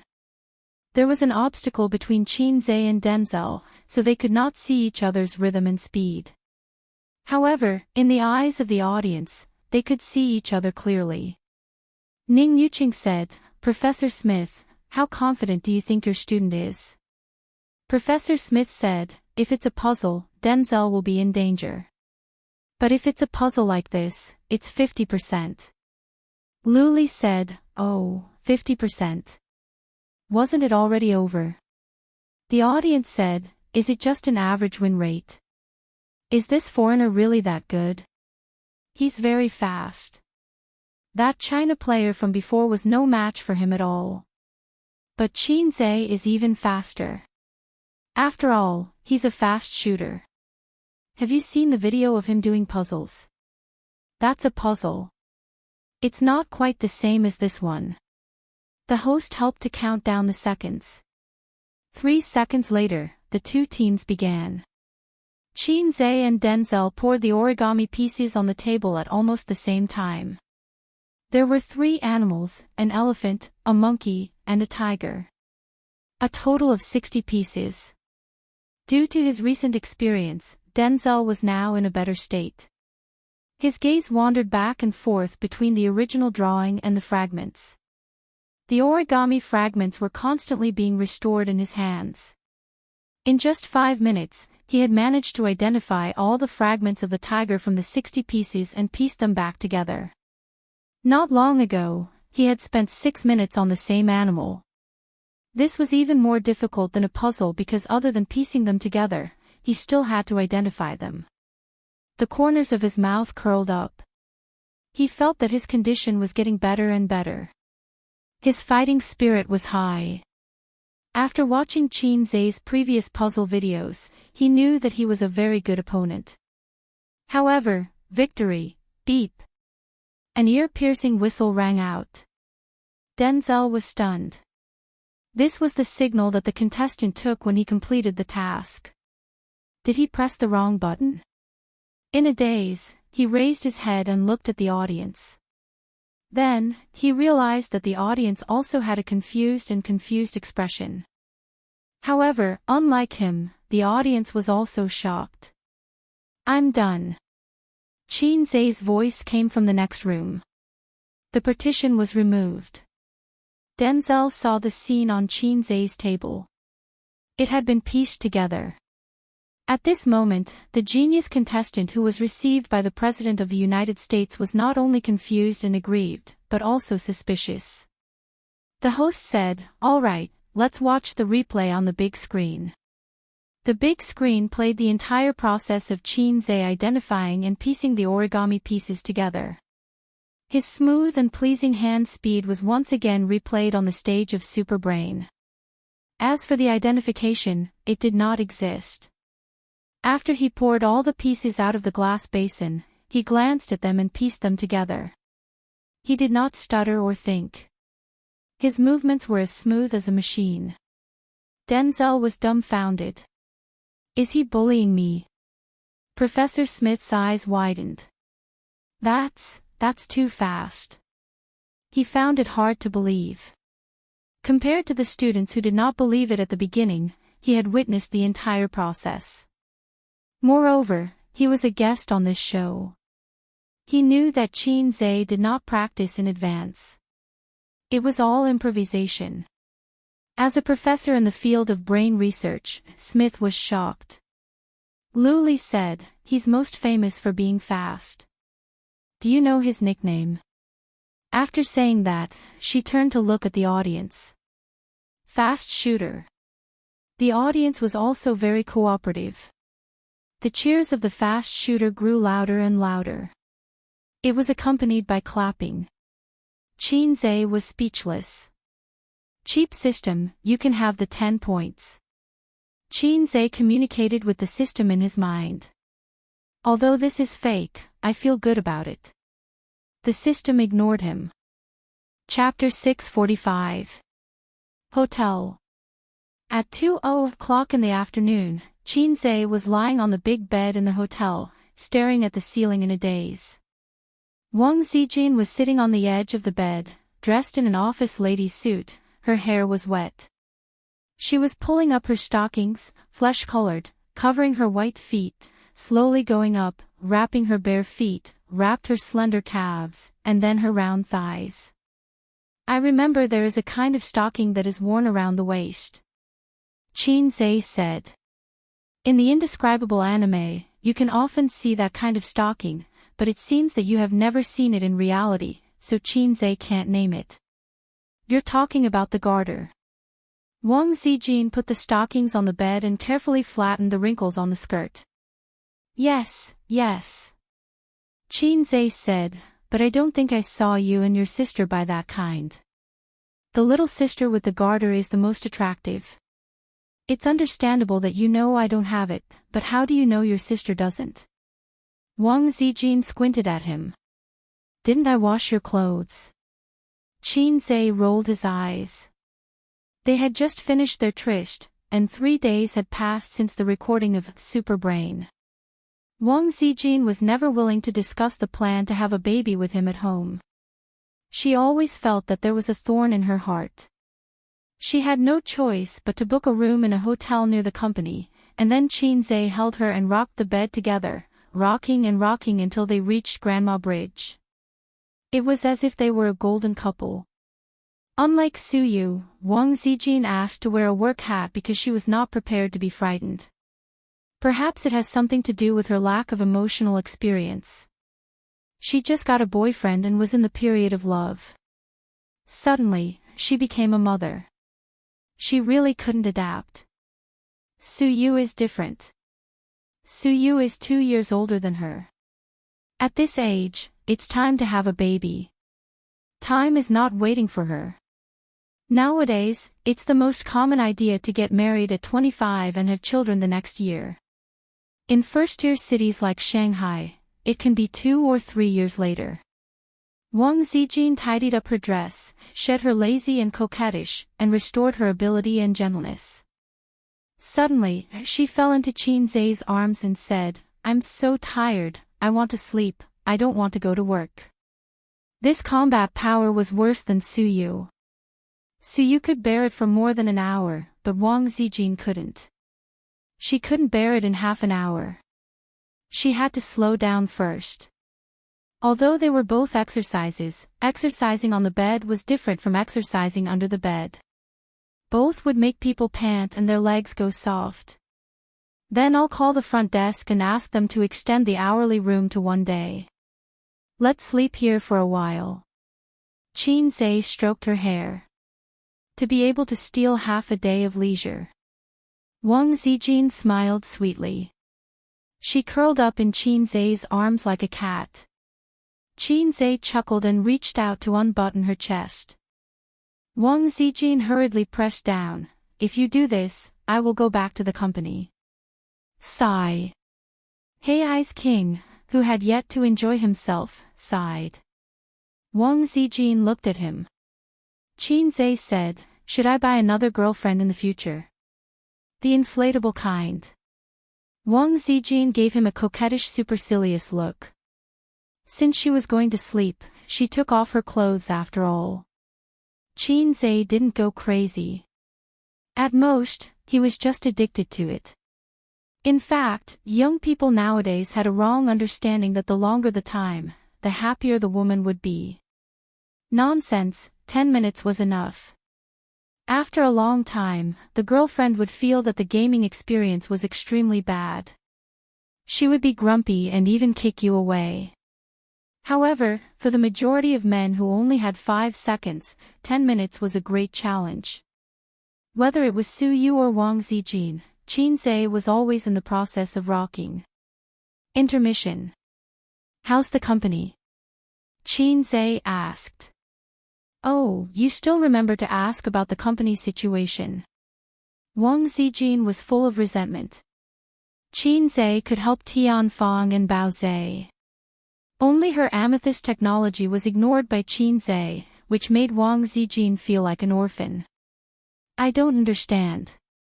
It's not the right profession. Qin Zai shrugged. But you should ask the programmer to work harder. The first batch of VR equipment will be on the market soon. Soon, which was within half a year. With the blueprint, he could do whatever he wanted and shorten the long research and development process. I want virtual reality games to break through the single-player model. Bragging. There will be such a day. It can be now, but it doesn't mean it can't be in the future. When the time comes, your Amethyst will become a world-famous technology company. Yes, this is a good picture. I'll eat it first as a toast. As they chatted, Wang Zijin's voice gradually lowered. She closed her eyes and fell asleep. Qin Zai didn't feel sleepy at all. He lay in bed and thought a lot until he saw the phone screen light up. His sister's call came in. The phone had long been muted and turned off the vibration. Fortunately, he glanced at the phone. Otherwise, he would have missed his sister's call. He carefully lifted the quilt and tiptoed into the bathroom. A 5-star hotel, the room was big. If he talked in the bathroom, he wouldn't wake Wang Zijin up. Sister. Qin Zai answered the call. Jiang Qing ran away from home. His sister's tone was full of gossip. Got hit by uncle again. Qin Zai laughed. Rebellious teenagers were always like this. They thought they had grown up and started to get impatient with their parents nagging. They didn't want to be controlled and thought that if their father hit him again, they would hit him back. They had never experienced the pressure of life, but they felt that life was just like that. They sneered at busy adults and looked down on rich people who drove cars. They liked to sit by the window and pretend to be depressed, as if they were adults with stories and worries. His uncle had a bad temper and would hit him when he was angry. The father and son had often fought. His aunt often lamented that Ace was so obedient, but when it came to her son, he became like this. What a joke. Don't you know how evil your brother is? With the combination of kindness and power, if Qin Zai could still be rebellious and run away from home, then he would be the reincarnation of Neza. The last time he ran away from home, he even threatened to cut off all ties with his father. Was he playing the same trick again? Oh, no wonder he asked us to borrow money. He wanted to run away from home a long time ago, Qin Zai said. This is even more interesting. Qin Bao Bao clicked her tongue and said, he didn't borrow money to run away from home. He wanted to abort his girlfriend's child. His sister's tone was quite sad. His cousin, who was almost 9 years younger, almost became a papa. She was still a virgin. Qin Zhe was stunned. If he received this call a year ago, he would have cried until he fainted in the toilet. He would have cried and howled, "What use do I have for this iron rod? Mom told me." Qin Bao said, "Jiangqing ran away from home yesterday. Until today, his phone was turned off. We asked around at his relatives' and friends' houses but couldn't find him. My aunt called Mom, but Mom said she wasn't home. Then Mom called me." "Wait, tell me clearly."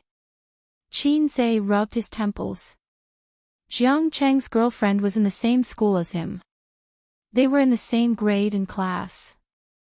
It was said that she was the prettiest girl in the class. The two of them got together in their first year of high school. It was spring.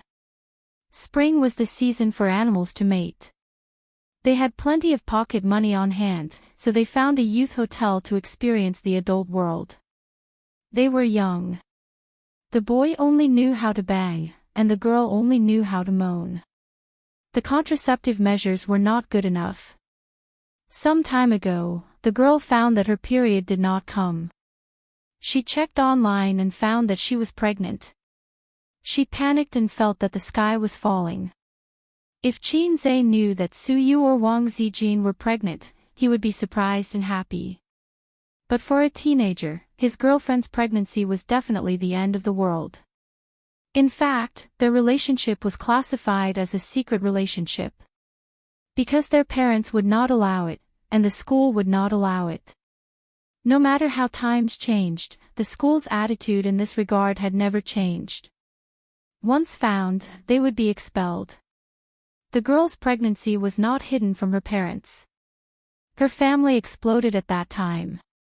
It was such a big matter, and a young lady like her would definitely not be able to keep her mouth shut and reveal everything.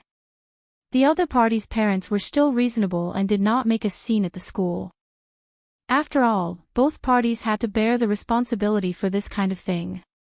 The girl would always be at a disadvantage. They made a scene at Jiang Cheng's house.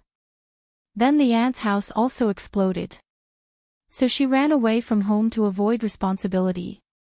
Qin Zhe said. "I don't know. That's all I know." Qin Bao's tone was not much worried. Instead, it was full of interest. In this kind of thing, the girl's family was the most troublesome. "If this matter is not handled well, it will be very troublesome," Qin Zhe said. "Now that she is missing and can't be found, how do we deal with it?" Qin Bao said, "I heard from Mom that the girl's family is going to call the police." Chapter 646. Call the police. Qin Zhe sneered and said, "Call the police to arrest Jiangqing. The police can't be bothered with this kind of thing. The police had no right to interfere." The other party was not a girl under 14 years old. Although 18 years old was considered an adult, there were many underage expectant mothers. Some were even working as streamers, which led to the trend of underage mothers. Of course, certain streamers were naturally interviewed and criticized. From this, it could be seen that the existence of regulatory authorities was very necessary. The point is not to call the police. It means that the other party is hopping mad and is about to turn hostile, Qin Bao said. "Sigh, Jiangqing is our cousin. Can you not be so gossipy?" Qin Bao, "Now you are like an auntie who likes to gossip," Qin Zhe said in annoyance. "You also know that he is our cousin, not our biological brother. Although this matter is troublesome, boys will not be at a disadvantage." Qin Bao smiled. This was not wrong at all. Indeed, girls were at a disadvantage. Therefore, parents were looking forward to their own pigs eating cabbages while protecting their own cabbages. However, Jiang Cheng's situation was different. Moreover, at his age, he had not reached the age where parents were looking forward to him eating cabbages. "Then if I accidentally kill someone, will sister be in a hurry to clean up my mess?" Qin Zhe's heart skipped a beat. On the other end of the phone, Qin Bao's tone took a 180-degree turn. She chuckled and said, "Try it." "I have already tried." Qin Zhe muttered in his heart and said, "You called me not just to gossip, right?" "Yes, Mom asked me to inform you to pay attention and see if you can help," Sister said. Qin Zhe chuckled and said, "She is letting you do it." Ace is a man. You are the pillar of the family. Sister relies on you. Sister can't live without you." Qin Bao kissed him twice on the phone. Sister liked to act pitiful and weak the most. But Qin Zhe just had to fall for it.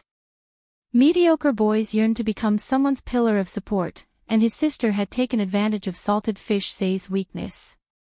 Just like before, he still fell for this trick. However, the difference was that the Qin Zhe of the past might not have been able to realize his sister's silent trick. After hanging up the phone, Qin Bao called her mother back. "Mom, I talked to Ace. He'll help." "Mom asked you for help. Why are you looking for Ace?" Qin Mu asked angrily. When it came to matters of the heart, she felt that it was more reliable to look for a daughter. After all, a woman's feelings were more delicate. After all, they were relatives within 3 generations. Qin Ma was still very concerned about this matter, and so was the old man. However, he also felt that he didn't know where to start. "I don't know how to deal with it. In my opinion, we should just agree to compensate them," Qin Bao said. "You're so useless. Ever since you were young, you've been throwing problems to your brother. What can you do?" Qin Ma complained and hung up.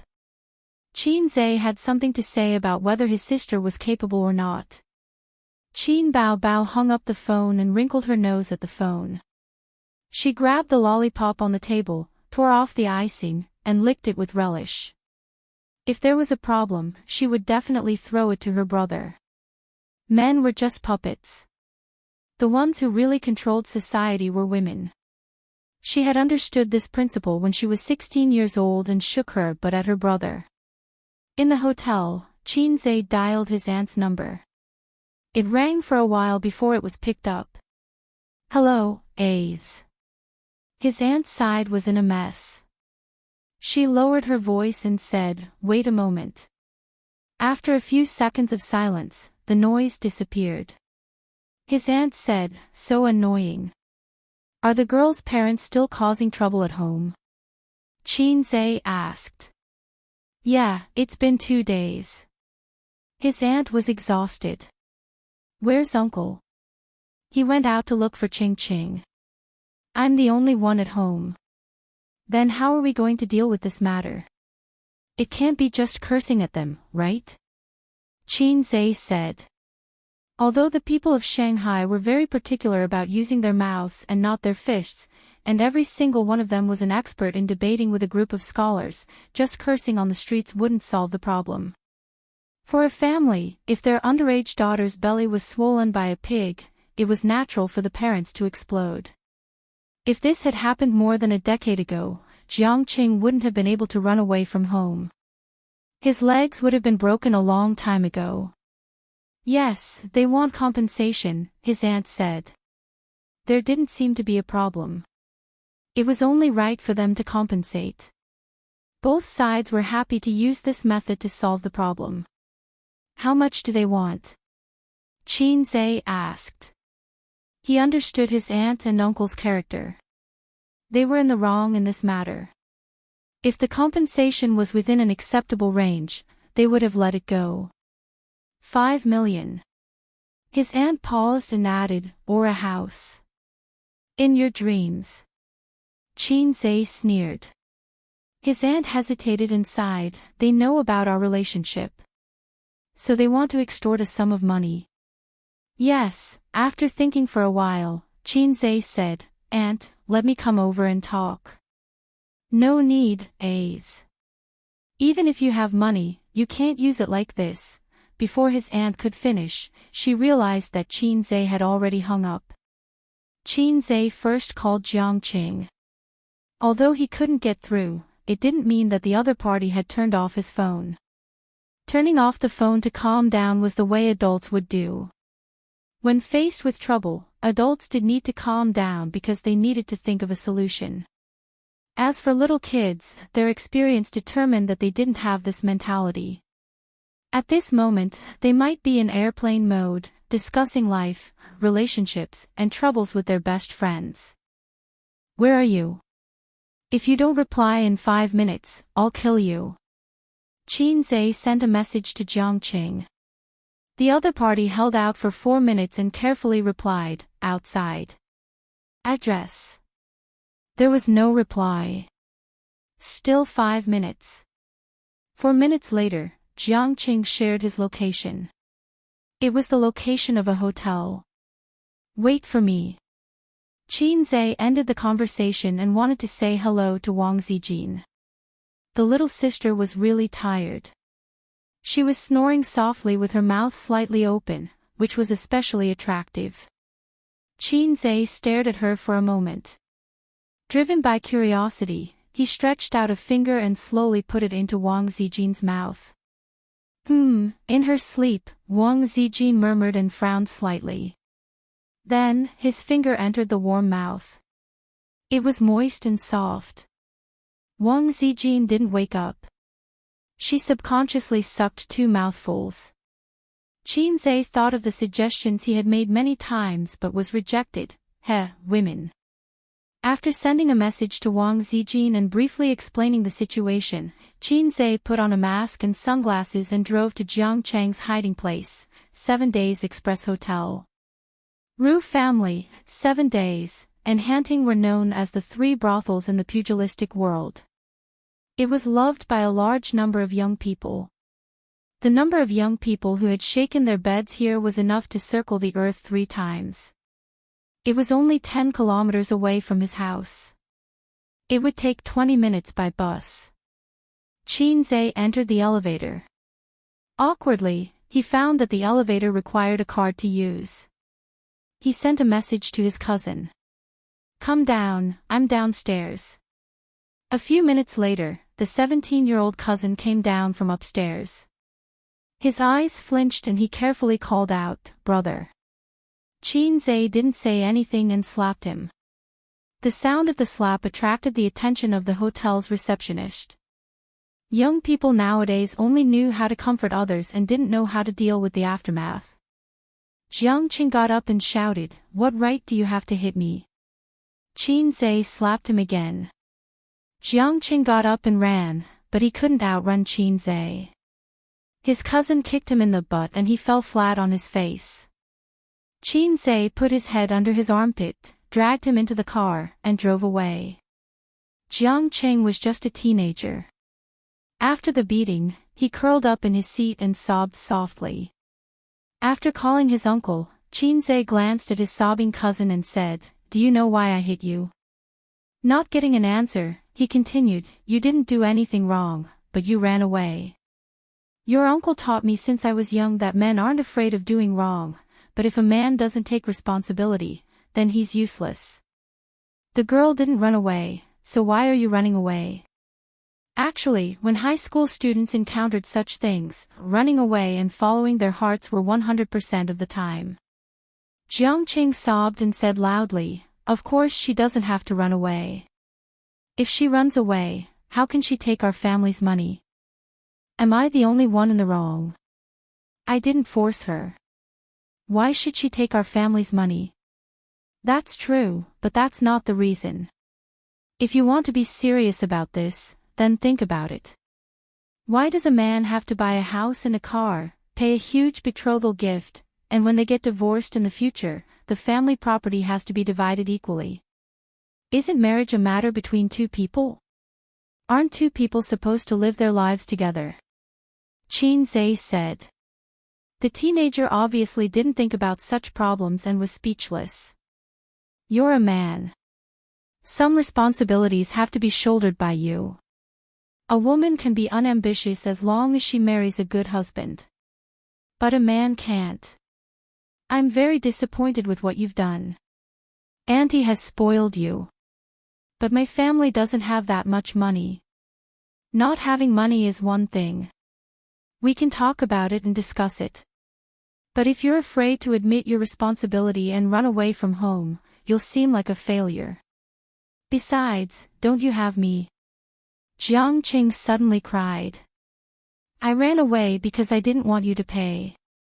I was the one who told her that my cousin was Qin Zhe. I was the one who bragged every day.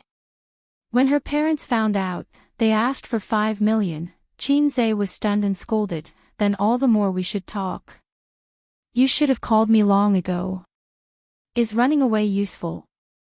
You can run away for a while, but you can't run away forever. Your parents are in a terrible fix at home and have to clean up your mess. Are you going to hide in the hotel with a clear conscience? After scolding with sharp words, his tone suddenly became gentle. Don't worry. I'm here. Jiang Qing was crying. Cousin, I was wrong. It wasn't easy to make a pretentious and rebellious teenager say, I was wrong. Qin Zhe thought that the old man's tricks were indeed dirty. Chapter 647. Qin Zhe had been tricked by his father since he was a child, so he was very familiar with the trick of giving a carrot after a stick. For example, when he was in elementary school, Qin Zhe fought with a female classmate and lost. The teacher called both parents to the school. In the teacher's office, Qin Zhe, who lost to the female classmate, was beaten by his father again. The scene was so shocking that the other party's parents couldn't help but feel pity. In the end, it was the teacher who saved Qin Zhe. In fact, the old man was very measured. Although it looked like he was beating him up with great momentum, it would only hurt and not hurt him. Do you know why I beat you? The old man asked the same question at that time. It's not because you fought, but because you fought with a girl. The old man lectured him for 10 minutes. In modern words, men should f*ck other men. Only sissies can f*ck women. He successfully guided little Qin Zhe to turn the feeling of "Dad only beats me" into "Dad beat me because he wants me to be successful and always stands on the same side as me." If Qin Zhe's childhood was just a feather duster, then he must be a rebellious youth now. The old man perfectly crushed the seed of rebellion in Qin Zhe's heart. As the saying goes, the son inherits the father's medicine. Qin Zhe perfectly inherited this from the old man. In an instant, his rebellious cousin was completely under his control. This time, you acted too hastily. Study hard in the future and don't have a girlfriend before college. Do you understand? Yes. When you go home, apologize to Mom and Dad. Qin Zhe saw that he was silent and shouted, Do you understand? Yes. Jiang Qing was already very obedient. The car turned the traffic light and drove into the neighborhood. Qin Zhe dragged his cousin in the direction of his aunt's house and asked curiously, Your girlfriend? You two fell in love after a long time, right? Jiang Qing said, I don't know. Don't know. This was already the answer. Children who fell in love early, as long as their parents interfered, would almost only end up breaking up. Some particularly rebellious children might resist and intensify the family relationship to the freezing point. But the problem now was not that the parents forced them to break up, but that the girl asked for a huge compensation.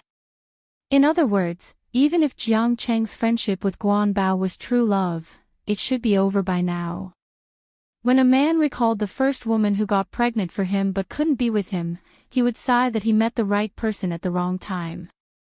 If it was Jiang Qing, he would probably sigh and lament that an embryo almost caused him to go bankrupt. She took the elevator upstairs. She was still at the door when she heard the quarrel inside. The corridor was quiet. No one was there to watch the show.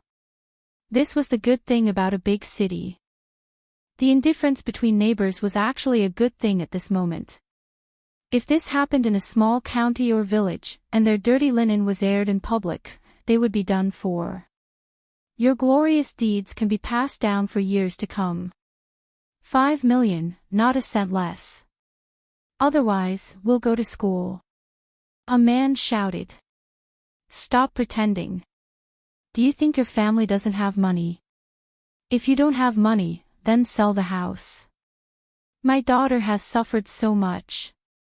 If you don't get satisfactory compensation, I'm not done with you. Following that, a woman's voice continued to clamor. Jiang Cheng's face darkened as he clenched his fists tightly.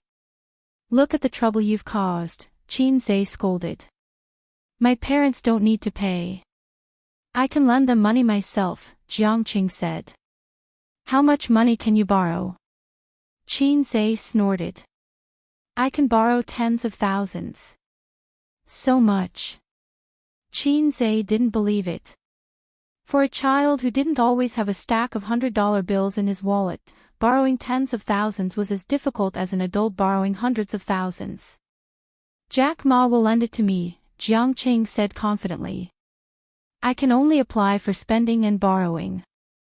Qin Zhe, idiot, you're still half a year away from 18 years old. It would be strange if Jack Ma lent it to you. No, the key isn't whether Jack Ma will lend it to you or not. The key is that Jack Ma's loan business has become so popular. This isn't good. You have to know that when you stare at Jack Ma is also staring at you. Cut the crap. Open the door. Qin Zhe slapped the back of his head. Aren't you relatives of Qin Zhe? Aren't you his aunt? This little bit of money, accompanied by the sound of the door opening, the voice stopped abruptly.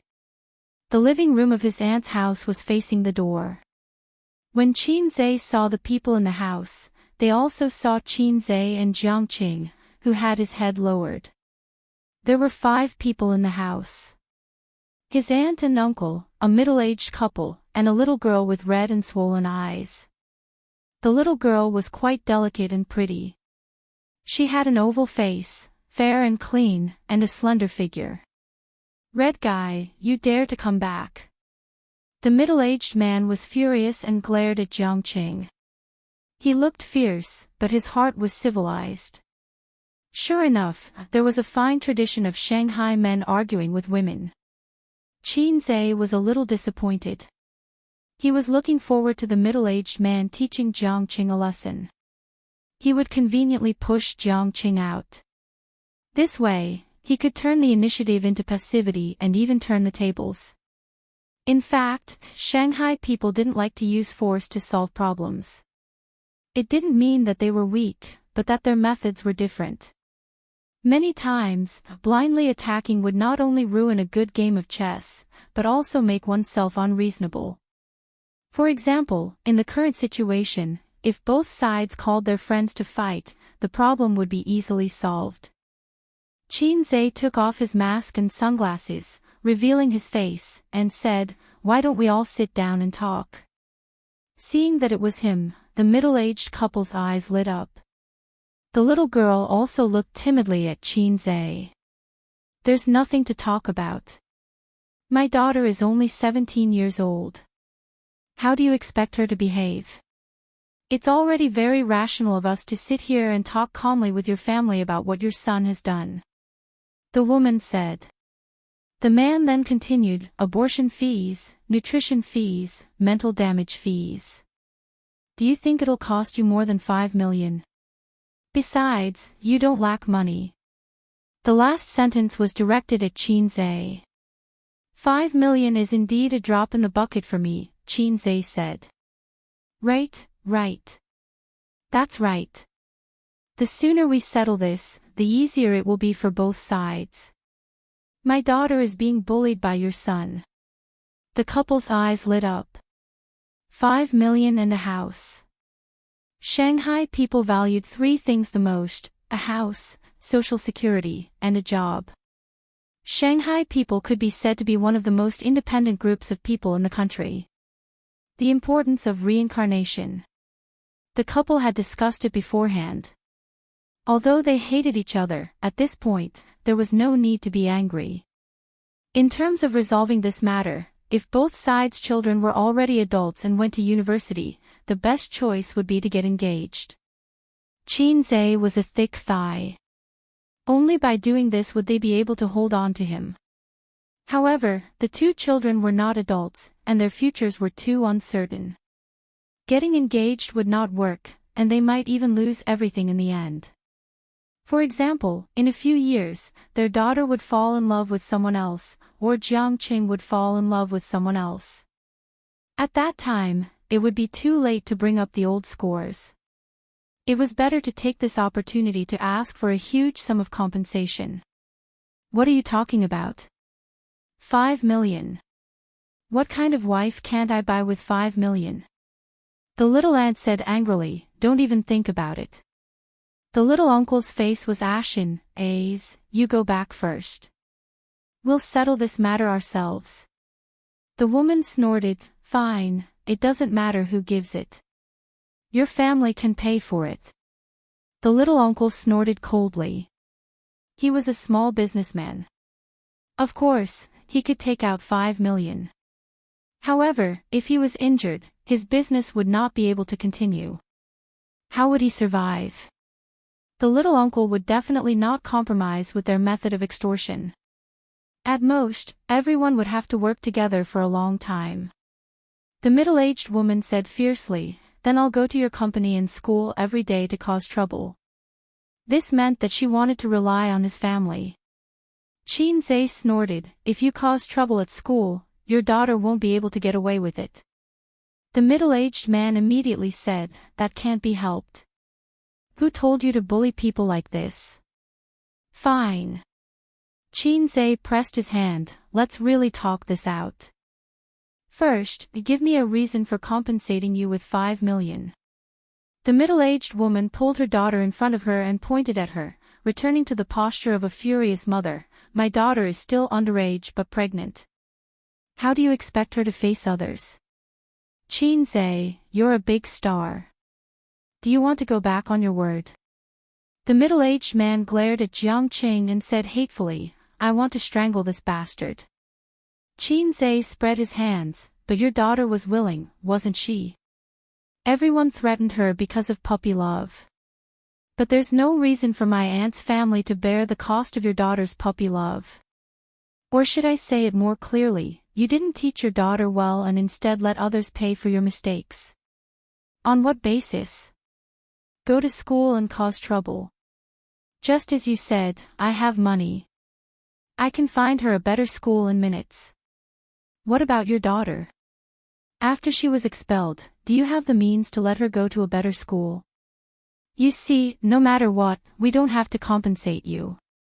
The little aunt wanted to say something but was stopped by the little uncle's gaze.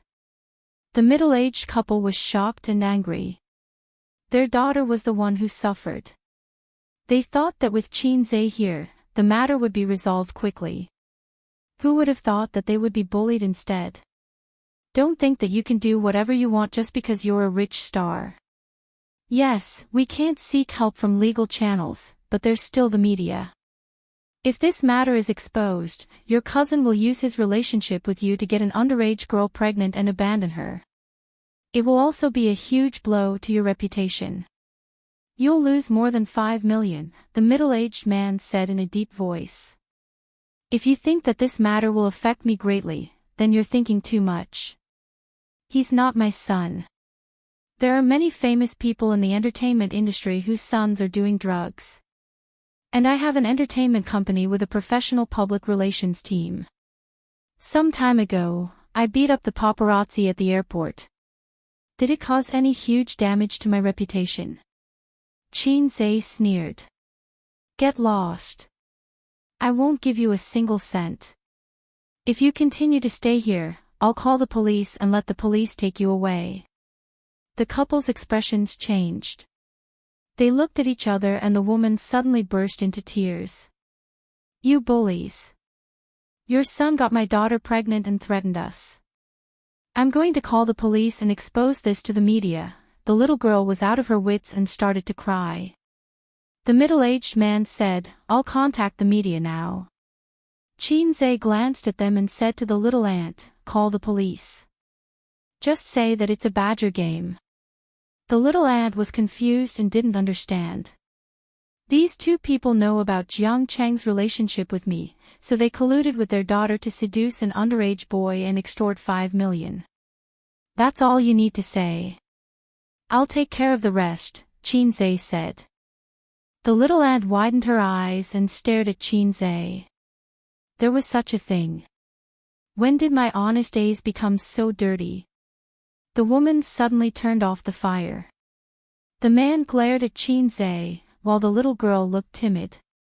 Qinzhe ignored the family and said, I gave you face, but you don't want it. Do you think rich people can be extorted by you?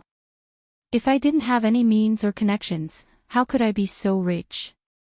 It's not difficult for me to have you go to jail for a few years. Moreover, you did extort me.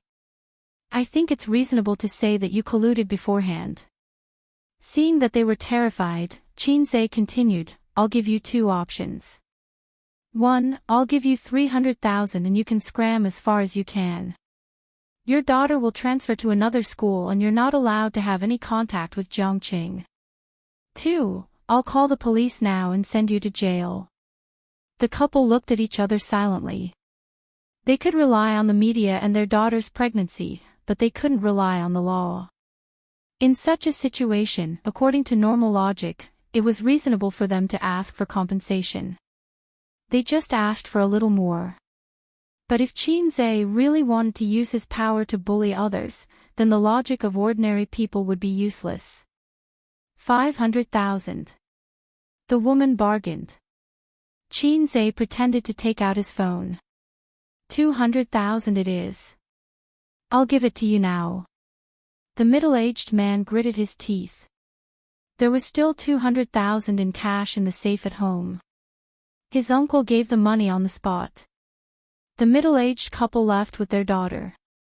The little girl stopped at the door and glanced at Jiangqing. Jiangqing ignored her. Love was a matter between two people. If there was a problem, both of them should be responsible. But in this matter, he seemed to have become the biggest villain. In the young man's heart, he was betrayed by love. The heavy sound of the door closing highlighted the middle-aged couple's unwillingness and anger. Jiangqing said loudly, Cousin, why should we give them money? Call the police and put them in jail. He felt that his cousin's previous method was better. Qinzhe suddenly felt a surge of anger, and he slapped him to the ground. Ace, his aunt called. Do you know why I hit you? Qinzhe said. Jiangqing got up and said reluctantly, because of responsibility. Qinzhe said, no matter what her parents did, the child in her stomach is yours. You have responsibility. If it's your responsibility, don't run away. Call the police and they'll make you ugly. You'll know. In his uncle's study, Qinzhe and his uncle drank a few glasses of wine. Ace, this matter is all thanks to you, his uncle said. 5 million was impossible. It was impossible in this lifetime. But if Qinzhe didn't come out to deal with it, their family would have a headache for a while. It's what I should do, Qinzhe said. His father only had 2 aunts. When he was in trouble, if he could count on relatives, only relatives within 3 generations would help. He couldn't count on any further. Your aunt spoils him too much, his uncle complained. Qinzhe thought to himself, you don't know how to teach your son either. When he was still in primary school, I said that I would throw him to Big Brother to teach, but your aunt didn't agree. His uncle sighed. Qinzhe, how could she agree? My nephew's example is right here. He does things as he pleases. He doesn't study hard. He only wants to play and enjoy. He hasn't encountered any setbacks, Qinzhe analyzed. Yes, his uncle agreed.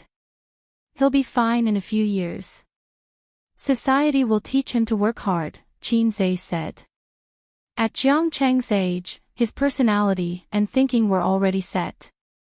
Normal education couldn't change him. But there were 2 ways to change him, the military and society. The former was hard education. Even a rock could be ground into powder. The latter was soft education. It could make you understand yourself correctly and work hard. Chapter 648. But who knows what kind of trouble he has caused in the past few years. I really want to beat this bastard to death. The uncle gritted his teeth. Well, I think you should teach him more about responsibility. Qin Zhe suggested. Although this cousin of his gave the elders a headache, he wouldn't cause any big trouble. This was purely an accident. If Jiang Cheng was a teenager with a bad character, Qin Zhe wouldn't beat him or scold him. He would only draw a clear line. And if there was no embryo, it wouldn't be a big deal. Lu Sun once said, "My biggest wish in life is to sleep with more women." Looking at the thousands of years of China's history, the most miserable were the two generations, 80-90. Let's not talk about the past, they got married early. Let's not talk about the future, they would only become more and more open. Only the 8090 comrades were the most miserable in the long river of history. According to the information collected on the internet, 80-90's tragic self-narration, the 80s and 90s were the two generations with the most virgins and the last sexual experience. They cried silently in the toilet. The uncle said with emotion, "I really don't know how to do anything other than hit, but I see that big brother has been hitting you since you were young." Qin Zhe, little uncle's heart was pierced. Everyone in the Qin family's circle of relatives knew that comrade Qin Jianzhang was a son-crazy demon. If he wasn't beating his son, he was on the way to beating his son. Every time the relatives gathered, Qin Zhe would be teased, "Did you get spanked by dad today?" But that was when he was young.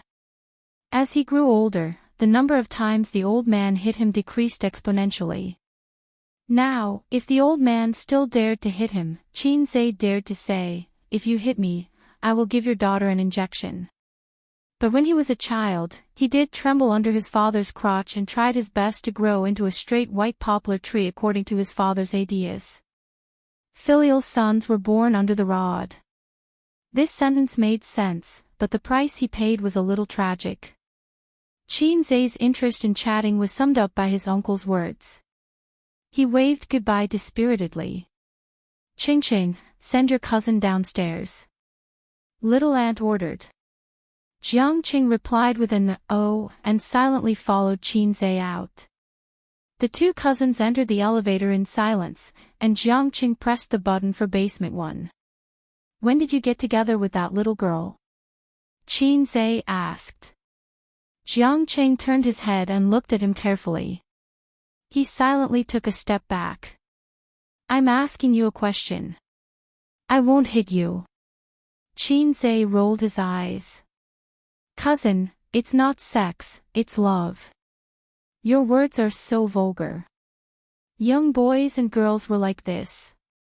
They saw love as a beautiful thing and could not accept explicit words like lover, slut, and cock tyrant. In the adult world, this was called fun. Her husband laughed lewdly.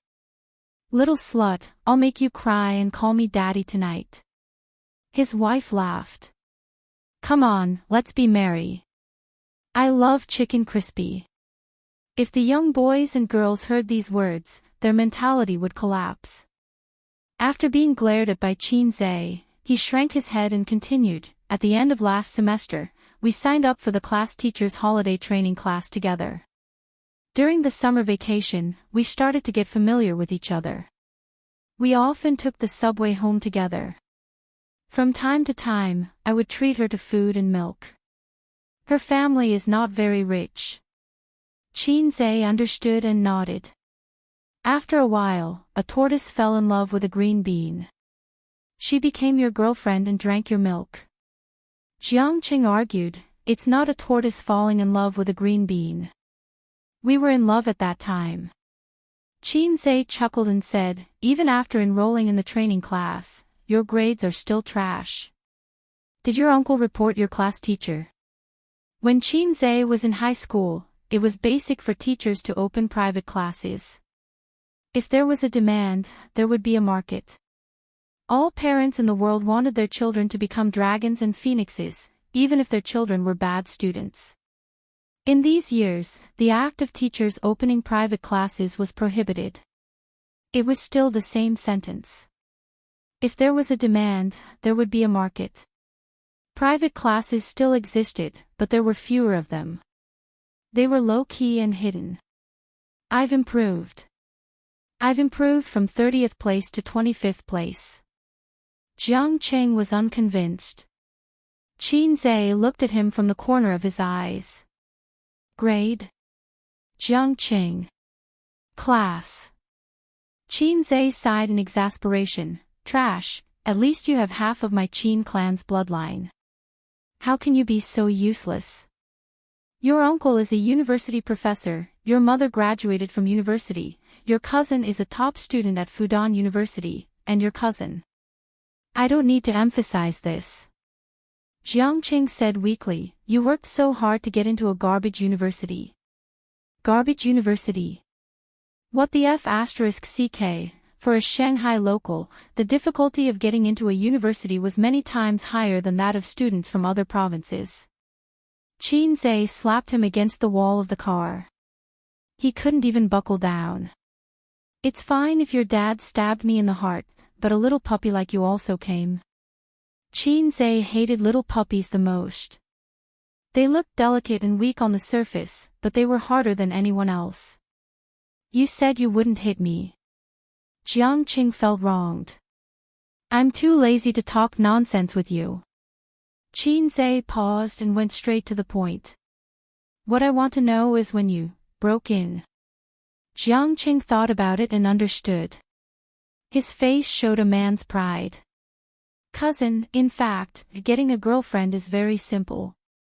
Take the initiative, spend some money, give some care and love, and it's easy to get a girl.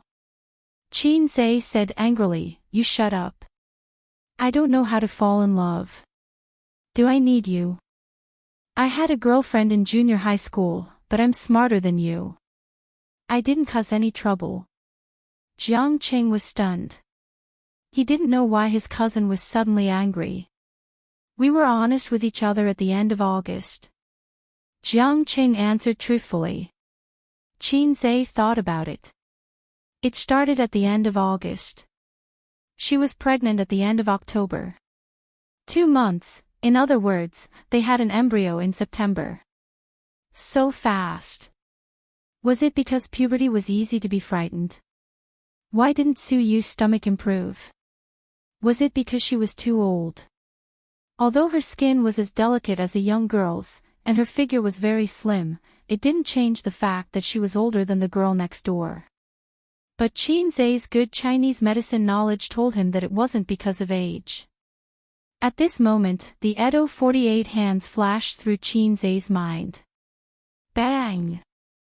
Qin Zhe once again slapped him against the wall of the sedan. He got up again and looked at his cousin with grievance. He didn't know why he was hit again. What's there to be proud of? Qin Zhe snorted. Jiang Qing had an idea. His resentment retreated, and he showed a gossipy expression. Cousin, you're going to have a baby with Zijin. Jiang Qing knew about Wang Zijin's existence. Although he didn't talk much with Wang Zijin, he had been in the Qin family for 2 years. Later, he heard his mother and father gossiping and found out that the dignified and generous sister was his cousin's girlfriend. Qin Zhe warned, don't talk nonsense. Otherwise, I'll break your legs. Oh. Jiang Qing said, does cousin have a boyfriend? Qin Zhe said, just take it that she does. Jiang Cheng's face suddenly became excited. Who is it? Who is cousin? It's none of your business. The boys in my class like her a lot. They always say that they won't marry anyone but her. They also think that they have a chance because she doesn't have a boyfriend. They also say that she's one of the few female celebrities in the entertainment industry who doesn't have unspoken rules. Jiang Qing chattered on excitedly. He was obviously very interested in his future cousin-in-law. He cared more about Qin Zhe's love life than he did about it. Although Qin Baobao had a bad attitude towards him and often played with him when they were young, Qin Baobao had been a top student since she was young. She was pretty, smart, and had good grades. Therefore, Jiang Qing worshipped his cousin very much due to the influence of these deep-rooted beliefs. She abused him thousands of times, but he treated her like his first love. On the other hand, he only had a vague idea of his cousin's net worth, wealth, and ability. But his cousin had been a salted fish for so many years. The image of a salted fish trembling under his uncle's crotch had long been imprinted in Jiang Cheng's heart. As for my cousin-in-law, it has nothing to do with you. How can it have nothing to do with me? I'm your only cousin. Whether my cousin's wife is good or not is related to whether I can ask for more red packets from him. A good cousin-in-law and a bad cousin-in-law have a huge difference in benefits. Just as Jiang Qing finished speaking, he was slapped to the wall by his cousin again. Qin Zhe said, "A good cousin won't be stingy with his slaps. A good cousin-in-law should be like that." Jiang Qing. Ding, the elevator door opened. Study hard. Don't be a person who muddles through life. Now you're using your parents' money to pick up girls. You have to rely on yourself in the future. Women in society are very caring. They like small animals, such as BMWs, Hummers, Jaguars, and Land Rovers. Of course, there's also lynx. But they won't like a little puppy who has nothing. Then what kind of animal is my cousin-in-law? Jiang Cheng asked curiously. Seafood. Qin Zhe walked out of the elevator and turned around. Study hard while you're in your second year of high school. In the future, if you can't even get into a garbage university, I'll bring my cousin-in-law to dote on you. He waved his hand and left. Qin Zhe drove out of the neighborhood and went straight to Tianfang Entertainment. On the way, he talked to his sister. Aunt's family matter has been resolved. Qin Baobao, you've worked hard. Sister will reward you with a kiss. Qin Zhe, 200,000. Qin Baobao, small money. Qin Zhe, I didn't pay for it. Aunt and uncle paid for it themselves. I know. It's only 200,000. Aunt must have paid for it herself. I didn't ask you to go over to pay 5 million. I asked you to solve the problem. Qin Baobao said, by the way, how did you solve it? Qin Zhe told him what happened just now.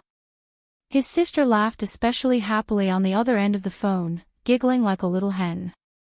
Ace, you've been led astray. You can even think of such a dirty trick. But evil people will be punished by evil people, right? That's right. That's why I gave that little brat Jiang Qing a hard time. Qin Zhe said, it's so unfair. When I was his age, I only knew the 5 dragons embracing the pillar, but he could study all kinds of postures. Bah, don't talk about this with your sister. Qin Baobao pretended to spit, and with a seductive tone, she said sneakily, you've been living with me for so long. Did you use the materials here to cultivate your 5 dragons? Yes. I still have them. Qin Zhe said, after all, with an expert like my sister by my side, I have to cultivate well. Qin Baobao obviously didn't understand the last sentence.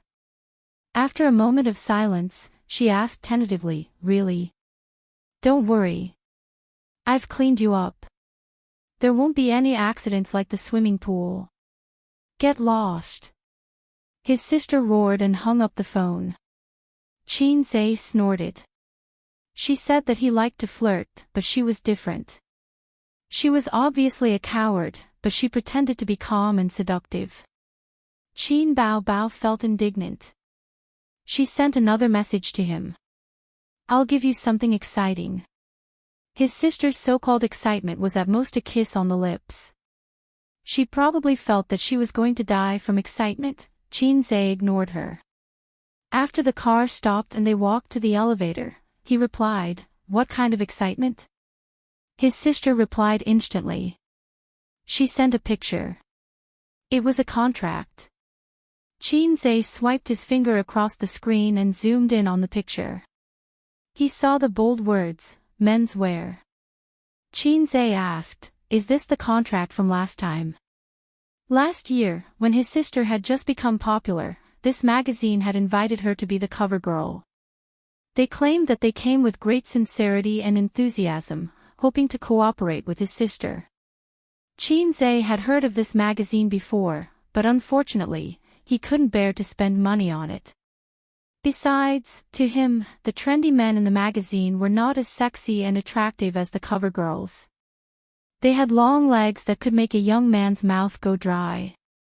Later on, when he had money, he still didn't look at it because his sisters had helped him pick out his clothes. Not only did they like to shop for themselves, they also liked to help men shop. Qin Bao Bao replied, "Smile but don't say anything." Qinze was speechless. "Damn it, smile but don't say anything." Qinze put his phone back in his pocket. The elevator happened to stop and he stepped into the office. When he didn't see his sister in the office, he asked the ordinary-looking assistant, "Where's President Qin?" Xiang Yi's assistant subconsciously straightened his back and said respectfully, "In the second conference room." "What's the matter?" Men's Clothing Magazine. Before Xiang Yi's assistant could finish, he realized that Qinze had already left. Xiang Yi's assistant stood at the air vent of the air conditioner and felt the cold wind, feeling extremely miserable. "I've really offended him unknowingly." Qinze rushed to the second conference room and saw his sister, who was dressed in a formal suit, chatting happily with a middle-aged man wearing glasses. Noticing that he had entered, his sister winked at him playfully. The middle-aged man got busy and bent over to hand him a business card without hesitation. "Hello, President Qin." Qinze nodded slightly and took the business card with both hands. He glanced at it and saw the words, "Design Manager." He knew what was going on. "Since I was able to invite you this time, I'll be able to answer to my boss when I go back." The middle-aged man's face was full of smiles, showing his inner joy.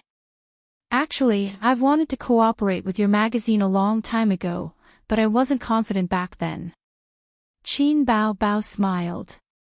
Qinze listened for a while and said, "I don't think it's necessary." "Sister, you're going to hold a concert soon. It's more important to practice your new song, isn't it?" Qin Bao Bao smiled. Before she could say anything, the middle-aged man opposite her hurriedly interjected, "President Qin, it won't take much time. I believe it'll be a pleasant cooperation."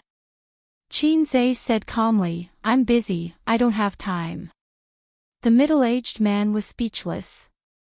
It was the same excuse again. Last year, when the company invited Qin Bao Bao, Qinze simply said, "I'm busy, I don't have time," and sent the person sent by the company away. To hell with busy. Actually, the photo shoot wouldn't take much time at all. After all, many female celebrities were overjoyed to receive the company's invitation. It was a good opportunity to increase their fame. It was like gilding. When a female celebrity appeared on the cover of a magazine, her original diamond-studded cover would be gilded with a layer of gold. "President Qin, we have a mature and professional team and the best photographer. We can guarantee that the shoot will be completed smoothly and definitely won't delay your schedule," the middle-aged man said. It couldn't be helped. Qin Bao Bao was too popular, and her reputation was rarely high. Last year, the company held the mentality that if they cooperated, it would be a win-win situation. This year, it was the men's magazine that wanted to use Qin Bao Bao's fame. Qin Bao Bao had never done a photo shoot before. This was a great gimmick. Qinze thought to himself, "Of course, I know you're professional. So professional that it makes people slightly hard." But it was because of this that he didn't agree with his sister being the cover girl. He didn't want his sister to wear a bikini to show off her long legs, deep cleavage, and cute belly button for others to see. How could he share the benefits of Hei's king with others? Actually, I don't like this magazine very much and I feel that it's completely meaningless.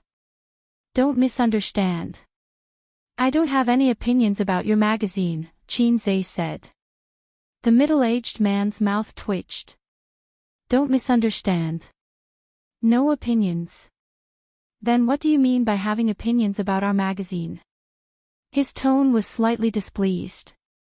But we've already signed the contract. Boss Qin, why don't you take a look?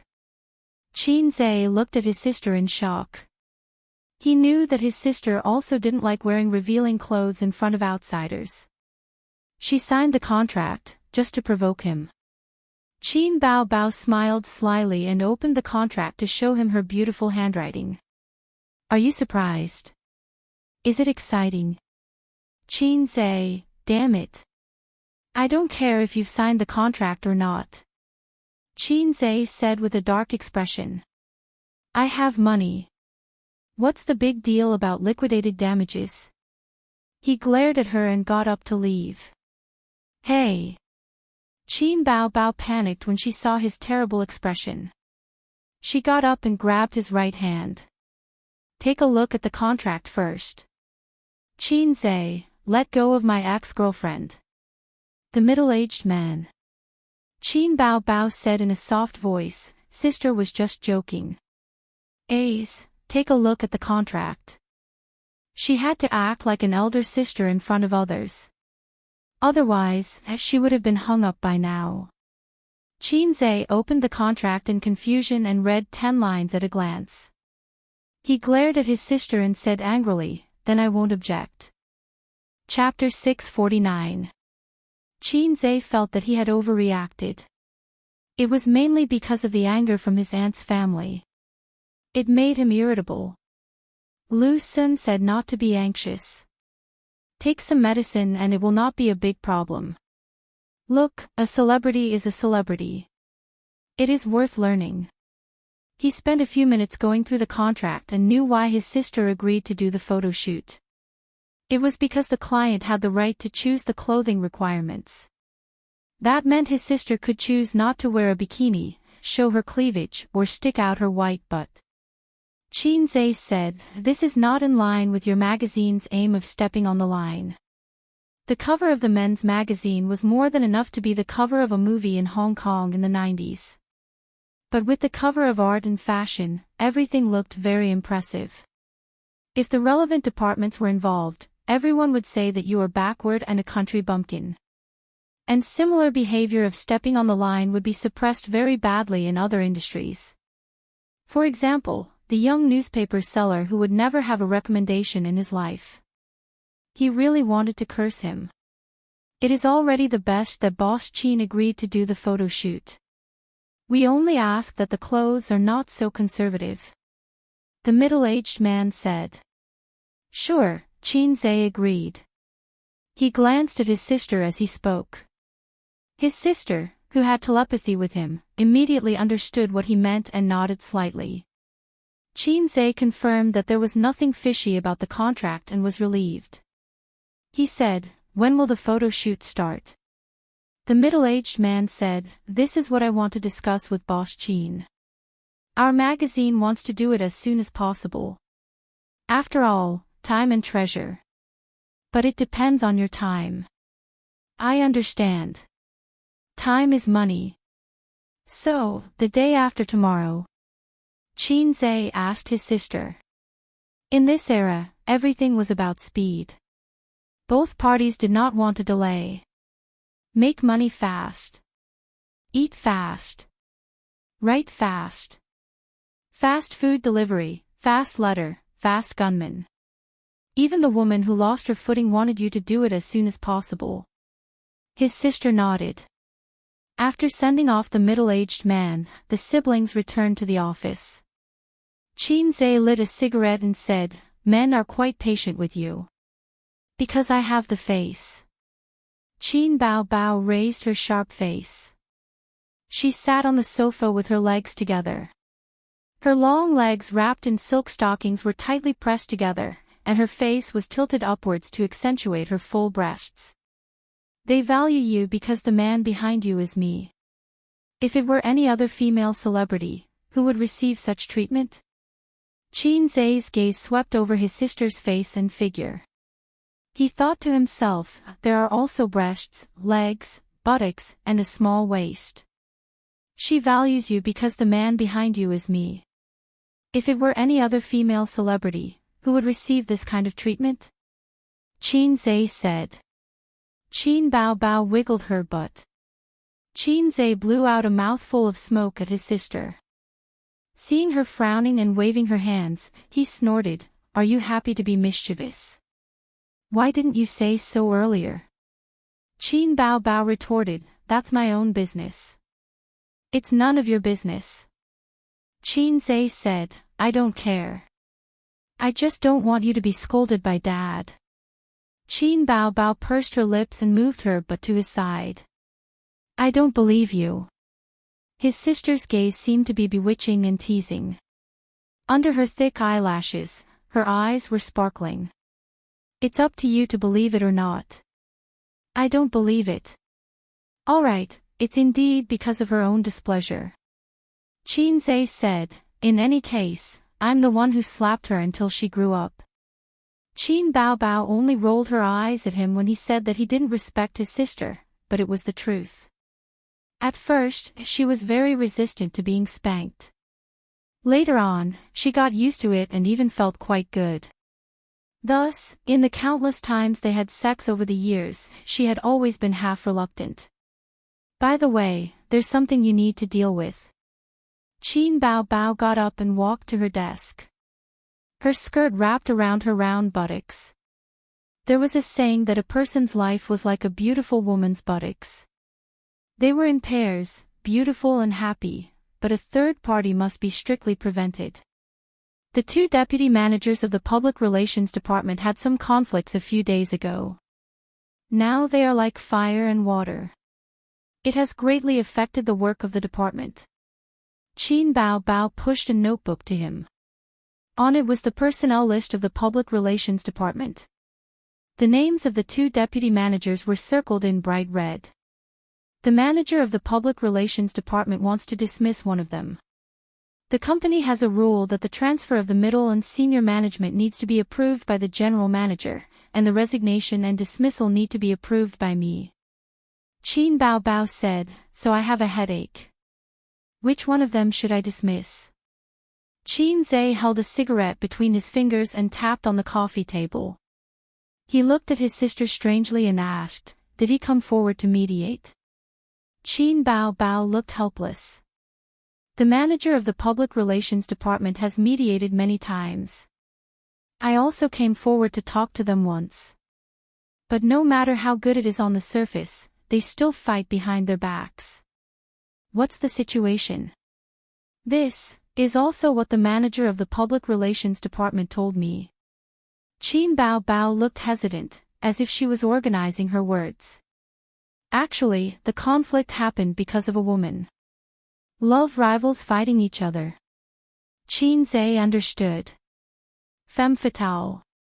He had a foxy face at home, so he knew best. "That's not it." Qin Bao Bao said awkwardly, as if she found it hard to say. "Say it clearly." Qin Zai frowned.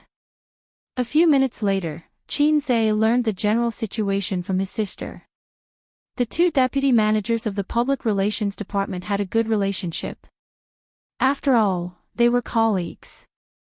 Because Qin Zai and Qin Bao Bao had monopolized power, there was less scheming and factional fighting. This was undoubtedly beneficial to the development of the company. Only a hack like Qin Zai could build such a huge entertainment company. The two managers did break up because of a woman, and it was not a good woman, but, in ancient words, a goddess. Tianfang Entertainment's benefits were very generous. Every month, there was a large amount of departmental activity funds for staff dinners, singing, and some indescribable activities. The two managers met a beautiful goddess in one of the activities, and happily became kindred spirits. For a long time, when they entered the club, they would order 18, not Android 18. Both of them were very satisfied with 18. Normally, the strongest relationship between men was nothing more than going through windows together, carrying guns together, and protecting each other when they lost their footing together. The bad thing was that one of the guys was selfish. No one knew what he painted for 18, but she was willing to give up her job and become his mistress. The boat of friendship capsized just like that. The two managers began to find trouble with each other at work, scheming against each other. Because of personal grudges, their work was affected. Qin Zhe said in his heart, "This is a bit different from my understanding of femme fatale." "What do you mean?" he asked. "I read their work reports. The two of them are 50-50. They can fire anyone." Qin Bao said, "But I have a phobia of choice." Qin Zhe didn't answer, but rubbed his chin and thought. As a salesperson, it's good as long as you care about performance. As a middle-level manager, you will inevitably be involved in the office scheming. As a boss, you have to learn to manage talents and mediate conflicts. Therefore, Qin Zhe's first reaction was to ask, "Is there any mediation?" not to fire them. But since both sides chose to feign compliance, then the boss doesn't need to be polite. The boss also wants face. It must be that you, the boss, don't have any dignity. If I negotiate with them, they definitely won't dare to feign compliance. Hai Zhe King took the opportunity to ridicule Ying Monster. Ying Monster glanced at him coldly, and Salted Fish Zhe immediately laughed and said, "Not giving you face is not giving me face, so they must be fired." Qin Bao smiled and hummed. It was indeed because she was not dignified enough. If Qin Zhe talked to them, no one would dare to feign compliance based on the reputation accumulated by the fast gunmen in Jianghu. Qin Bao couldn't do it. Although she sang well and worked hard, Qin Zhe's light was too dazzling, and she herself was not very serious. It was easy to leave the impression of a vase who became famous by relying on her younger brother and appearance. "Then I'll leave this matter to you." Qin Bao took the opportunity to shift the responsibility. In terms of company management, 10 Qin Bao's were not Su Yu's opponent. She also didn't have the consciousness of working hard. As long as the normal operation was stable, it would be fine. She didn't have to worry about expanding the territory. The most miserable should be Wang Zijin. She started from scratch like Qin Bao, but she couldn't get help from Qin Zhe in daily management and operation because Qin Zhe himself was also a layman in internet technology. For this reason, she had to ask Su Yu for advice. "Don't be so troublesome. You can call the manager of the public relations department and dismiss the one who keeps a mistress," Qin Zhe said. "Oh." Qin Bao sat up straight and asked shamelessly, "Why?" The business ability of the two deputy managers was not much different. She had been struggling. Now that her younger brother was so decisive, there must be a reason. Qin Zhe said, "It's immoral to lock the shared bicycle, so the reason is a matter of character." Of course, you can listen to this answer and don't say it. Qin Bao. Oh. It took her 3 seconds to understand the meaning of Qin Zhe's words. Chapter 650. At 5:00 in the afternoon, Qin Bao dragged her tired body out of the dance studio. Because it was almost time to get off work, she did not take a shower. She wore a dance costume that accentuated her figure and low-heeled shoes. Many male employees were stunned and female employees were envious as she entered the office. After closing the door, she threw herself on the sofa and groaned for a while. Then, she sat up straight and took off her shoes. Her feet were sore and her socks were stuck to the soles of her feet. When she took them off, it was as if they were peeled off from her flesh. "I'm so tired." She looked at Qin Zhe with a pitiful expression. "You need constant exercise to maintain your figure. It's your fault for slacking off a few days ago." Qin complained. 2 hours ago, Qin touched his sister's waist and felt that there was an extra layer of flesh. It was not much and could not even be seen with the naked eye. It was all thanks to Qin hugging his sister's waist that he felt it. He could feel the slightest change and said, "Qin Bao, you've gained weight." His sister did not believe him. She stood on the scale and looked at it. Indeed, she had gained 3 pounds. She had been controlling her weight, but after returning from Guangdong, it was obvious that she had gained weight. It was raining heavily and it was inconvenient for her to go to the gym. Plus, in Guangdong, there was nothing that could not be eaten. If there was, it was because the recipe had not been discovered yet. After eating for half a month, it was understandable that she had gained some weight. How long has it been since you last weighed yourself? If it wasn't for my quick thinking, you wouldn't be able to get rid of these pounds. Qin said. He had just found out. After his sister returned from Guangdong, Qin had been in the most guilty state. He had only just found out that his sister had gained a few pounds. 3 pounds of weight was nothing. It would not even affect Qin Bao's figure. However, people gain weight from the waist. Qin liked his sister's small waist the most, so he could not bear it. I really envy those women who don't gain weight. Qin Bao sighed. She lay back and crossed her legs. Ace, give me a massage. Gaining weight from eating is a healthy body. Women who don't gain weight from eating are either flat-chested or short.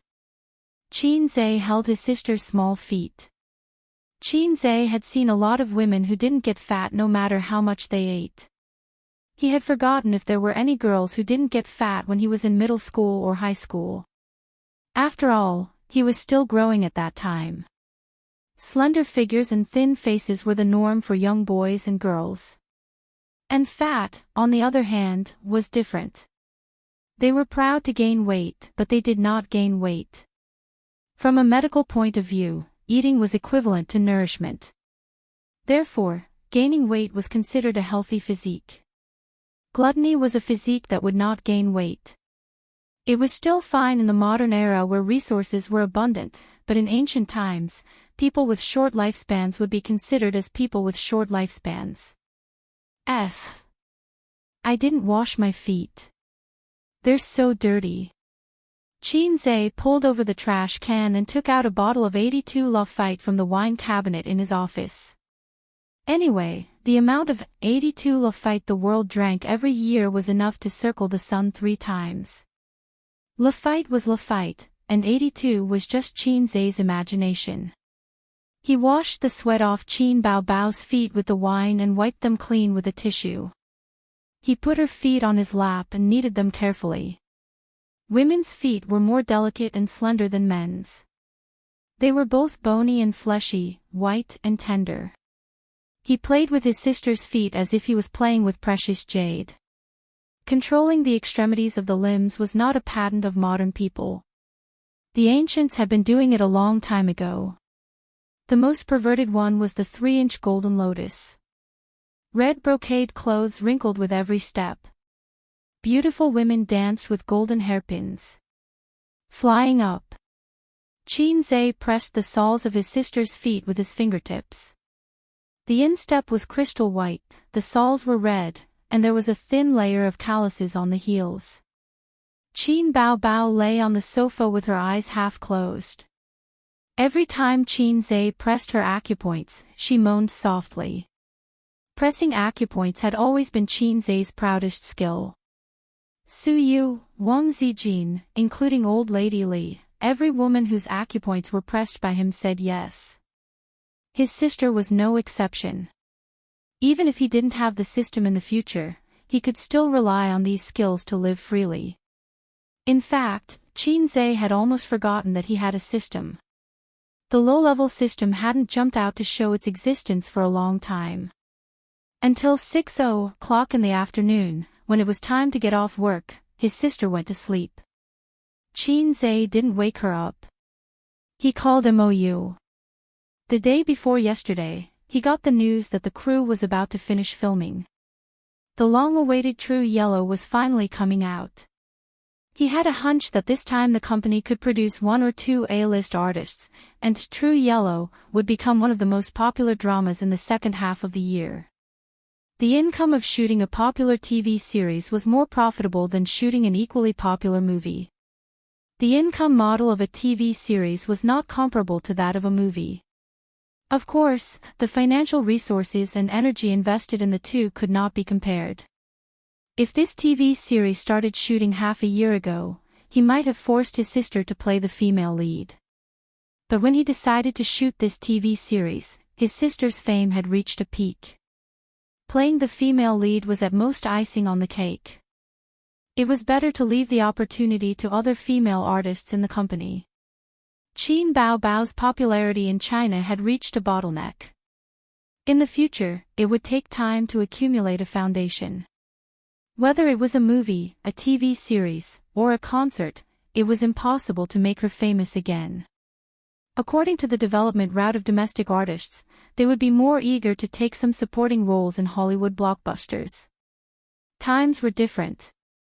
In the past, when a domestic artist took a Hollywood movie, they were excited as if they had won a $50 million prize.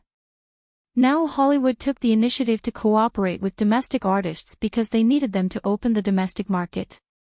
With a large population and large spending power, they could be willful. In the eyes of the entertainment industry and the public, Qin Bao Bao was undoubtedly lucky. Since her debut, she had walked the path that others took years or even decades to walk. She had turned into a female artist without a foundation. Even with her looks and figure, if she wanted to climb up the social ladder, she would have to go through hardships and even be incomplete. Qin Zhe looked at his sister's sleeping face and felt that he was a qualified brother. In the past, he had worked so hard to earn money. Wasn't it to protect his sister? Be my little sister and only drink milk and not suffer hardships. The production team is done. They will be back the day after tomorrow. The call went through. MOU reported the details in detail.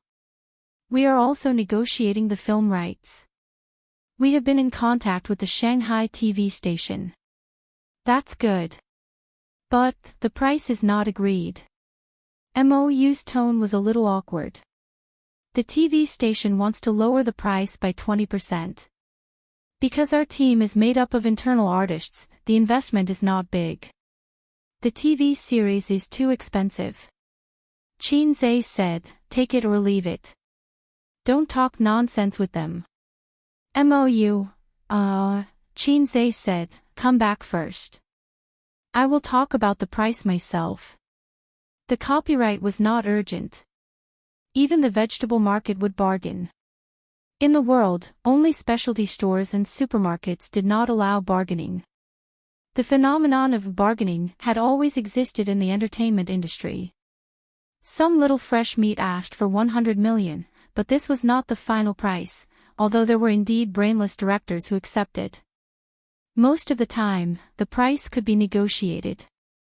It was the same for the copyright of the work. Qin Zhe poured himself a bottle of red wine and played the vinyl record.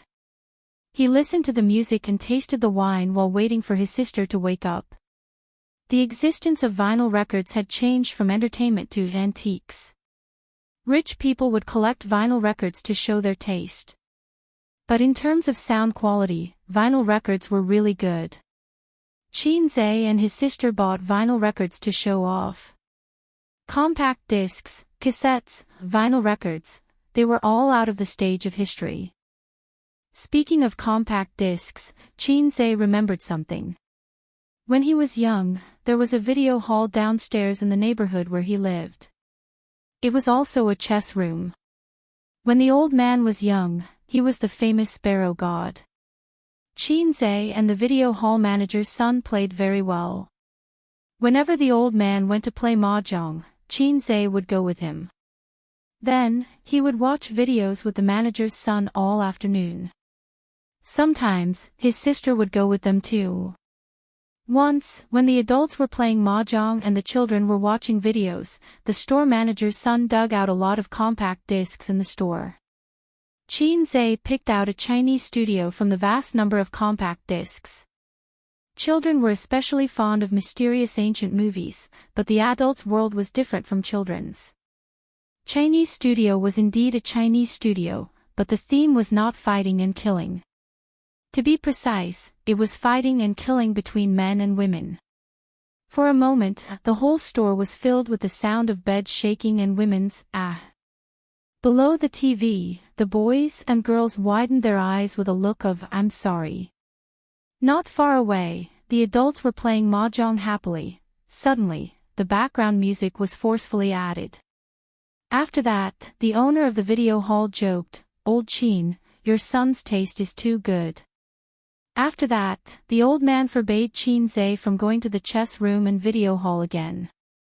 He even gave Qin Zhe a good beating because he was the one who picked out the compact disc. Thinking back, that should be Qin Zhe's sexual enlightenment. It was probably his sister's as well. On the sofa, his sister moaned and stretched comfortably. She woke up. "What time is it?" "6:30. "Oh." She propped herself up and yawned. "It's so comfortable. I'll massage my sister when we get home." They came back together, as they always did. At 10:30, Qin Zhe sent a message to his sister. There was no reply. He sneaked into Wang Zijin's room. "What are you doing?" "Don't mess around at home," Wang Zijin whispered. "That's too much." "She's my girlfriend after all," Qin Zhe whispered back. "It's too loud." "It'll be awkward if your sister hears us," Wang Zijin said. "She won't hear you even if you scream. After all, the house is worth tens of millions. The soundproofing is good." Qin Zhe crawled under the blanket. "How can there be a girlfriend like you? You don't make a baby at home, but in the hotel." Wang Zijin pressed the blanket tightly. She didn't know about other men's motivation, but she knew that Qin Zhe's was definitely on the level of 8 cylinders.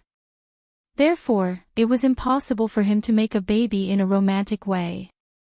Qin Zhe tactfully took a step back and said, "I just miss Sister Ziwei. I want to be intimate." Rustling sounds of clothes being taken off could be heard as he stripped Wang Zijin until she was like a tender lamb. Although Wang Zijin said that she didn't want to, she didn't put up much resistance. Lu Sun once said, "Please don't play with girls. They only have one heart and are very fragile. If he wanted to play, he should play with their babies." There were 2 of them. Qin Zhe always remembered the famous person's teachings. Wang Zijin said in a trembling voice, "Just being intimate, I'm just rubbing. I won't go in." At 11:30, the exhausted Wang Zijin fell asleep. Her hair was messy, her white shoulders were exposed, and her delicate oval face was still flushed. Qin Zhe leaned against the bed and wanted a cigarette. Considering that she didn't like the smell of cigarettes, he held it in his mouth and didn't smoke. He felt that he hadn't had enough fun. They couldn't relax at home, even if the room's soundproofing was good. The gaming experience was terrible. It was better to go to the hotel. 2 days later, the crew that had been away for 3 months returned. Qin Zhe and his sister treated the director and actors to a meal as a final meal to make up for what they had done.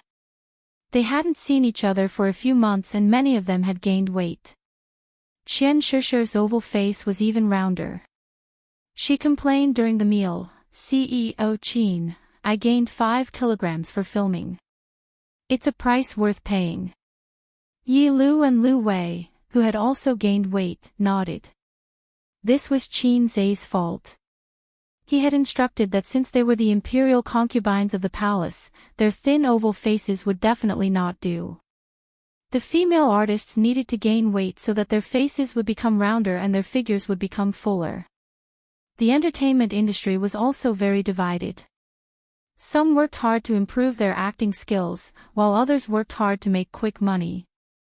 The latter were the little fresh meats that the masses dissed.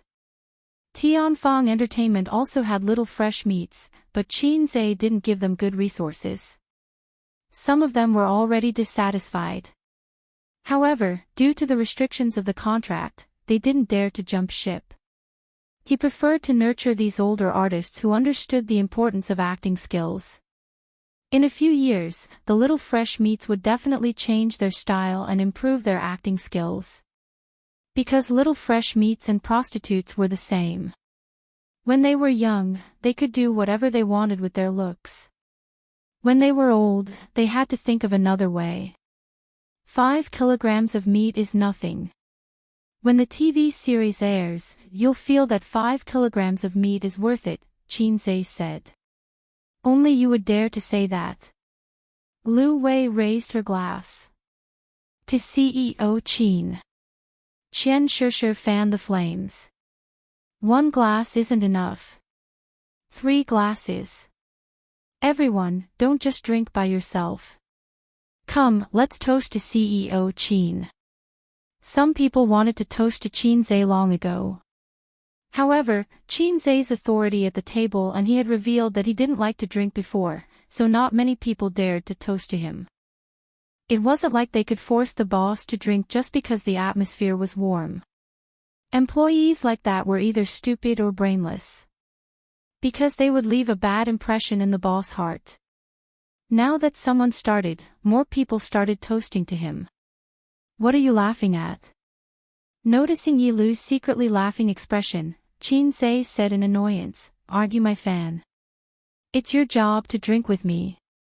Ah. Yi Lu felt wronged and said with a bitter face, why are you like this? After a long filming career, the people in the crew needed to indulge themselves, including the artists. Qinzai accompanied them to play many games on the table, such as cross-cupping. The sister who loved to drink in private but never touched alcohol at gatherings was a goddess with a smile on her face. However, she was actually gnashing her teeth in hatred. This little pervert was like a fish in water among the women. Men like to talk to beautiful women. Similarly, women like to play with handsome men. With Qinzai's talent and achievements, he was destined to become a delicious cake in the eyes of the women. For the first time, Qin Baobao realized that her brother's personality was actually very bad. He was very gentle to everyone and could be polite to everyone, making you feel like you were bathing in the spring breeze. When he was still a mediocre kid, his elders and friends would praise his good temper. However, when he shone brightly one day and was brimming with talent and treated people with such a personality, he was also worthy of praise. However, in the eyes of the possessive Qin Baobao, her brother was like a central air conditioner. Hence, on the way home, she drove with a gloomy face. Are you jealous? Qinzai could feel his sister's emotions. After being together for so many years, he could tell what she was thinking from a slight change in her expression. Shameless. Qin Baobao spat. Qinzai lowered the car window and lit a cigarette. After driving for a while, Qin Baobao suddenly said, if I drink wine with a male artist one day, even if it's just for show, you're asking for it. Qinzai rolled his eyes. She was very satisfied with this answer, but she was not convinced. She said, then you're allowed to do that. Qinzai scratched his head. That makes sense, but I can't keep a straight face. I haven't even held their little hands. Qin Baobao said sourly, you don't know how much they want you to hold their little hands. What are you trying to say? Nothing. She looked straight ahead, her bright eyes reflecting the lights in the night. I don't know how to describe it, but I just don't feel safe. I didn't think there was anything wrong with you before. What about me? You're gentle to everyone, especially girls. Qinzai understood. She was actually jealous. But if I don't do that, I'm really useless. I'm not smart, I'm not particularly handsome, and I haven't shown much talent since I was young. All I can do is smile. If I smile at my relatives, they'll say I'm sensible. If I smile at my classmates, they'll be willing to be friends with me. If I smile at girls, they'll think I'm easy to get along with and play with me. If I smile at my teachers, they'll think I'm at least a sensible student. He shrugged. If I don't even have gentleness, what do I have? You still have me. Qin Bao Bao didn't say this sentence out loud.